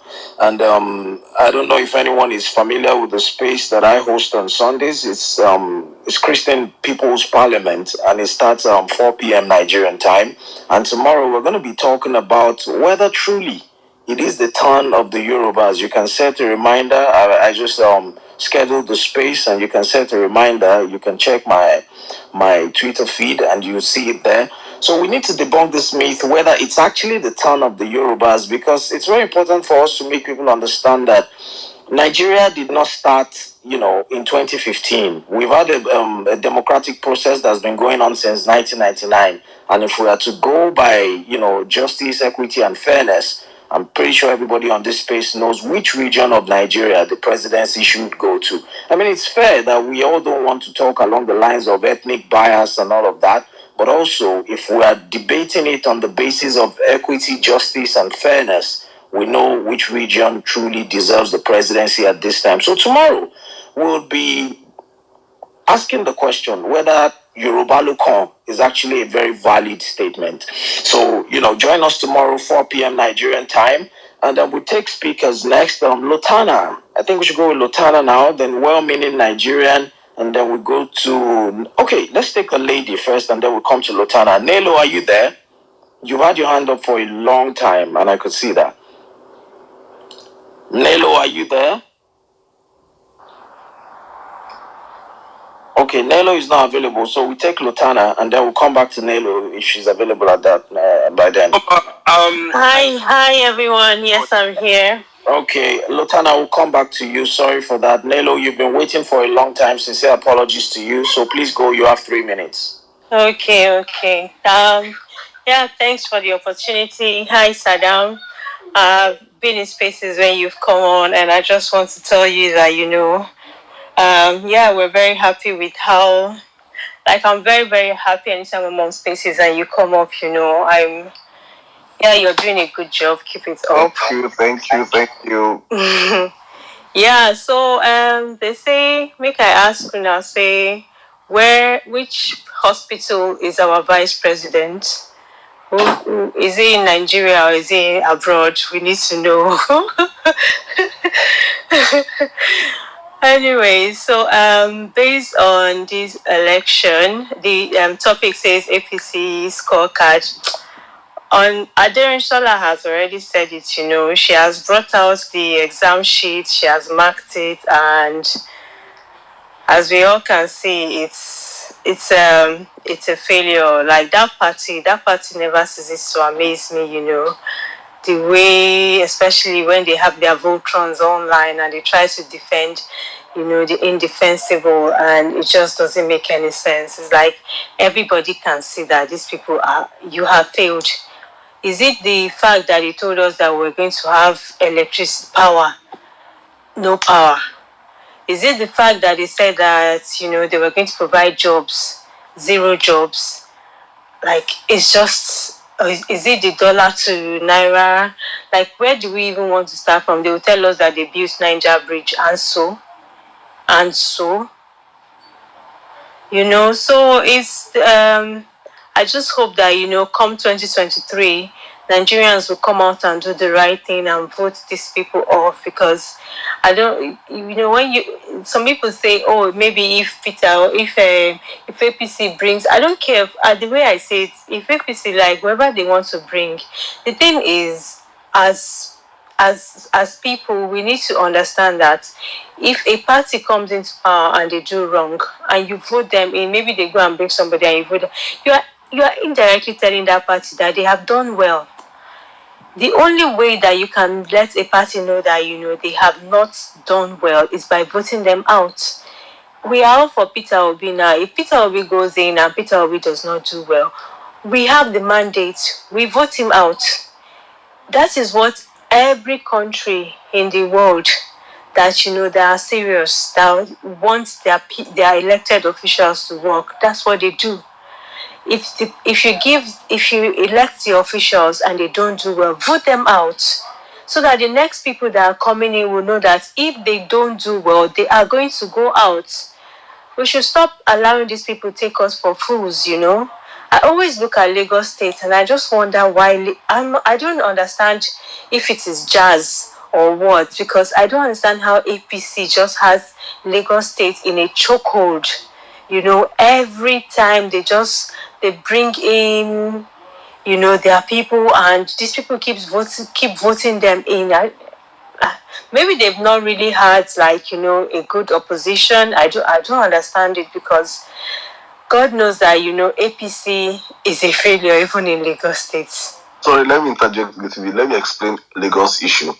I think plenty people. No, please don't be angry or you. No, it's fine, because this is something that I'm always confused. It doesn't make any sense to me. So yes, please go on. So I will look at Lagos now, and I will say Lagos is being run like a mafia. I have always known this, honestly, because I look at Lagos should be the most sophisticated state in Nigeria. Lagos should be a state that one man should never own Lagos. It is too exposed to the point that one person should be the one calling the shots in Lagos for over 23 years. But when you now see David expose and everything coming out to play, you now understand why Lagos is the way it is. It's because a very, very powerful man that has links with the underworld is in charge of that state. So when you see it that way, you should understand what is at play here and why it has been the way it has been over the past few years. I hope you understand that better now. Well, yeah. Lagos is a mafia. Okay. So maybe even when they have an opposition, it's not exactly an opposition. Is that what it is? Everything is controlled in Lagos. I think it's controlled opposition. I think everybody falls into line. He controls but it's just that with Lagos State is supposed to be like one of the most sophisticated states. The people, at least majority of Lagosians, are supposed to be educated. Or is it that the educated class, are not involved? They don't get involved in the electoral process? Because it's something that I just don't understand, how the people are just docile and they're happy with, APC rule to continue over and over again. Well, hopefully, with the movement, because I feel like, that this is a movement, this is a revolution, and it's just that it's going to be a ballot revolution, come 2023. And hopefully, it's going to awaken people's sensibilities and make people hungry for more. So yeah, based on the Osun election and like what is happening in the southwest, I even said it that if I was from Osun, I was going to vote on Adeleke. Even though for the presidency, I would go for Peter Obi, but for this election, I would have voted, PDP. Do you understand? Because honestly, anything to just push APC out, and kind of. I really I hope that I don't know what the result is going to be. I hope that things go well and PDP wins, because honestly the APC, they need to pipe down. And also one thing that I always hear people say, maybe PDP, if Peter Obi had run under PDP, I personally, I think that if PDP had presented Peter Obi as their candidate, he may not have as good a chance as he's gonna have on that Labour Party, because it would have been a Peter Obi under PDP with Tinubu under APC, and right now the North is like deciding bride, let me say the bride in this whole equation, and maybe with time the North will become sensitized and we'll get to that point. But right now, if you have a Peter Obi who is supposed to be an Igbo man, and then you have Tinubu who is one, a Muslim, and then two, a Yoruba, the North at this point in time, I really don't think that they would have voted a Peter Obi over a Tinubu. But the way it is now, with Peter Obi, Tinubu, and Atiku, and I feel like he has a better chance now.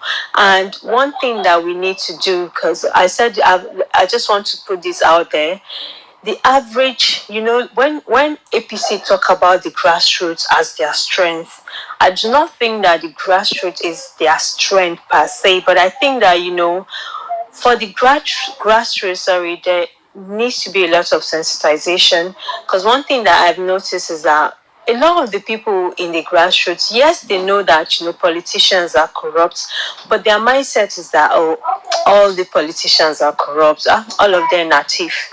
So they don't really, even when they know that okay, Tinubu is corrupt, they do not understand the level or the depth of the corruption that is there. They do not, it's just vague in their memory. Even personally, me, to be honest, is this election that has really made me, interested in this whole thing. And then I've been attending spaces, I've been getting educated, I've been based on what I've been hearing, I've been reading more, I've been researching, and, I've been getting a better understanding. Like prior to now, it would have just been, well, you would know, yes, in your consciousness, you know that. Stand up in 30 seconds, please. Okay. So in your consciousness, you do know that these politicians are corrupt, but you do not really, it doesn't make sense to you. It just doesn't make sense. So I feel like, what is going to make the difference in 2023 would be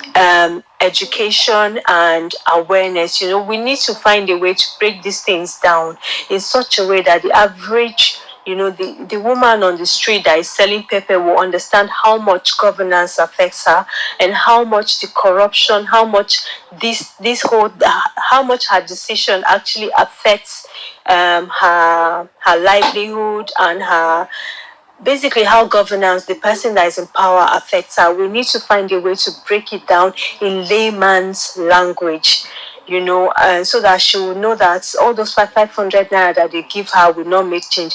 Basically, we need to become apostles and preach this gospel. When you are in the bus, everywhere that you are, you need to try and break these things down too. I feel like at this point we need to carry microphone and enter the marketplace and start preaching, because that is the sensitization that has to happen. I'm going to use the microphone now. Thank you so much. Thank you very much.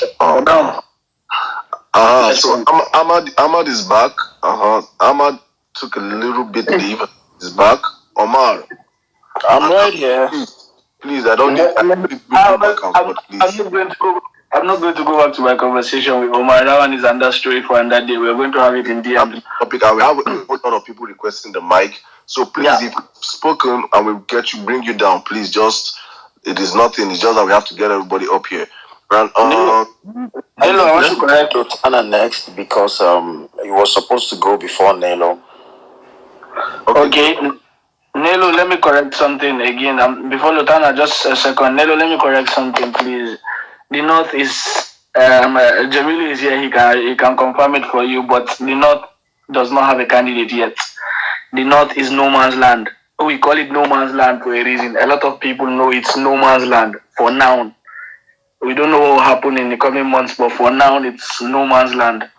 Okay, that's good to hear. Sorry, let me just quickly say something that I also had.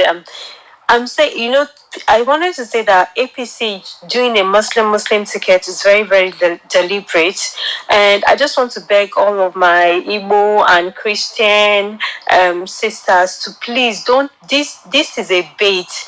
This whole thing of trying to make it look like it's a war between trying to cause this divide between Muslims and Christians. Please do not take the bait. Do not make this election a Muslim versus Christian election. Let's focus and continue to speak on competency. Thank you so much.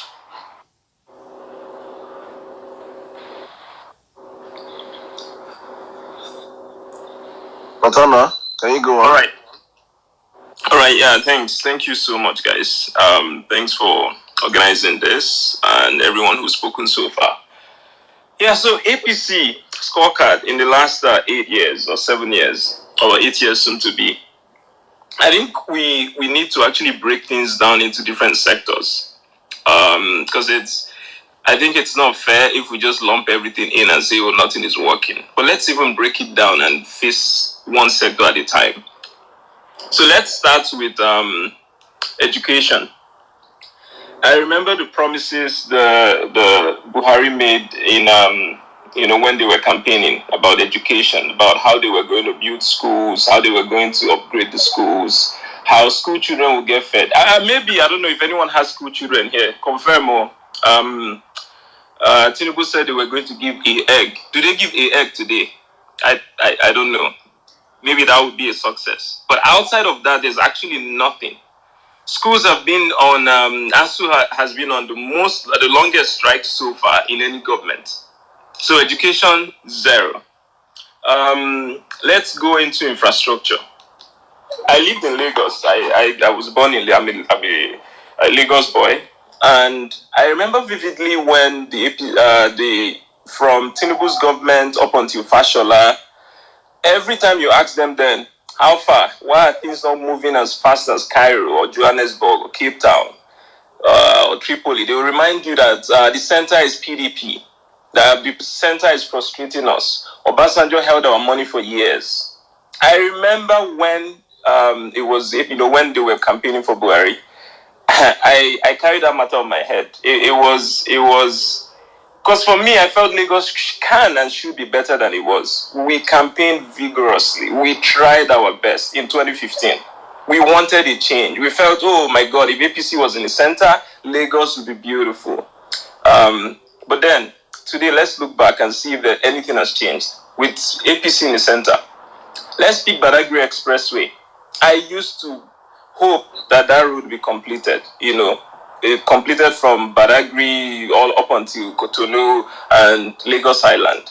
It would have a light rail service. I used to dream that I would just come out of Festac, get on the train, straight up in Marina in 20 minutes. This is, I don't know how many years, anyone who's keeping count. This is probably close to 17, 18 years later. and it's not even there. This is APC government in Lagos, APC government in the center. That's infrastructure. Let's talk about drainage. Let's talk about transportation. Lagos has, and I'm going to use Lagos because anyone who pushes the Tinubu agenda uses Lagos as the, Lagos is beautiful, he built Lagos. But let's even dissect Lagos. Drainage, when it rains, horrible, and it's not just the mainland. It's even worse. If you know anyone who stays in VGC area, Ikoyi area, Lekki area, where the billionaires live, it is actually worse there. Horrible. Now let's go to developing other parts of Lagos. If you ask anybody, they will tell you, have you seen Eco Atlantic? Eco Atlantic, I want to see one person that would actually tell me what they've gained from the Eco Atlantic project. Because what these oligarchs they've been doing in Lagos for years is they keep building the areas where they live. They don't care about the rest. They don't care about Okukumaiko, Ekpe, Ikorodu. They don't go to those places. I've been to Badagry, and I'm telling you, there are not so many places in Africa that is more beautiful than Badagry. But what have they done there? Abandoned it.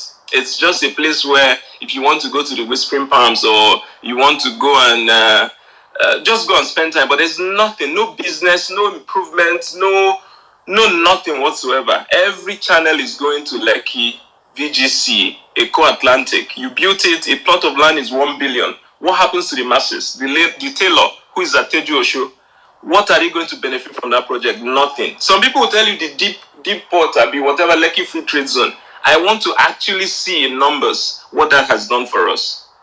And then going to other parts of the country, they will tell you, we've done something for the East. We built the second Niger Bridge. Second Niger Bridge was actually a concept that started in the PDP government era. It's still not even launched yet. But that is not even what we should be talking about. Let's go to healthcare. Healthcare, in these past 7 years, we've actually recorded the most medical tourism by politicians and their kids. Check it. I don't know one single politician that is being treated in Nigeria.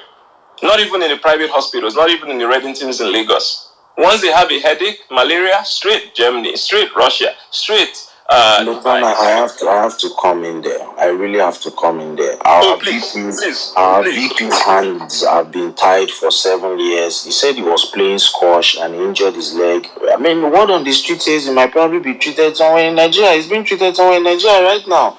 Yeah, you know, sometimes if your hands are tied, it can actually lead to having cramps in your legs. Probably that is what he's experiencing at the moment, right? So I'm not very familiar with sex masochism, so I'm just no. Have you seen his wife?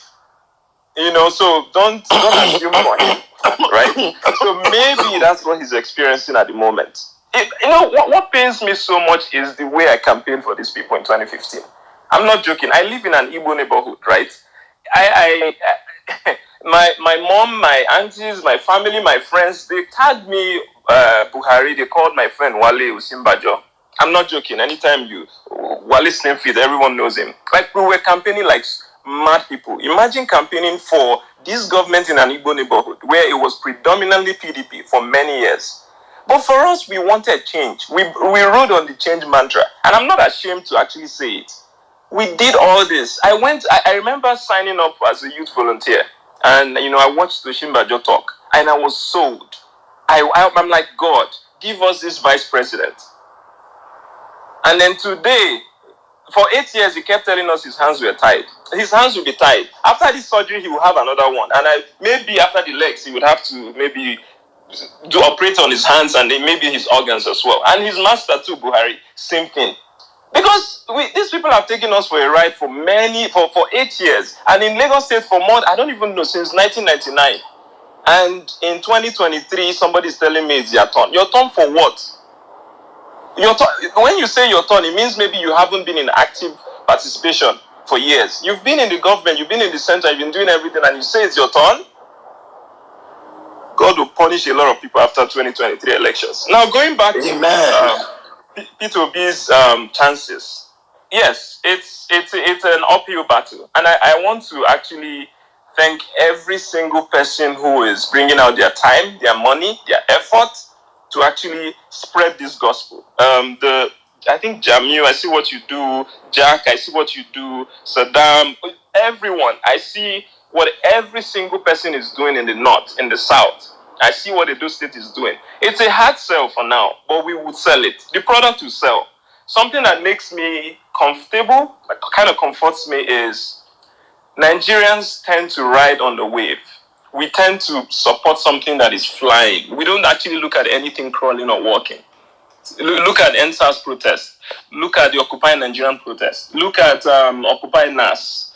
You know, when one person is out there, two people are out there, people don't really look. But when it turns to 50, 100, 1,000, then you see. Look at the registration, PVC registration. People are not going. But the moment a lot of people start going, then everyone wants to go. It's a bad thing, but it's also going to work in our favor now. All we need to do is keep printing those posters, keep making those jingles, keep going to the markets, keep talking to the bike rider, the keke rider, the tailor, the mechanic. How far? Have you heard of P2B? You know, one thing we need to do more is promoting the party. I remember having a conversation with my mom and my siblings, and I'm like, Mommy, who are we? Hope we know who we're voting now. She's like, P2B. I said, oh, lovely. What party? She said, PDP. And it broke my heart. These people still think he's in PDP.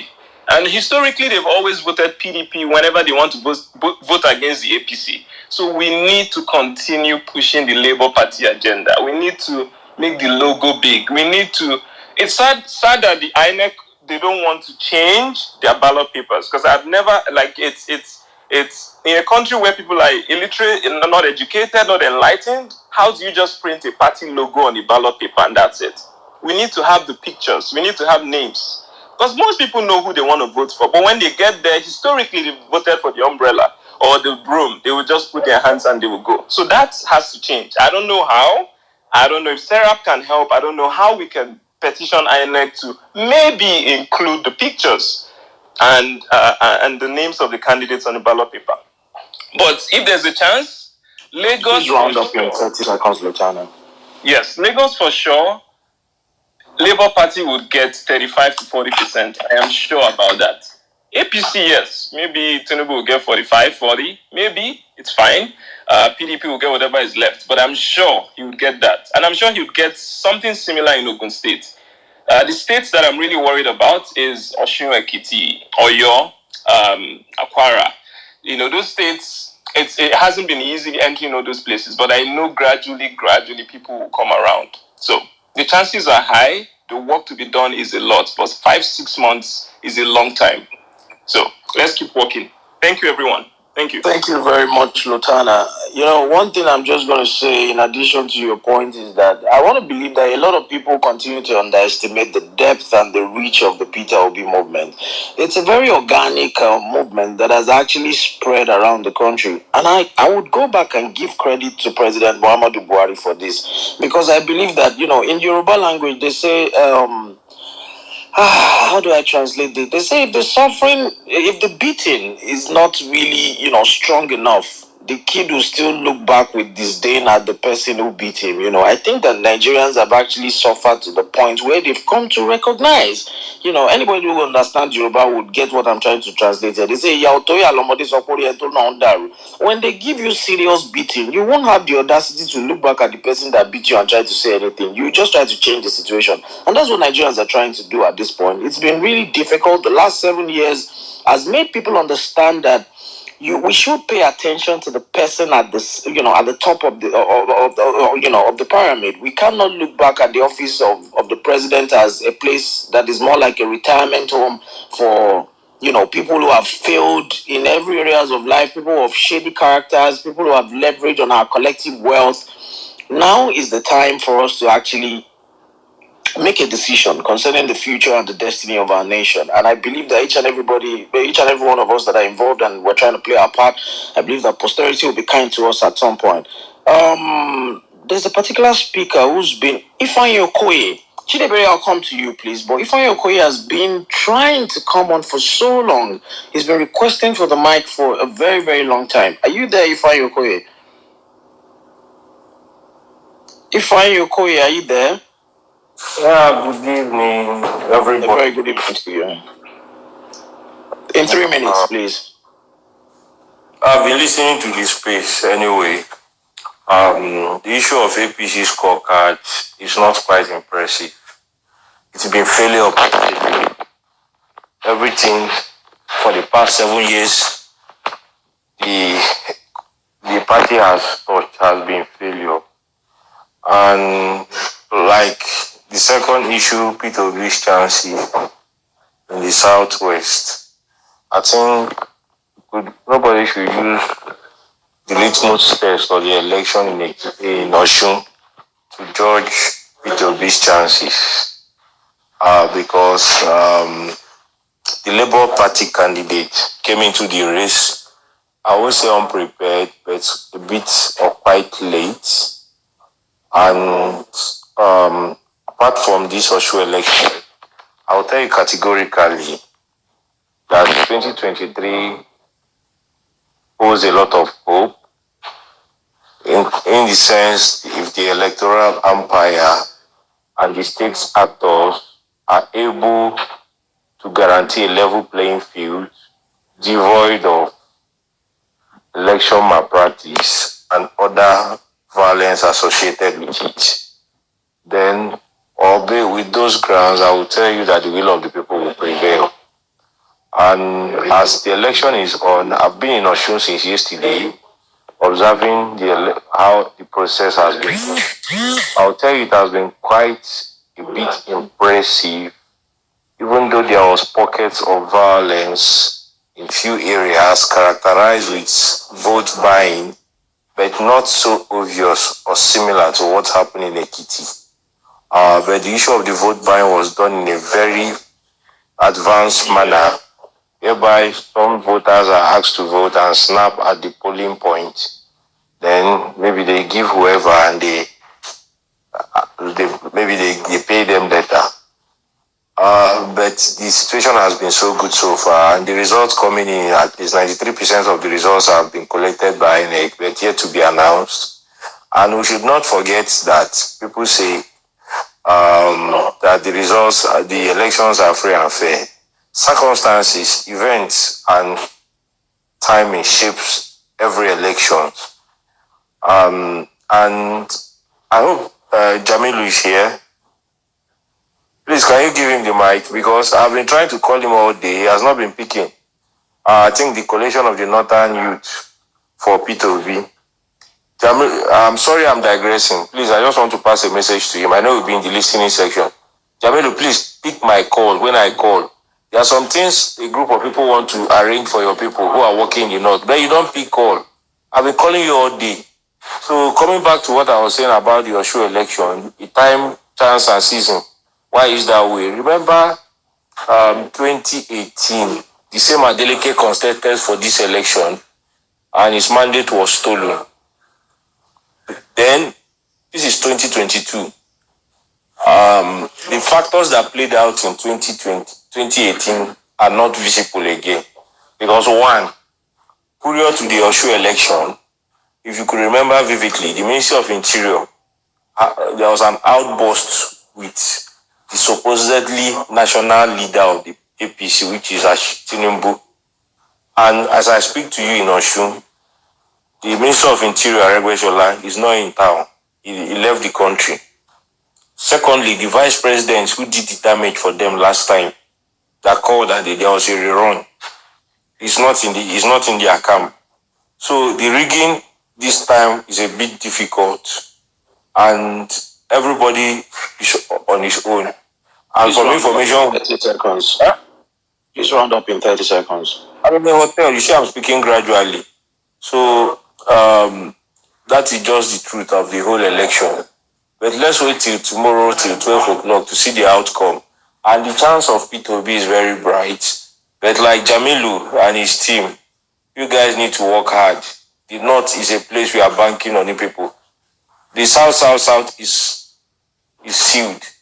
The North Central is another place. I think I will tell you from my analysis, I should be 60%, 65% for P2B.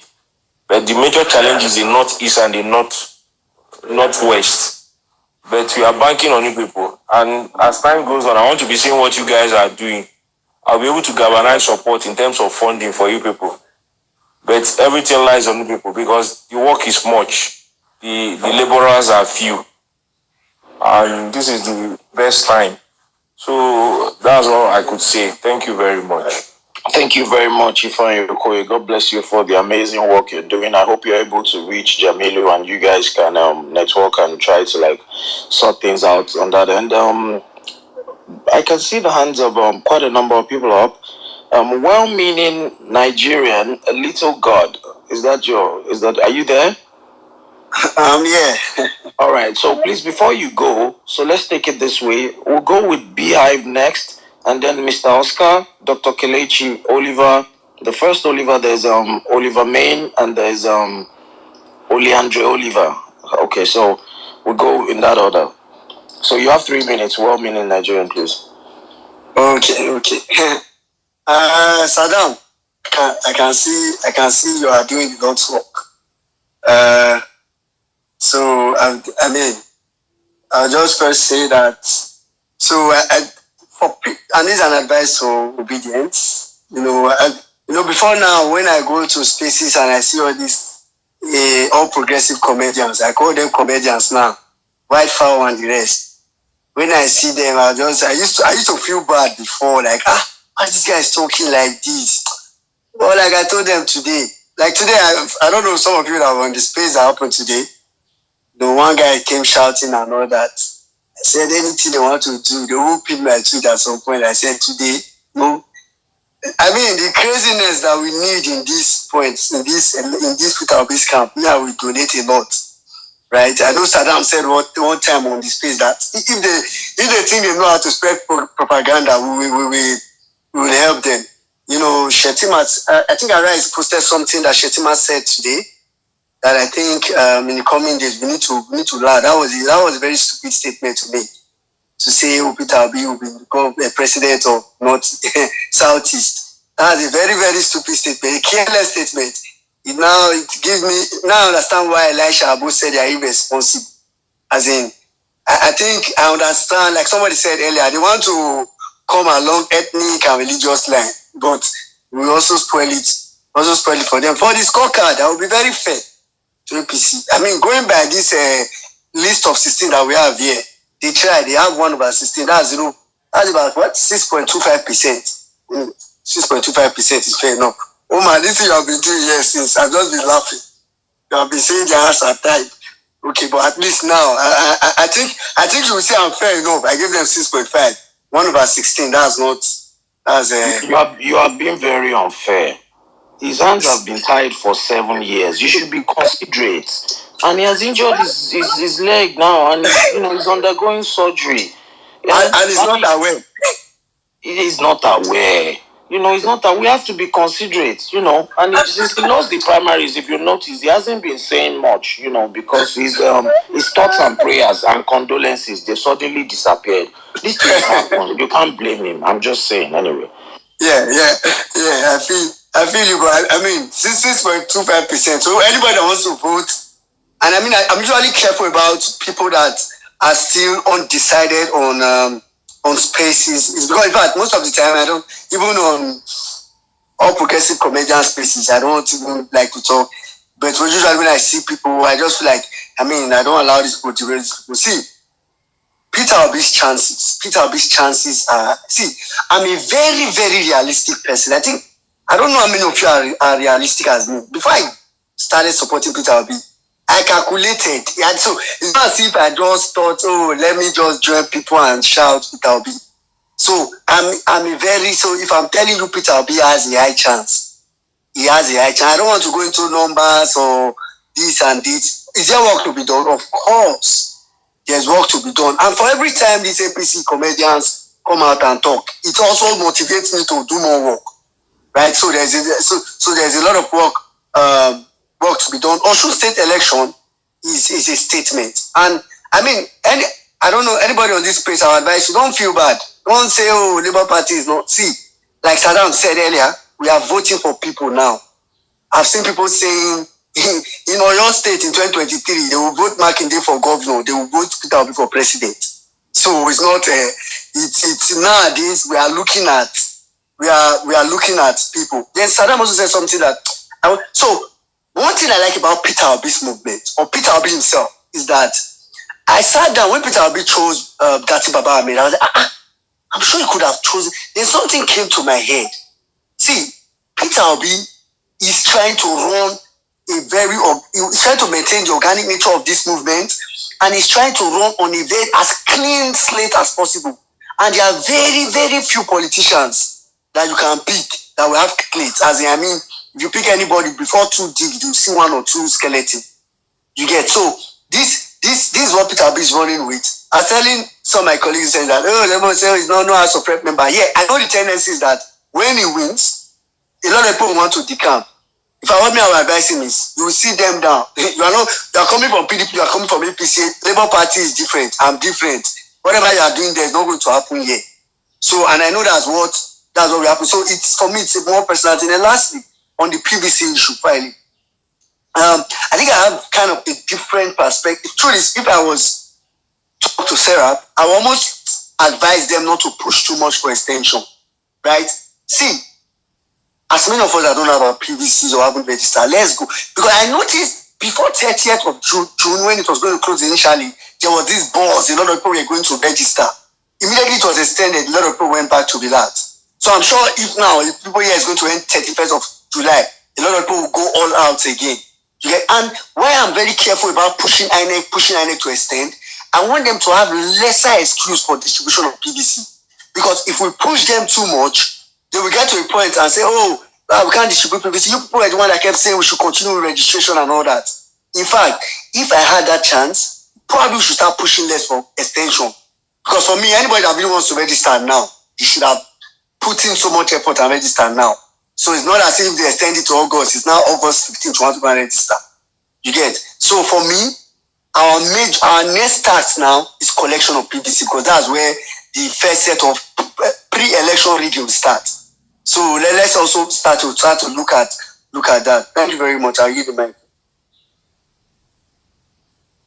Thank you so much, well-meaning Nigerian.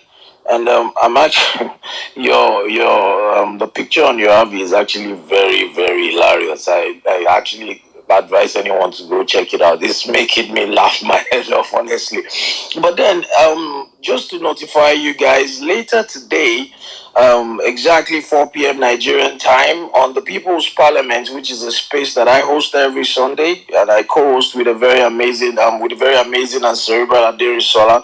We're going to be debunking the myth of whether it is truly the turn of the Yorubas when it comes to the rulership of the nation Nigeria. Of course, they've obviously turned it to Turn by Turn Nigeria Limited. And if we want to go by the Turn by Turn Nigeria Limited, actually, is it truly the turn of the Yorubas? It's about time to actually answer that question.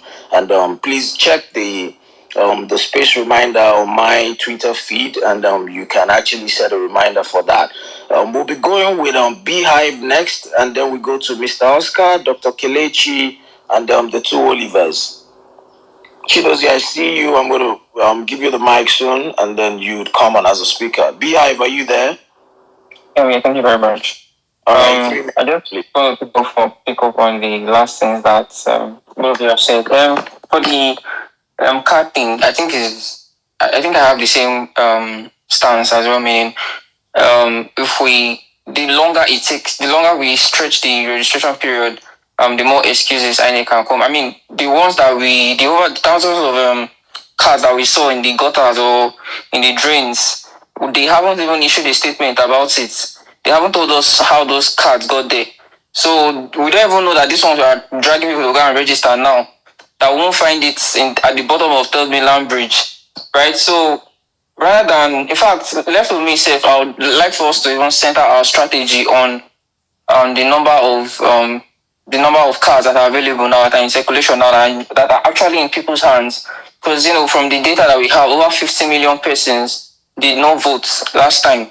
So if we say, a percentage of those people might be late, might be incapacitated, whatever it is, we might still have close to 35 million persons, that did not vote. That is a huge number, right? We can start to center our strategy on that while we obviously, keep pushing for INEC to release the the cards.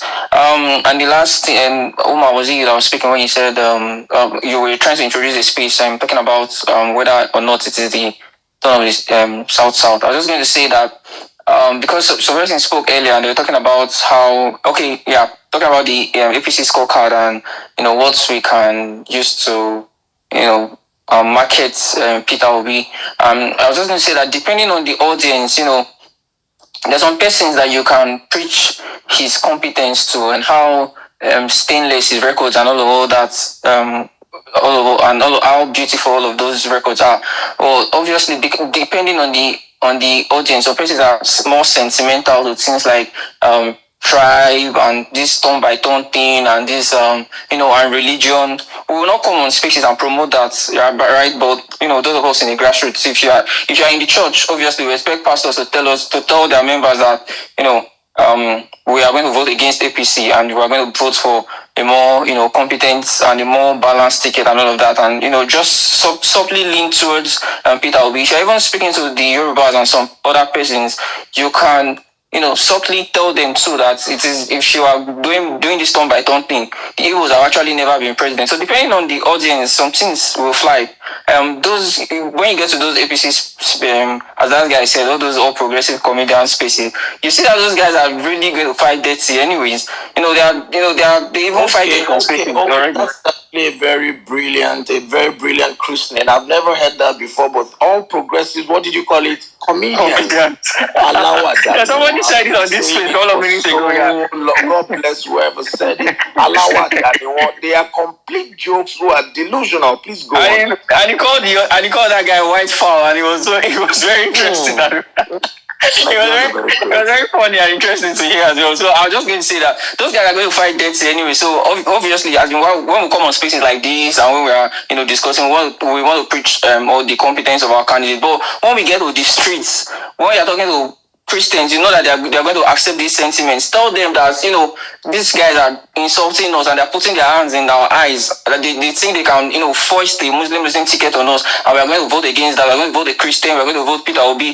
We are speaking to the Igbos. Tell them he's our brother. We're going to vote. If you're speaking to the Yorubas, tell them we see. If you look at it, the Igbos have actually never been president. It's their turn. Sweet product, depending on the audience. Depending on the demography. If you're speaking to a young person, obviously you want to tell him your future is in better hands. This is what he did. You are spitting out fast. You will not be a 60-year-old, 70-year-old man will not necessarily be interested in all your GDP and HDI stats. So as much as some persons have said we should not fight dirty, we should not talk about the religious thing, I'm just going to say I don't fancy discussing it here, but for those of us that are in different support groups and going around speaking one-on-one, when you get to the market, don't start giving them HDI and all those spitting out beautiful statistics for them, because that's not what is going to sell. So that's just about it. I want us to start to think about strategies surrounding people that already have PVCs, rather than banking on receiving these PVCs, because whether we like it or not, the truths and the honest, the honest truth of the matter is that a huge chunk of these PVCs that are registered will not come out, and there will be nothing that we can do about it. So we should focus on those that are already carrying the PVCs. As for Peter Obi's chances in the Southwest, I think it looks good. The victory today, whether we like it or whether we appreciate it or not, is actually, the victory for PDP is actually to an extent a victory for Labour Party too, because it means that at least the center does not control that state, and it gives us a better a more level playing field. I feel like states like Oyo, where we have a PDP, Sheyi Makinde, states like this one, if the results actually come out like this, if barring any last minute abracadabra or any nonsense like that, if the result comes out the way that it's looking, then those states are states that we can expect to even get more than 50%, along with Lagos. But for the rest, for Kwara and all those other states, it's just about getting a good showing, getting a good number out of there. But these states where APC have lost their strong, thank you. Yeah. These states where APC have lost their control of, they look promising for us. They look promising in the Southwest. So on the whole, I think that Peter Obi has a decent enough chance in the Southwest. So that would be my contribution now. Thank you. I'll be listening. Yeah, thank you very much, Beehive. I think it's important to actually notify each and every one of you on this space that we're going to be having a national confab or Vion, on this space next week. And it's going to be very interesting. We have quite a number of special guests lined up, and we're working with quite a number of very smart and intelligent people, of similar goals to make that space happen. So please pay attention and look out on the page of Saddam and on my own space as well. So we're going to work on that. Saddam is back, and I think you would like to speak more on that. Okay, thank you very much, Omar. Did anybody notice I left here? I don't think I was missed now. You guys held it down. So please, thank you very much. Seriously, you were so missed. You were seriously missed. I'm sure. Don't remind me, my brother. Okay, yes, please. My emphasis is still on PVCs. We need to get start searching for all those 50 million people that did not vote 2019. We need to do everything possible. We need to get those people out. Nigeria is happening to all of them.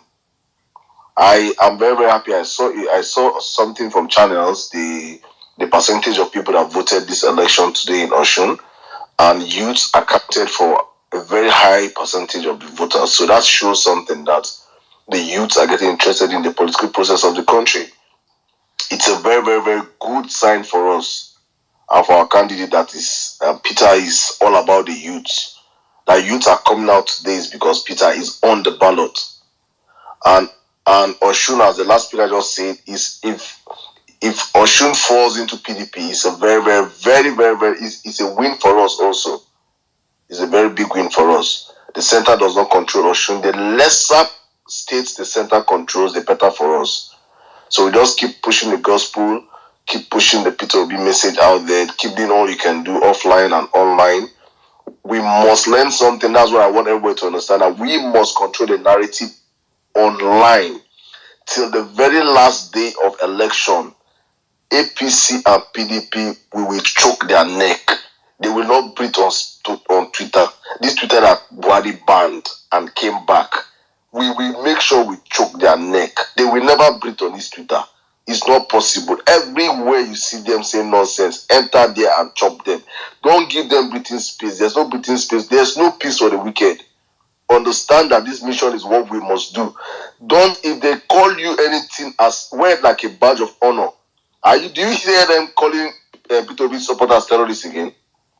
Are they calling it again? If they don't tire, you understand, that one has come and gone. So understand that these guys will do everything to gaslight this movement, but we have to stay strong, keep pushing every day. We come out here. Tomorrow, if PDP boys want to throw this Osun, we go enter them, tell them, say Adeleke na Labour person. Na Labour him be. We will change this party for them. You understand? That is the mentality we should take towards going towards this 2023. We have this victor mentality should stay on, keep going every day, keep moving and believing that one thing that I know is that the voice of the people is the voice of God. And for the people to clamor from the north to the south to the east to the west, clamoring for one man, God will answer our prayers as we do walk. I circle back to you, Omar. Thank you very much, Saddam. As I have it on my Twitter feed, I've always been of the belief that the power of the people is greater than the people in power. And come 2023, we're going to show these people. We're going to make them understand that the old politics and the old tricks and all of just to buttress what Saddam said, have you seen anybody eating corn and frying akara by the roadside? Peter Obi has changed the dynamics of how politics work in our country. People are being asked now to show workings. We're digging into the personalities of the people that want to hold the highest office in our land.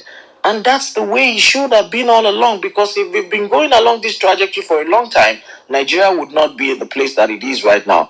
In order not to hog the mic for too long, we have, I think I have a roster of how I wanted to go before. I think we'll go with Mr. Oscar next, then Dr. Kelechi, then the two Olivers, and then we got new speakers. So we'll go after the two Olivers, we'll go with Chidozie, Uba Elionu, Unique, Kelix, and Siphon Valentine.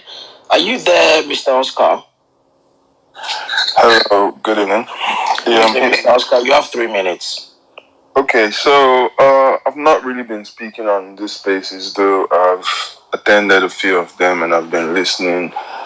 And yeah, I applaud all you guys are doing with regards to the P2B movement, especially Saddam. I've been saying that APC is a failure from top to bottom. I'm not even trying to be sentimental. So sometimes when I hear people who are my age mates or my allies or people that we do business together, and I hear them talking about how BAT or whoever is good for Nigeria, for the number one office of Nigeria, and I'm like, it gets me so angry. But I don't want to lose friends over politics. But it is very personal for me because okay, when Buhari came, I was not serious with politics. I didn't take it serious. I didn't know it had such a strong effect on my life because it affects us directly. Even if you feel like okay, whatever, whoever is in the power,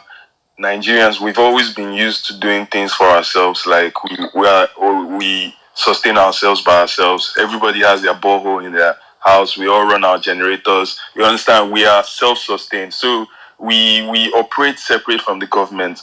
But it is very personal for me now because I have a family now, and I realize that if we have the wrong person enter this number one office, by the time this person comes out, I'm going to be quite old. Let's just put it that way. I'm going to be quite old. My kids are going to be quite grown.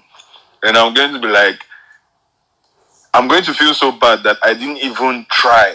Even if I know that Peter Obi is going to be the president, but I will feel so bad that I did not even try to make a change. Like, what would I tell them that okay, where was I when this movement was happening? What did I do to contribute to this movement? It's just so bad. So APCScoreCard, APC is fucked. Let me just use that word. APC is fucked from top to bottom. Use Lagos as an example because obviously Lagos is the epicenter of APC. That's where their grandmaster came from. Use Lagos as an example. Lagos is a hellhole. And I'm not saying that because everybody is saying Lagos is a hellhole, this one, that one. I'm a Lagos boy. I was born in Lagos. I've lived in Lagos for so many years. Lagos is trash from top to bottom. From top to bottom. Even the Ikoyi that they say is the most expensive piece of real estate in Africa or whatever, trash. Lagos has no infrastructure that you can boast about, that you can even compare with some smaller metropolitan cities in Africa. I can mention a few like Kigali. You can't even we don't even have a metro, but that's beyond that. Lagos is being run as a mafia, so it's going to even be so hard to take back Lagos, which is why we don't even want Tinubu to get to the presidency, because if Tinubu gets there, this country is going to turn to a crime factory. Lagos is truly a mafia city. Let me explain to you. If by any chance PDP or the Labour Party, I'm speaking of Lagos now, they manage to get hold of Lagos, they would have to rule Lagos for at least 20 years to even discover all the gaps, to be able to plug all the gaps by which these guys are siphoning money. You won't understand because let's say if you go to the deepest part of Lagos, like some trenches, deep trenches, and you want to do something, immediately you bring out your phone, because I'm a filmmaker, you want to bring out your phone or your camera, you just see some idiot that's not eating come out and start demanding for Owole. You think that's just people being jobless, but this money actually goes back up. Believe it or not, this money actually goes all the way back up. So when they speak of structure, the structure that Tinubu has. That is the structure.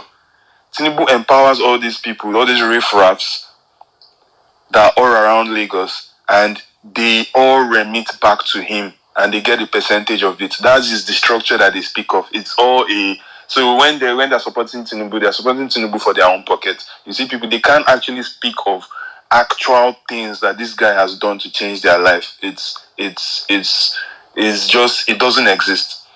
It doesn't exist. In terms of failures, security. In 30 seconds, Oscar. Let me just. I'm done. I can't speak in 30 seconds. I'm done.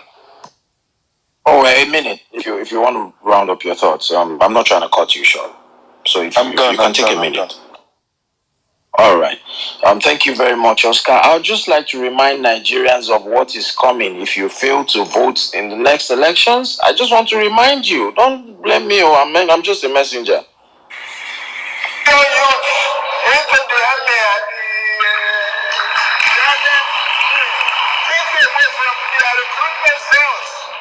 What they will eat? Cassava, àgbàdo, corn, in the morning, yam in the afternoon. This is going here. You create demand and consumption. Exactly. Demand and consumption.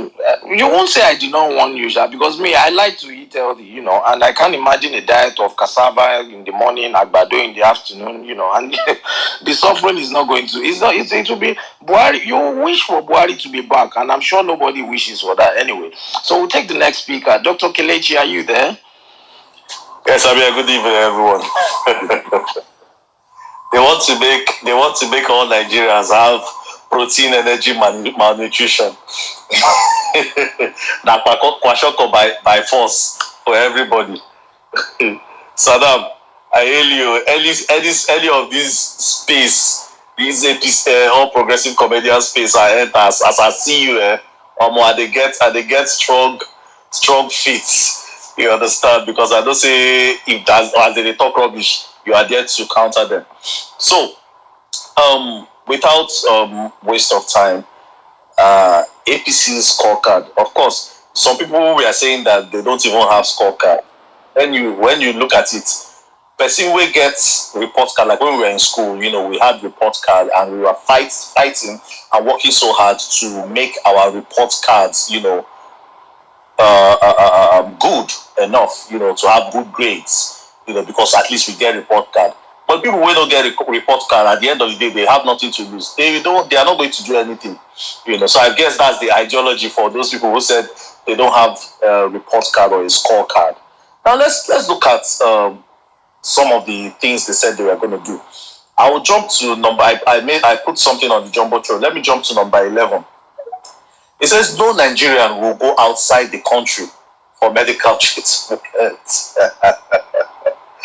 Okay, so now, not only did they not keep to this, almost all the doctors are now even going outside the country to even and the what's it called, the people, these politicians and all that, when they go abroad, they are treated by the Nigerian doctors that have left Nigeria. So that one is a zero. In fact, if there is anything less than zero, that's what they're going to score. Number 13, they said they're going to create 3 million jobs every year. 3 million times 7 years. Of course, we know how many jobs they should have created by now. That is less than zero. Now they said they were going to build one refinery every year. Number 12, build one new refinery every year in the first 4 years of the administration. So by now we were supposed to have at least 4 new refineries from their promise, right? Then number 16, they said all refineries will be working at 100% full capacity. Of course, we know the answer to that question. Now, number 4, they said they are going to expand the electricity generation to 40,000 megawatts. The one we had from 4,000 even dropped under their watch. They said they were going to make the pump price of fuel drop from 60. It was at 65 then to 45. We are buying fuel at 165. In fact, last month I bought fuel at 200 per liter. In fact, they are numerous. I was waiting for this. There was a space they hosted yesterday. I was waiting. I thought they were going to give me the mic, so that I asked that. Let me take a cue from one of the speakers. That white fowl. I'll list out these things and I'll tell them to tell me what they have done or score themselves. The it's obvious that these guys have failed woefully. They have failed woefully, and they never had a plan from inception. I believe Nigerians were blinded by the fact that they were blinded with. I'm saying they because I didn't support them and I didn't vote them. Nigerians we are blinded by the lies they told against PDP and what they used to, that was what they used to clench and hold on to power. So, but this particular 2023 election is a different dimension entirely. I mean, we have, for the first time in history, we have an option. We have an option, something better to choose from, and everybody, my surprise is everybody is interested in this. Whether Big Brother is about to happen or not, nobody is interested. In fact, nobody is even talking about it the way they spoke about it in 2019. 2019, when the election was happening and all that, people were talking about Big Brother. That kind of vibe is not seen at this point. Everybody is just, it looks as if everybody is glued to their phone, waiting for the election to come, waiting for that presidential election to come. And like everybody, people have been saying, IBB said it in I think 2020, and a couple of other people said it, that the next presidential election is not about a political party. It's not about party. It is about a person, about the individual, about competency. And that is what is happening. That's what we see playing around. Because in this 2023 election, you're going to see people from PDP vote for Peter Obi. You're going to see people from NNPP vote Peter Obi. You're going to see people from AAC, people from APC themselves. You will see them vote Peter Obi because of competency. That's why when the Osun election thing was going on, I was sincerely, I actually was praying that Adeleke wins, you understand, for whatsoever reason, because it is even better for him to win than that other APC guy to go back, And I'm praying, I believe within my heart that he is going to win, because once that happens, it's going to be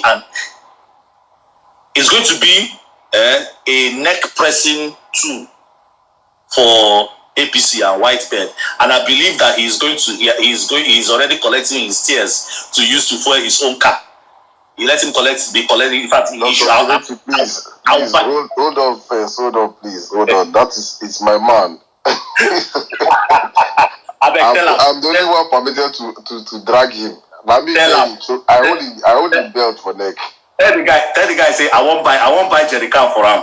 I won't buy jerry can for him so that he go use store the tears. Then coming to Jamilu, I actually appreciate the work you're doing, and I am going to send something small to support the movement of the Northern Coalition for Peter Obi.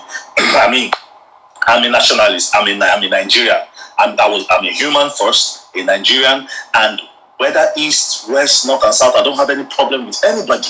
I don't have any problem with anybody. The problem I have is bad governance. We need to start holding our leaders accountable. We need to start putting responsible people in power, not touts, not hooligans. No. It doesn't say anything good about us. It makes us, it devalues us in front of the international countries or in the international scene. It devalues us. It makes us we are disrespected when we travel abroad. When we go to all this, people disrespect our passports because of what our leaders has turned us to. I'm going to use the mic here, and probably tomorrow we'll continue with dissecting their promises and giving them their score back. Thank you very much. Thank you very much, Dr. Kelechi. Thank you, Omar. Please, just 1 minute. Yes, sorry, Salam. Please go on. Dr.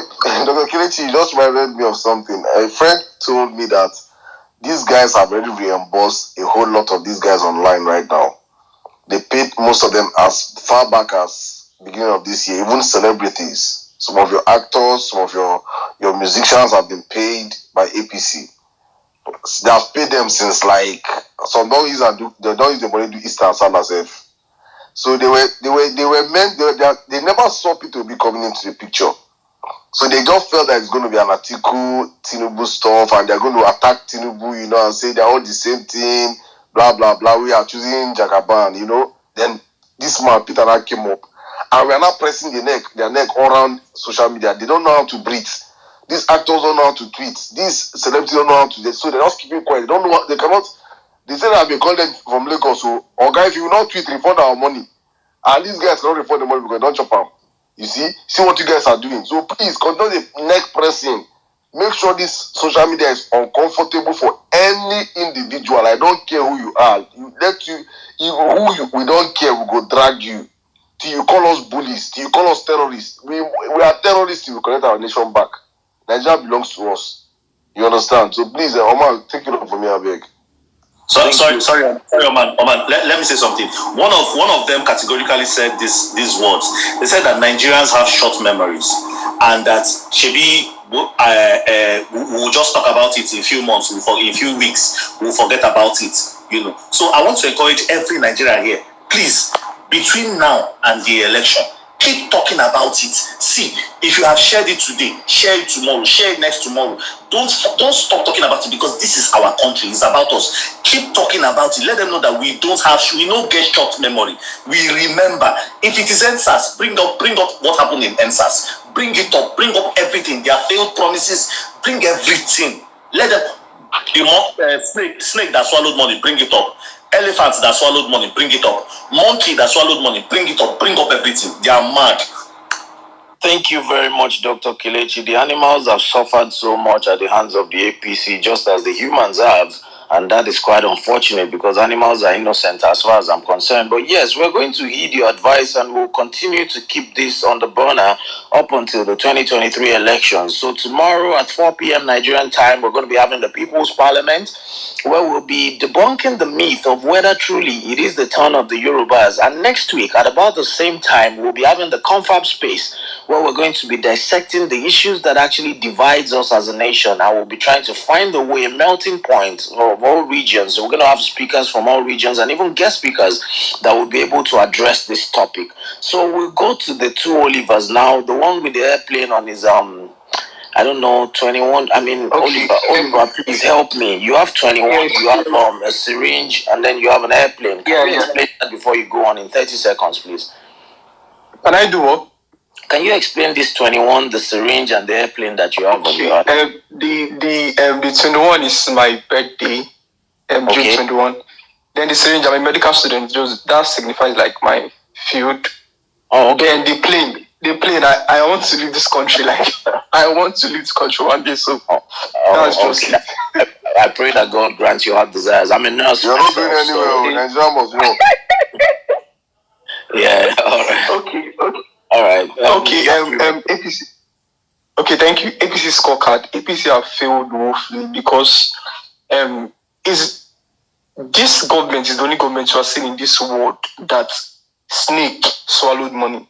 The first time in my life I'm hearing that snake passed securities. Okay, let's imagine that we have like you understand, like where they keep money.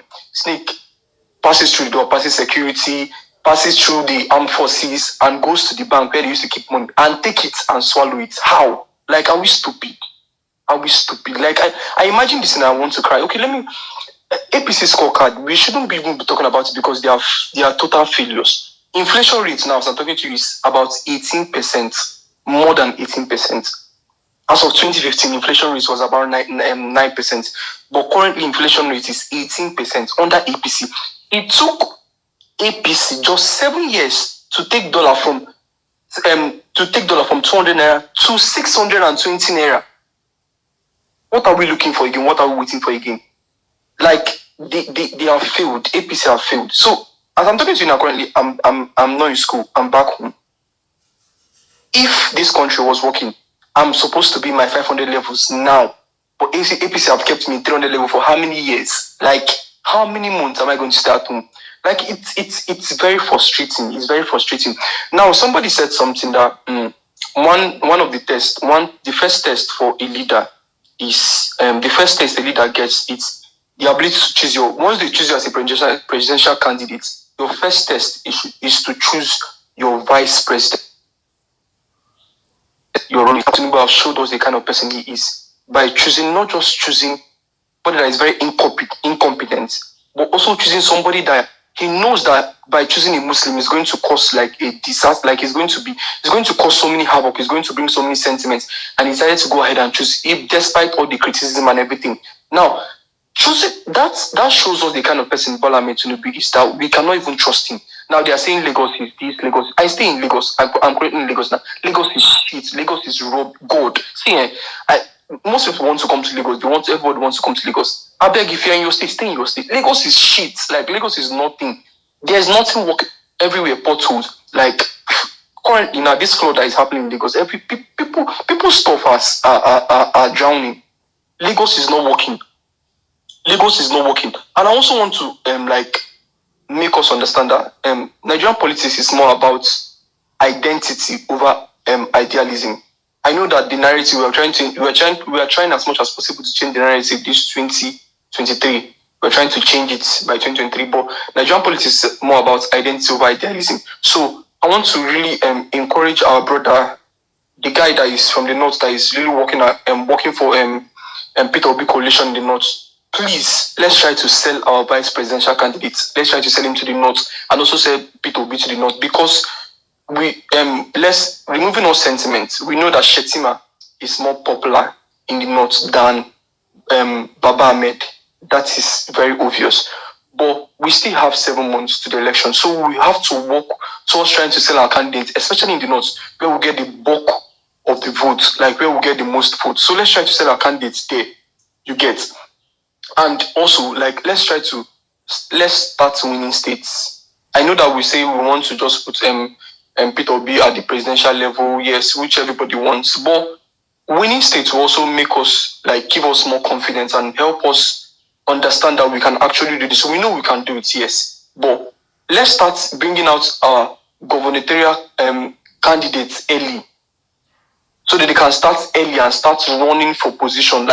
Let's have people in the Senate, let's have people coming out for different positions in the party, so we can start early and start canvassing for them. Like currently now, the only place I know that Labour Party has this strong gubernatorial candidates is in Abia, Dr. Alex Oti. That is always, I go to his tweet every day, he's always talking about, they're always doing rally, they're always canvassing for votes, you understand? So I know that one is sure victory in Abia State. So let's try to talk to our people. Let's try. Tomorrow is church. As I'm going to church tomorrow, everybody go hear him. I will take mic I've already spoken to my pastor. I will have a time to speak and tell people about election. Because let's take this thing out. Let's take it as a personal stuff. Let's take it as a personal thing. If you go to church tomorrow, anywhere you're going to tomorrow, anywhere from Monday as you're going to work, as you enter the bike, talk to people. Let's talk to people. The youths are aware of the things that are happening. They are aware of our candidates. They are aware of how competent they are. But most of our father, okay, I asked my mom today who are you going to vote. So she said Peter Obi. I said, which party is Peter Obi? She said PDP. Which means most of them does not even know that. They don't even know that Peter Obi is out of PDP. So let's try to educate them. Let's go into the market. I'm waiting for when election starts, when I will see people trying to march for a rally. I cannot wait to follow people out. You understand? Preach this gospel. I try my best every day, go out and talk to people, tell them about Peter Obi and stuff. But we need to do more. We need to do more. So that's my submission for today. Thank you so very much.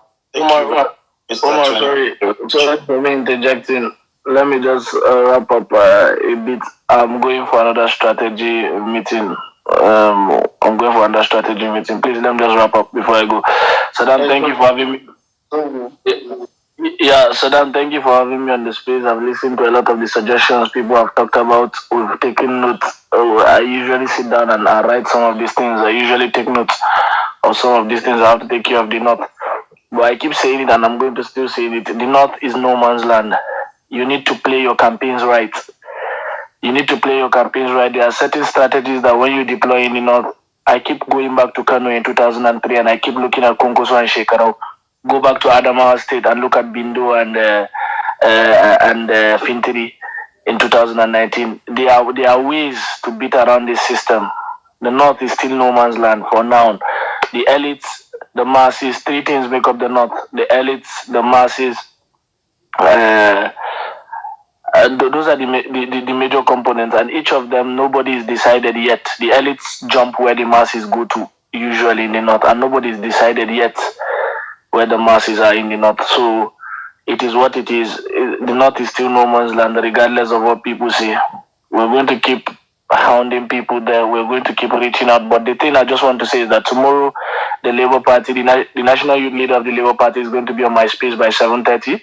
Anyone who has questions about the registration of volunteer and support groups under their state Labour parties should please come up, because we need volunteers and we need support groups to register, especially in every local government, because the structure they are talking about, the presence in every local government and what level, this is what we are talking about. Every support group, every volunteer organization, how much is it going to take for you? You've mobilized 5 or 6 people that you've talked to online, 5 or 6 people that you've talked to. You just go down to the Labour Secretariat once and you just write your name. These 5 or 6 people are capable of carrying out a comprehensive campaign in the local government area with a defined strategy. If you know what I'm saying, that's what majority of what happened in 2014, 2015. We are going to await what the Labour Party is going to say about its own spokesperson, the structure on ground. But if you have any questions, please tomorrow by 7:30, please come up on my space. I'll be with the Youth Labour Chairman, National Youth Leader. Sorry, he's going to discuss a range of topics. What is happening in the National Labour Secretariat? What should we be expecting in the coming two weeks or so? Because we need to have a clear, like I said, a clear defined chain of command. And please, if you have a volunteer group, please go and register under your state Labour Party. Anybody who needs information about who their state Labour Party chairman is, please, we can send you their numbers. Just go and volunteer. 5, 6 people volunteer. Let them send you to a local government and you start mobilization there. Take sacrifices. That's how this stuff is going to be. So thank you, Saddam. Thank you for having me on this space.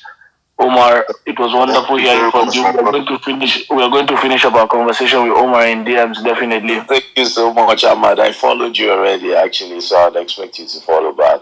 Yeah, please, can we follow ourselves? Like, let's grow the ecosystem. All right. In order to address what my medical student friend mentioned earlier, please forgive me. I'm not trying to mock your misery, but you said you're supposed to have been at your 500 at 500 level right now, and you're at 300 level. I believe that APC, they are trying to live up with the name of their party. I think they're trying to practice some form of advanced pupil curriculum. They want you to study for some extra years at home, by the virtue of all of these ASU strikes, and they're not trying to frustrate you. And then you say Lagos is a slum and all of this. It's about perspective. If you're looking at Lagos from Bodilon, from the angle of Bodilon, it's a very beautiful city. If you're looking at Lagos from the comfort of Bodilon, and it's one of the finest cities in Africa. But anyway, moving on quickly. This election it's going to be very funny, but I'll just leave that on the other side now. Uba Leone, are you there? Good evening. Yeah. Oh, sorry, Uba, before we come to you. Okay, sure. Oliver. Yeah, Uba, before we come to you, the second Oliver. I'm so sorry, I skipped that. Sure, Yeah, let him go ahead. All right. Oliver, you got 4 minutes, please. 4 minutes. Okay, thank you very much. The host and co-host, Saddam and Omar. Good evening, everyone. APC scorecard. First of all, APC APC has really failed, because when you look at the primary duty of a government is to protect its citizens, workers' welfare. In that regard, they've absolutely failed.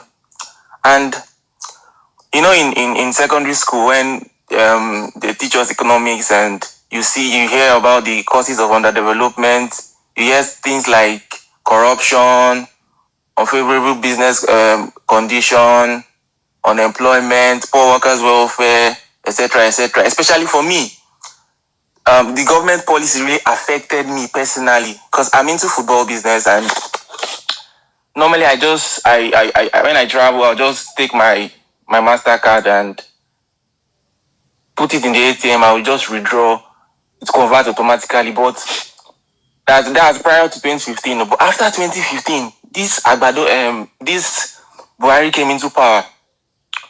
When you want to go, the banks will tell you, CBN said you cannot. They created limit for withdrawals. So this policy really affected me a lot, and I create profile for players, especially amateur players and players in the Nigerian league, that if you're conversant with transfer market, it's like it's a player CV for footballers. I create it for about $200-$300. As at then, it was less than 50,000 naira. But right now, I can't even do that for someone anymore, because then a dollar was about 165 naira. But now, if you want to do that same CV, you have to cough out close to 200,000 naira.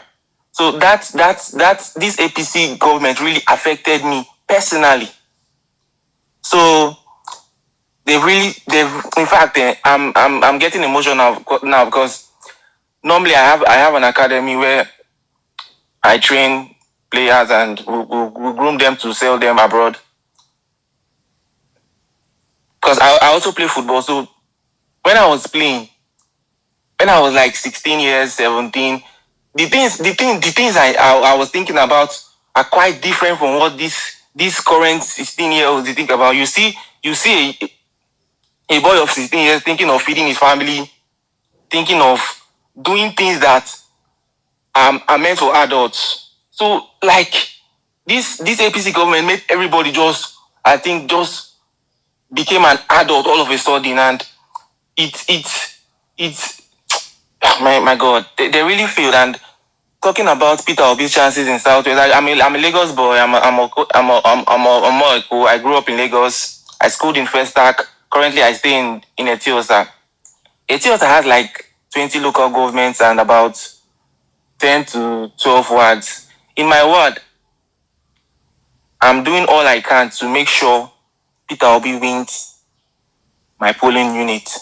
And how am I going to do that? My strategy is talking to those local grocery stores like the Aboki, the old women that are selling. What I want to do, I always trying to engage them. If I want to buy something, I say, madam, waiting they happen now. You know the reason why something when you buy 5 naira yesterday and today na 20 naira. So I always engage them and tell them the reason. And it's if you want things to continue going up, and if you vote this APC, especially this Agbado man, things will be 10 times worse than what it is now. So, and most times people say all these politicians, they not be the same. I say no. Peter Obi is quite different, and I'm even happy that this Peter Obi movement is pure organic. So his chances in Lagos are quite high, because Lagos is more like a cosmopolitan city, which comprises of different people from different backgrounds. So it's not like and I feel the thing APC believes they want to use is voter suppression, because in Agege, what they do is they have 6 PVC machines, but they use 5. You see some Agbado boys will come and meet you and say, who they vote for? If you tell them you vote for Agbado man, they'll take you inside. A friend of mine told me this story. They'll take you inside to where they have 5 PVC machines to vote for. If you just tell them you want to vote for Tinubu, they'll take you inside. But if they feel you are going to vote for either PDP or Labour Party, they gave all of us. They gave everybody 1 machine. But if you want to vote for APC, they'll take you inside. So I think the strategy is for us to make the Labour logo as visible as possible. Let's make it visible, because a lot of people know the candidate and know what he can do, because they've heard of him from videos, from Twitter and everything. But the logo for me is my issue. So I think we should work more on the logo, making the logo very visible. From my own end, what I want to do is I want to make a lot of stickers and put it in all those small stores, in all those kekes, so people will see who they want to vote for. But I wish, like someone suggested that if they can petition or write up so that they can petition INEC to put the party, the picture of the candidate and his name, including the but I don't think that will be visible for this next election. But what we need to do now is making sure that the Labour logo is as loud as the candidate, because at the end of the day, they are going to vote for the for the party and not the candidate. They are going to vote for the party. It's the party that is going to be on the ballot box. So that's my submission. Thank you very much. Thank you very much, Oliver. Just a reminder of what you're signing up for if you choose the Chicago man in 2023. Your loans will not be imported.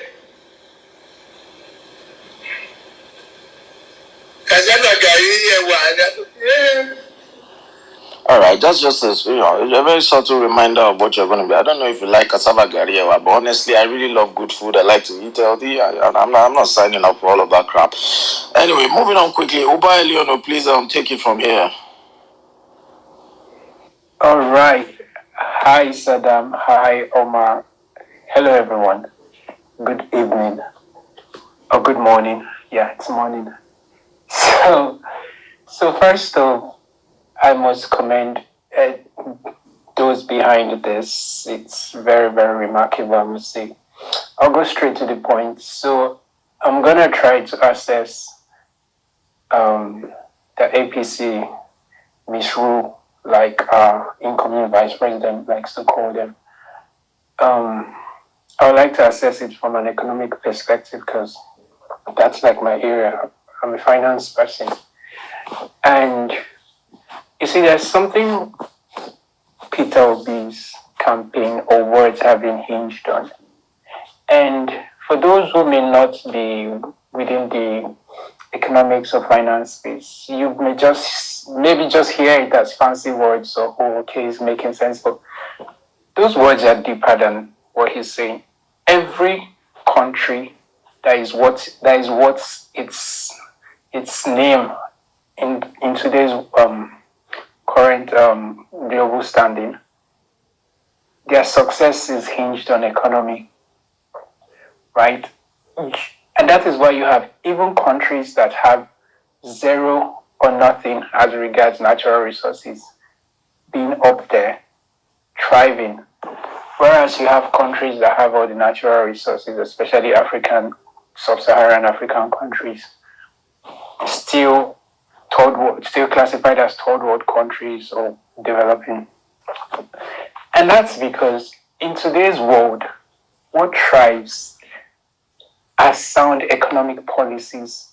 What will really build your country are those sound economic policies, right? Fiscal policies coming from the federal government and monetary policies coming from the CBN.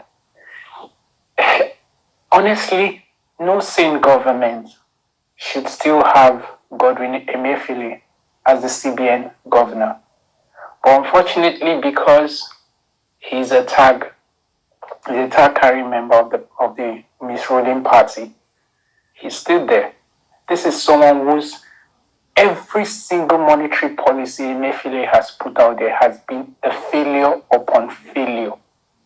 Every single one of them. And I mean it. And that is, and the huge impact monetary policy, two things drive a country's economy.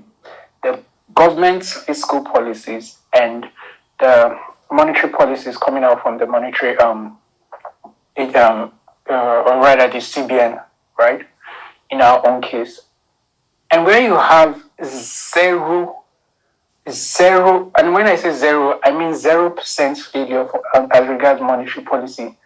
And then you have a dumb as fuck federal government that doesn't even understand what fiscal policy should be. Trust me, there's nothing you will have in that country that will count to anything. And that's why today we are spending over 90% of our poor IGR or GDP. We are spending that much servicing debts.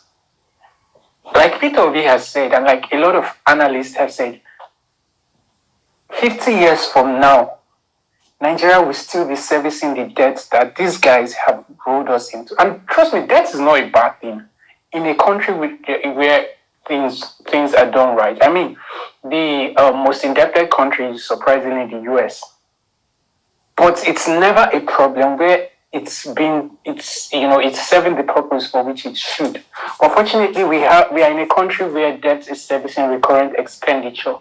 Debt is servicing, and then we are borrowing more to say, like, it just doesn't make sense. You have a government that came in and where other countries are trying to broker a lot of bilateral arrangements and regional blocks to to boost the economy. You have a country where the president came and stopped cross-border trade for whatever reasons, and then they decided to unban it with zero explanations. So what am I trying to say? A clear indication that there's a federal government that doesn't understand jack shit about fiscal policies, and then you have a CBN whose monetary policies have been flopped from the very get-go. So I looked at the, was it 16 or 17 items, and I laughed because in the same country where you have sound economic policies, where you have sound fiscal and monetary policies, it will take care of all those things. And and all those things, they're all exaggerated figures, right? We should have known better back in 2015, but you don't even have to tackle those things. Where you have policies that take care of it, they will go away. But let's not go there because obviously it's a zero. I don't know. Someone gave them 6.5 or something. Trust me, I don't think they maybe 1% for the train that they have running from Ibadan to Lagos and Kaduna to, but that one is even not in operations anymore. But yeah, Peter Obi's chances, a couple of people have said a lot, and I don't know who was that spoke so much on strategy. And there's something very important about being strategic. You have to be able to consolidate where you have strength and where you're based on what your strategies are, right? I liked where he said so much about campaigning to people in different languages based on their reality, right? I really love that, and I think that's a message everyone here should take home. If you're speaking to X, understand what their reality is and campaign or sell people based on that. That's top-notch advice, right? Another thing I want to say is there's this thing about, I think, and this is just my understanding about elections, I think the strategy should be holding firmly where you have your strength and then consolidating across the other places, right? And I think we have, I think it was Saddam or Omar that said it. In Lagos, I know a Labour Party can boast of at least 40%. Across the Southwest, I am very convinced that Labour Party can boast of up to 25%. I think someone should correct me. The rule is 20% in 25 states, or is it 25% in 20 states? So whichever 25%, I think in 24 states. 24 states. Oh, 25% in 24 states. Yeah, a quarter. Yes, and then, 3/4. Yeah. Okay, so, and I think we can get that across the southwestern states. And why I say this is because, if we have been following closely INEC's registration updates, you would see that, correct me if I'm wrong, about 70% of registered voters are youths. And what that means is that that's our strength. And if we can convince 60 to 70% of that 70%, then trust me, we would not just get up to 25%, we'll get way over 25% across the southwestern states. The north, I love what Jamilu is doing over there. I have been waiting for an opportunity to talk to him directly, and I really wish he was up on the speakers. Well, please, can you just round up in 30 seconds? All right, I'll do that. So, Jamilu, we see what you're doing up north, and trust me, I think everybody is really, really praying for you and, counting on you guys' influence and strong coordination over there. As for something very important, we may say we have the South, and Southeast, but let's lock down as many numbers. It's a good thing that the South has great numbers. Let's as much as possible leverage that and then consolidate on these other places where we, are not so guaranteed of a win. I'll leave it at that. Okay, thank you very much. I think we'll have everybody up here on that have requested to speak. Then we'll wrap up the space for the night. You guys have been amazing, honestly. Omar, is it right? Yes, please. The dinner will be by senior man decided to add a little bit of protein for you guys. That would be dinner. I can't. Why would somebody even want me to have eba for dinner? For the love of God, I mean, eba gives me heartburn. I don't know if I'm the only person who feels that way. Like this is suffering that is being it's being sold to you. Honestly, let's leave it at that. But yeah, we'll take Chido's here. He's been waiting for a while. Are you there? Oh my, good morning, everybody. I mean, good morning. Depends on what part of the world you're in, but because this is majorly. Before you go, do you like a one eba for dinner? I'm just curious. I don't even know what that is, my brother. Oh, all right. Thank you. Go on. But honestly, I think it's beans and whatever. But most importantly, good evening, everybody. Thank you for having me here. I'll be very quick. First of all, thanks to everybody who has been in this movement and has put in their effort, their time. Because I mean, everybody, most of the people who are on this space or who are doing what they are doing, also have one business or the other on the side or are working, right? And this is, time is money. So what you are giving is money and time, and I really appreciate it. But I want to talk about something I've observed over the discourse especially on Twitter, using Twitter as the basis, for looking at P2B's campaign. As regards APC scorecard, I don't think I need to say anything that nobody has said here, right? People have said everything. I don't think I need to see anymore. So I'll just go straight to talking about campaigns, right? And what's important.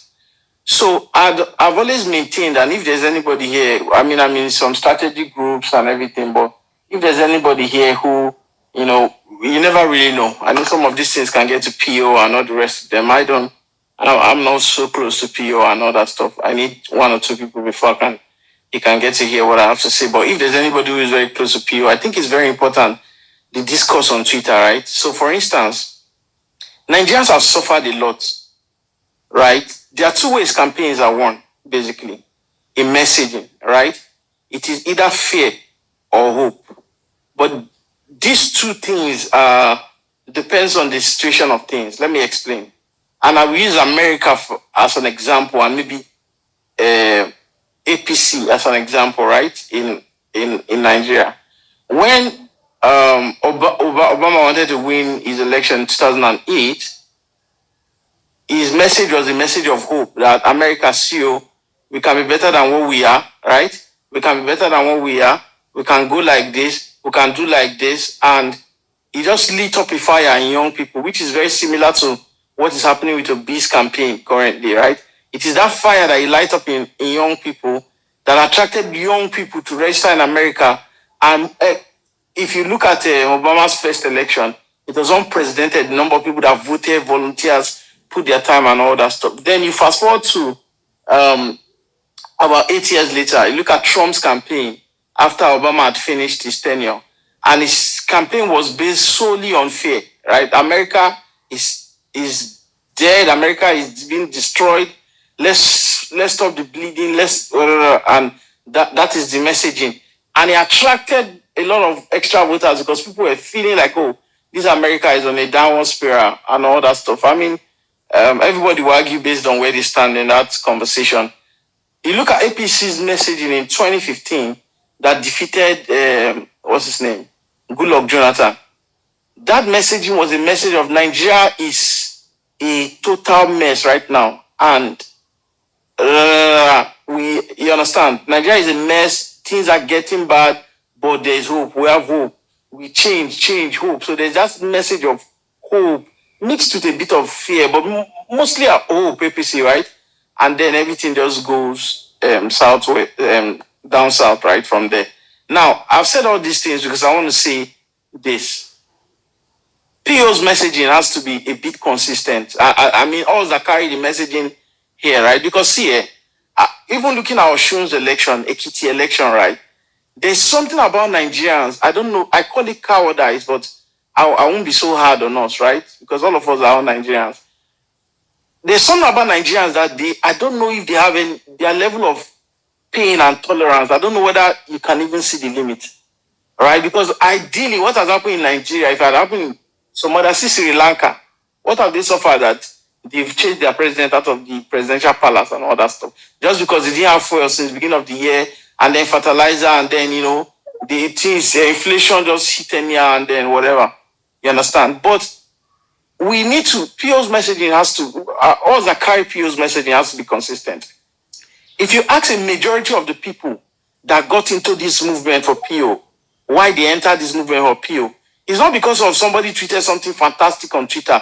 It is the first time you hear P2B speak about Nigeria.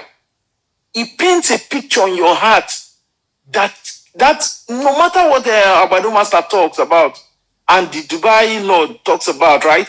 It just they can never brush up that image that there may be hope for Nigeria. I was speaking to a friend of mine who is in the US. I've spoken to a couple of people just scattered around today, right? Just getting a feeler on what people are doing in diaspora, what people are doing in. I spoke to some people in the South Side just talking about as they're setting up for their award and for getting ready for the campaigns. And it is so important, and I think we are missing it in the number of fights I've had to quell this week in terms of everybody who says anything online. And you need to understand that media houses, whether Sahara Reporters, whether People's Gazette, whether they have what they call it now, advertising from Google, right? Google Ads, right? They put out the Shetima article that Arise put out today. They need clicks as 100,000 because PO is the topic of this. Anything you put on PO now, go and look at Channels TV, look at their on YouTube, their uploads. P2B. There is more P2B than there is even Tinubu one article and other. It's just because once you have a P2B, whatever, it's whatever. So what happens? The managers there will tell you, product manager, no, sorry, not product, sorry, because of tech. The people in charge there will tell them, man, if it is an angle to the story, spin it to be P2B. And then we begin to argue. I see a lot of fights going on as regards P2B days because and a very irrelevant person will say something, right? And then we'll just go on that tangent and all that stuff and everything. I'm appealing to us that, talk about P2B, tweet about P2B, whatever. Let the messaging be the messaging of hope. You see, and I'm a very big believer that we need to do sound bites for P2B. The small, the simple question he has answered in different over the years, right? Talking about the different solutions he has for Nigeria. Those short sound bites, they spark up hope because here, Nigeria, if Abado Master tells us we're going to eat corn, what is the worst that can happen to? I'm not talking of us on this Twitter space now. To the average Nigerian who has nothing like 500 naira. How low can you take him?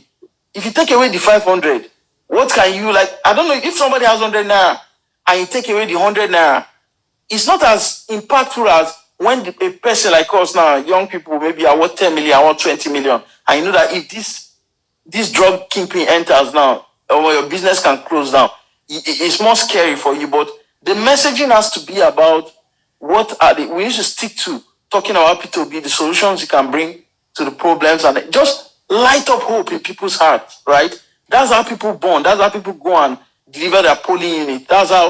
This is my own take on this one. Like I see what is now happening with all these guys, the strategy, the guys from the other camps, right?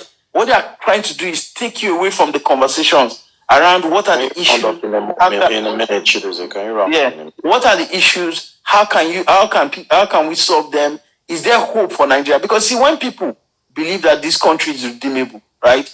They will go out and they will cast their ballot.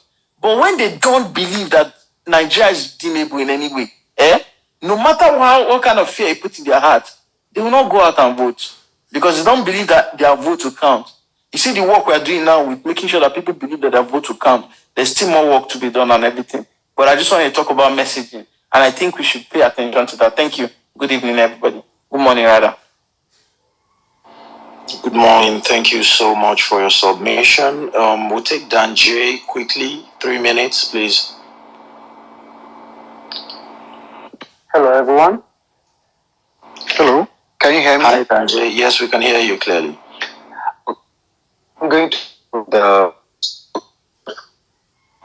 Okay, I'll go with the campaign strategy they used on us 2015 to start with. They went on about security, economy, and infrastructure, which even if we grade them the way we did when we were in secondary school, like the way they grade us over 100, let's say maybe they tried in the infrastructure, they still have less than 35%, which everyone among us know it's a fail. If you get 35% of 100, you fail the class. And I was listening to one of the speakers earlier.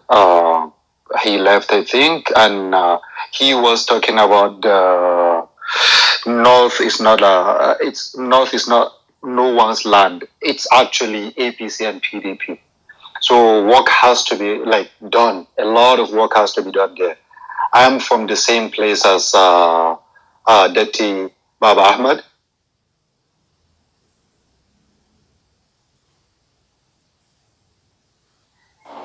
I think there's a problem with your connection, Danjay. Are you there? Danjay, your audio is not particularly great, so I hope you can fix it. We'll take another speaker for now.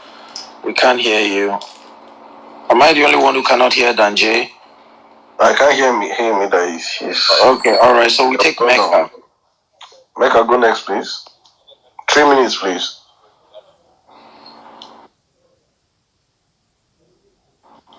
Mecca, are you there? Okay, I'm not sure Mecca is available. Then we take Uche Joy. Are you there? Yeah, thank you so much. I appreciate everyone. Good morning to you guys. I appreciate. I've been out of space for a while. Try to look, I've been so busy, but I'm glad I joined you guys today. We are made up of our spirit, our soul, and our body. So it's the total well-being of a country or a state. So I will classify the spirit as the religion, then the soul as the economy, and the body as the security, physical aspect. I will only look at APC in terms of the spiritual, which is the religion, which has become an issue and a base for this election. And I will want to go with facts, because we must speak to people based on facts and areas which will galvanize their emotions to either stand for what they believe or go ahead to change this government. APC at the federal level has shown that they are not fair, and they have not respected what we believe as a country in terms of justice and equity and respect for our religion or our beliefs. They have taken advantage of their position right now to try to put us as a country into a religion quagmire. You have a president, you have a Senate president, you have speaker and deputy speaker, all coming for one aspect of the religion, which has created more, religious issues in the country than much more than we have seen before. Now, I want to take the aspirant, which is Tinubu, as a case study. And I want to show everybody here that this has been his trajectory of using one religion to dominate other religion in order to be effective in his narrative in controlling, the policy of the body. For example, in Lagos State, if you go to Lagos State House of Assembly, they have 40 members. Out of that 40 members, they have 32. Out of the 40 members are from the Muslim community. In Lagos State, I was Sunday, go and check it.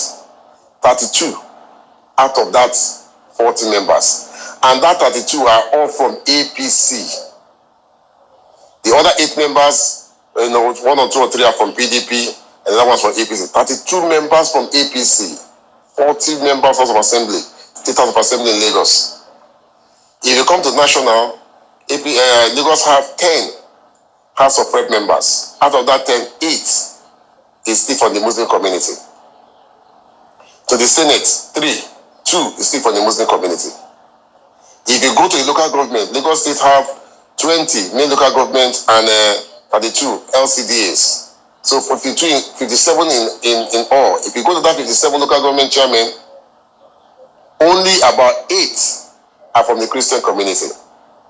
So you can see a man who from his base has always made sure that he created this narrative. So he didn't choose his vice president based on compulsion or force or because he wants to win votes. He chose the vice president because that has been his conviction from time. And we don't want to have somebody like that to head the country of like Nigeria. We are going to come to a situation where we're going to have a religion war, whatever. Because if the people in the Southwest can take it because they don't really see much about it, I don't blame them. It's normal thing in the Southwest. I grew up here. I live here. I voted for Tinubu in 1999. I voted for him in 2003. So it's not about any way of bias, but this man has continuously followed this path. The crisis that ACN had in 2006, heading to the 2007 election, where most of the party members left, was because he insisted in putting Fashola, and they said you're a Muslim. You can't give another Muslim to take over. That's what made the PDP candidate so popular then before he died. So he has consistently through this path to make sure he creates a religion imbalance that will always create confusion among the people. So I want us to understand this. Why some of us are saying no, not because it's a Muslim ticket. It's just because a man has continuously used religion from his own base, for some reason to take advantage of the policy. We must all stand against this, and this should create a kind of anger in our hearts to say no, we don't want to come in a situation where we have problem or religious issue between our Muslim brothers, or where the Christian community is feeling that look, we are not accepted, and when there's an issue, there are going to be a kind of a religious riot. And this is what this man is going to call. It's a foundation of what is breeding that is happening in Lagos, and some people are not, are not taking cognizance of what is going on. That he's creating a kind of caliphate. That if we allow him become the president of Nigeria and bring it to the federal level, we are going to have a country that will go into religious war over time. It might not happen at its own time, but that created a foundation that will create an issue over time. So I want to appeal to all the obedient family. Let us stay strong. I belong to Take Back Nigeria. I belong to Labour Party strategic team. We're having a meeting tomorrow. So at the grassroots, let us do our best. Let us keep sending the message as it is with statistics, showing why this man will not be there in terms of religion. Well, most of us are talking about economy. Some of us are talking about physical infrastructure and security. We know that. But based on the last one he did, which is core into our heart, the religion aspect is what he has done in Lagos, perfected it in Lagos, and it's working in Lagos. That was why they were able to remove Ambode, the former governor, at their local ward level, because most of the people that voted against him were from a particular religion, and they sold the narrative, and this guy could not fight back. So imagine that in coming to Nigeria, the place of national, and it starts to narrative. You now have a kind of religion, intolerance between the Christians and the Muslims. Because the Christians will always feel that they're not wanted in the country because of these Muslim joint tickets. So I want us to, power these stories, power this narrative, and give with facts that this man from his own base in Lagos has not been, he has not shown justice to the religion, to the two big religions, both the Christians and Muslims. He has not shown justice. He has always, at all time, being partial and being biased, so that our people, our brothers, our friends here in the Southwest will understand this, that if we allow this guy go to the national, we might have a country that will be divided against itself. I use my mic and I thank everyone. Thank you so much. Yeah, thank you very much. Can you mute your mic, please? Thank you very much, Nick. I will say this as people have said here. I think Peter Obi is when I say he's a complete package, he's a complete package. Your submission now is centered on religion. Yes, I understand the sentiments and everything. That is one aspect. So when I say complete package, Peter, if you want to sell, like somebody said earlier on, if you want to sell the Peter Obi gospel, you can sell him to different demography as it suits you. If you're speaking to the market woman is not bothered right now about religion or anything. She's bothered about who's going to give her the next meal, how are things going to get cheaper, how are this and that. You sell him there, he's better than all these men when it comes to that. If you're speaking to the demography of Christians, you sell him also to them, understanding that yes, all these your sentiments you have said now, true. If you're speaking to the northern brother, you sell him also on a different metric and tell them that, okay, see, at this point in time, look at these three people. Which of them can bring the change? We have tried PDP, we have tried APC, they have both failed.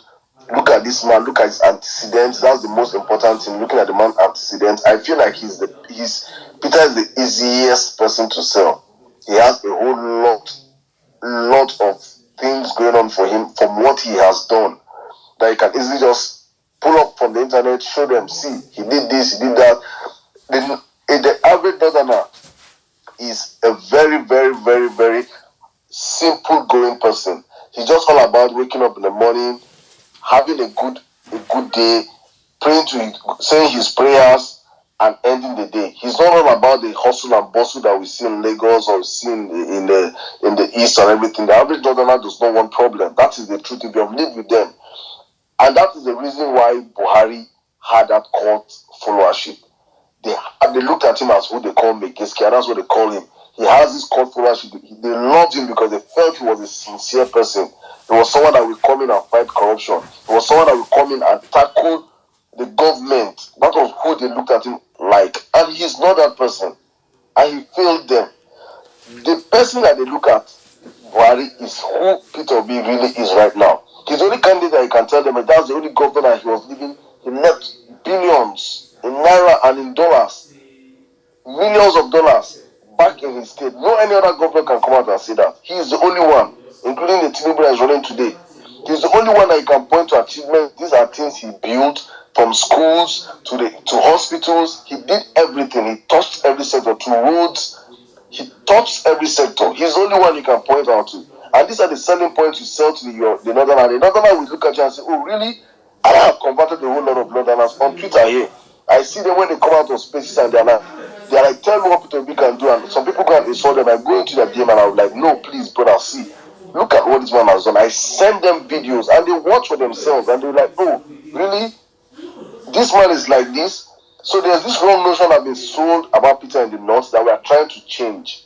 So for everybody you meet, I'm telling you, if there are people that are looking for equity and justice in Nigeria now, you tell them, the truth of the matter is, if you're saying right now, who should the next presidency go to? For equity and justice, they will tell you should go to the Southeast. Those are the people you now sell that gospel to. When it comes to fit, that's people are looking at, they want the next president to be fit. He should not be an old man. Peter fits the bill. So for every metric you bring out for presidency, for every sentiment any person comes out with, Peter has enough facts for him to be sold. And with that, I think we'll be closing the space in the next few minutes. So every other speaker up here, let's just hit it back to back. Real Ever Best, please take the mic. Real Ever, are you there? Omar.